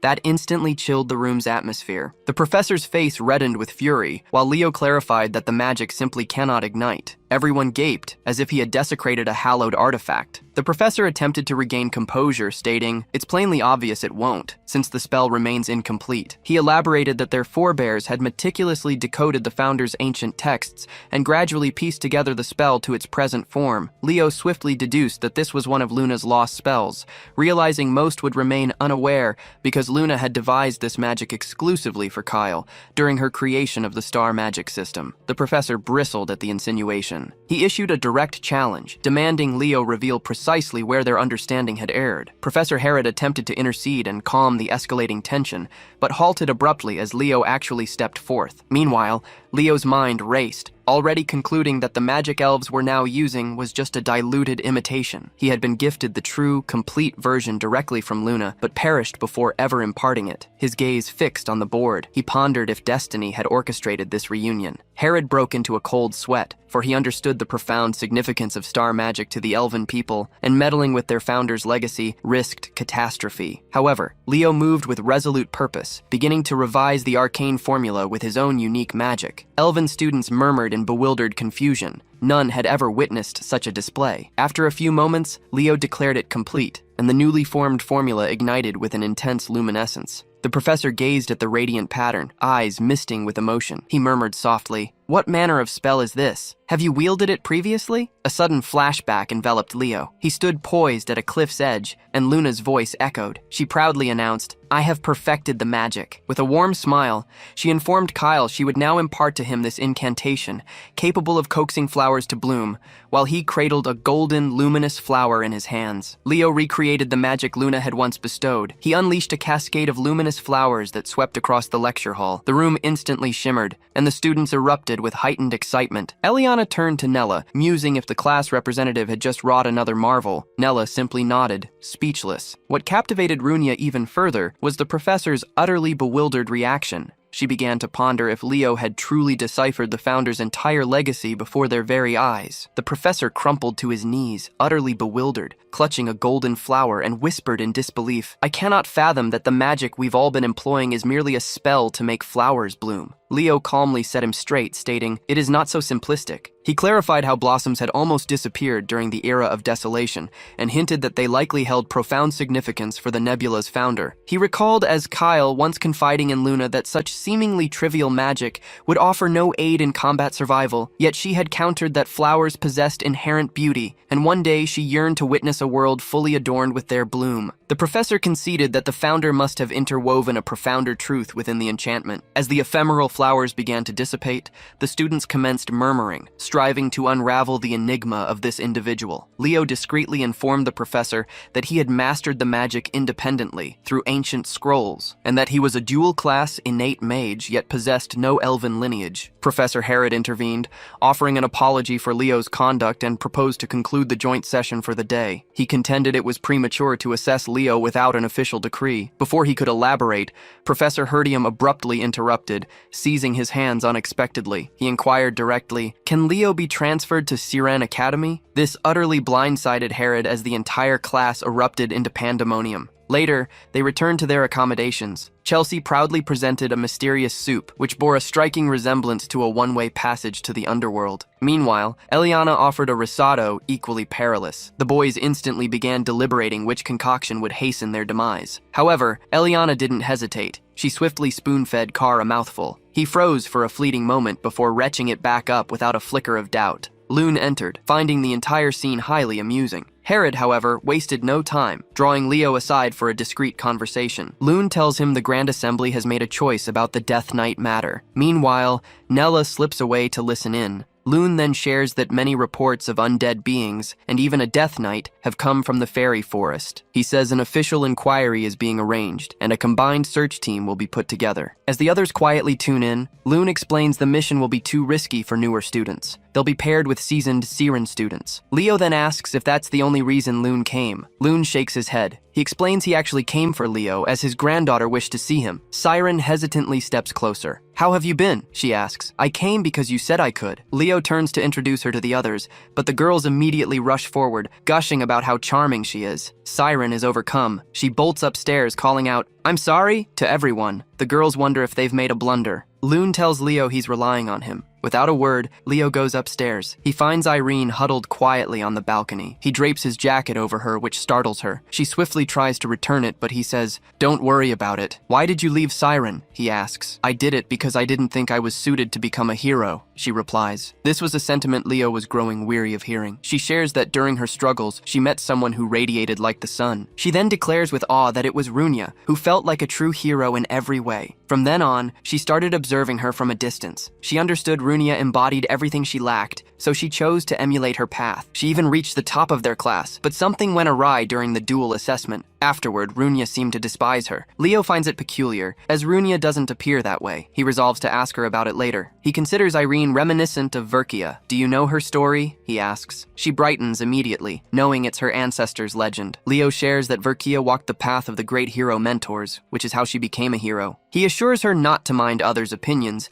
and that she should forge her unique path. This immediately brightens her spirits. With a smile, he gestures for her to come back downstairs. He promises his class is full of kind and joyful people. Sometime later, as everyone gathers for the expedition, Runia rushes up, demanding to know how Leo managed to sway Ariane. "I just told Ariane there was no need to be afraid of you," Leo answers. This plainly catches her off guard. He explains Ariane mentioned Runia had given her a frightening gaze, making her feel despised. "I was just focused," Runia says, "since Ariane is truly gifted." "Look out for the girl," Leo tells her. "She probably needs you." Just then, Professor Herdium hails someone, catching their notice as a group of third-year students draws near. Lauder moves forward to greet him. The professor expresses his admiration for the work Lauder submitted earlier. Leo glances at Runia. "Who is that guy?" he asks. "He's my senior," she replies, "who suddenly shot from obscurity to fame this year." Leo finds this somewhat questionable. Professor Herod then calls everyone together and declares it's time to form teams. Each team will have 3 members, he says. Immediately after, Herdium announces the first team will be Leo, Runia, and Lauder. This feels like anything but a coincidence. Runia begins to grumble the moment they depart. She gripes about the professor's idea to use this as an opportunity to bond. Leo makes a playful remark about the thief comment, which immediately ignites her fury. "I still haven't acknowledged you," she snaps, but he simply ignores her, as if tuning out ambient noise. Instead, she looks around, pondering Lauder's absence, since they're meant to travel in teams. Leo recalls Lauder stating he'd go on his own, presuming he has other plans. Placing his hand on the ground, Leo abruptly senses something amiss. "For all the ground we've covered," Runia comments, "we haven't seen a single undead yet." But Leo is preoccupied with something else. He observes the ground around them appears unchanged and recalls his conversation with Kieran. A deathly curse lies upon this land. Only someone like him, who endured the Age of Ruin, can truly feel it. The Death King Hellkaiser was Erebus's staunchest devotee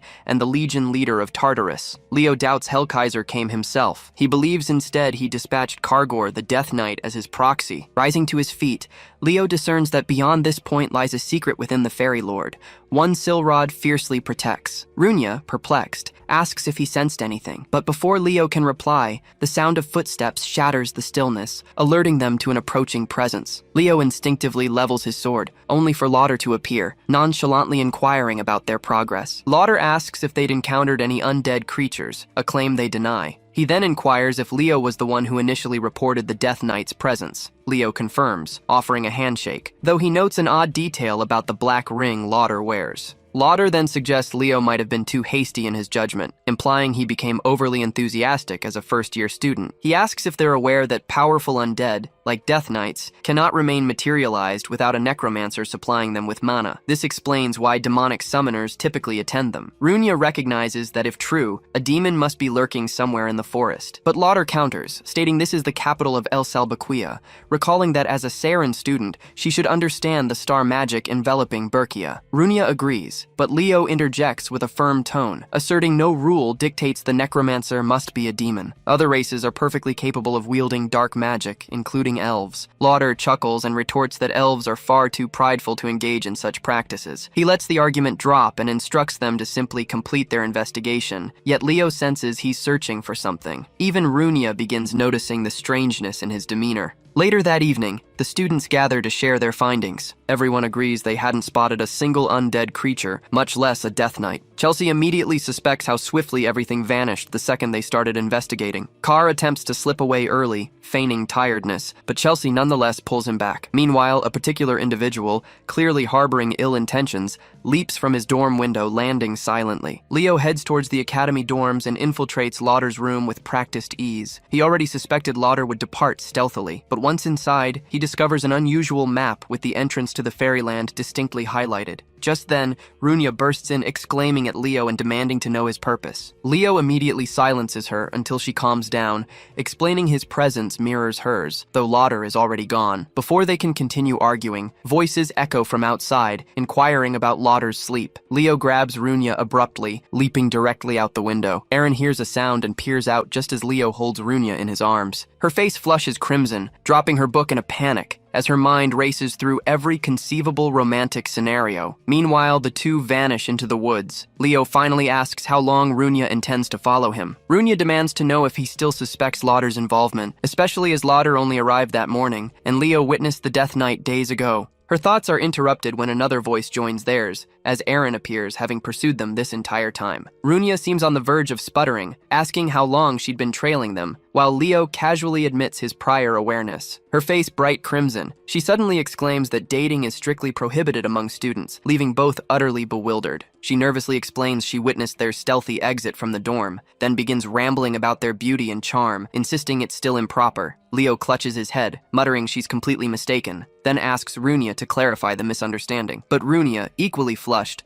barely manages to stammer that it's not what she believes. Just then, Leo freezes, sensing danger. A decaying hand erupts from the earth as, one by one, the undead begin their ascent. Leo doesn't hesitate, drawing his sword instantly, as a chilling voice offers a slow welcome to the fairy forest. As the deceased emerge, Leo brandishes his weapon and warns the others to remain vigilant as they confront high-ranking undead knights. He calls out behind him, checking Runia's readiness, and she slams her hand onto the ground, summoning flames in response. She activates Firestorm and illuminates the entire area, grinning proudly as she asks how she performed, completely unaware that a knight still charges directly toward her. Leo sees it too late to intervene, but Iron leaps forward, intercepting the blow with the might of a true Amazonian warrior. This causes Leo to realize she's wearing animus armor. She moves swiftly, cleaving straight through the skeleton and turning it into another casualty of swift decapitation. Runia applauds the reserved elf, who starts blushing deeply. Leo calmly remarks that she looked just like Berkia, sending Iron into a blissful daze. But then the shy elf shifts her focus, asking why they were out here, completely alone.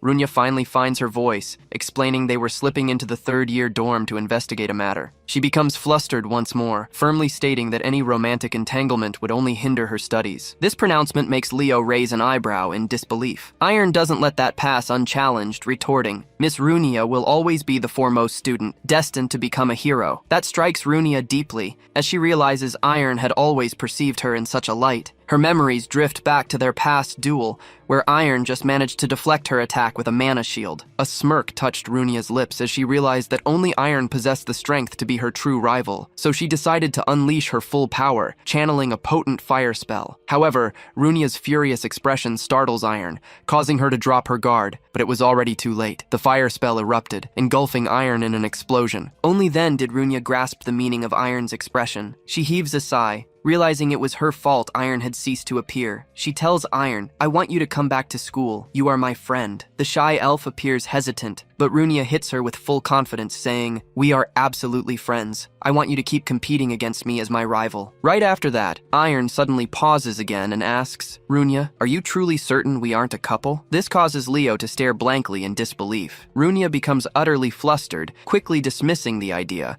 while Leo simply plays the role of a wise old mentor, calling them kids. Meanwhile, in an unknown place, the Death Knight growls that the mage has reached his limit. Intruders are swarming everywhere, but the cloaked mage retorts, that's your problem, Knight, not mine. The hood is thrown back, and the figure is revealed to be Lauder himself, whom the skeleton dismisses as a brat. Annoyed, the skeleton steps forward and demands to know why he's being treated like a mere subordinate, despite being a Death Knight sworn to the Great Lich. Lauder doesn't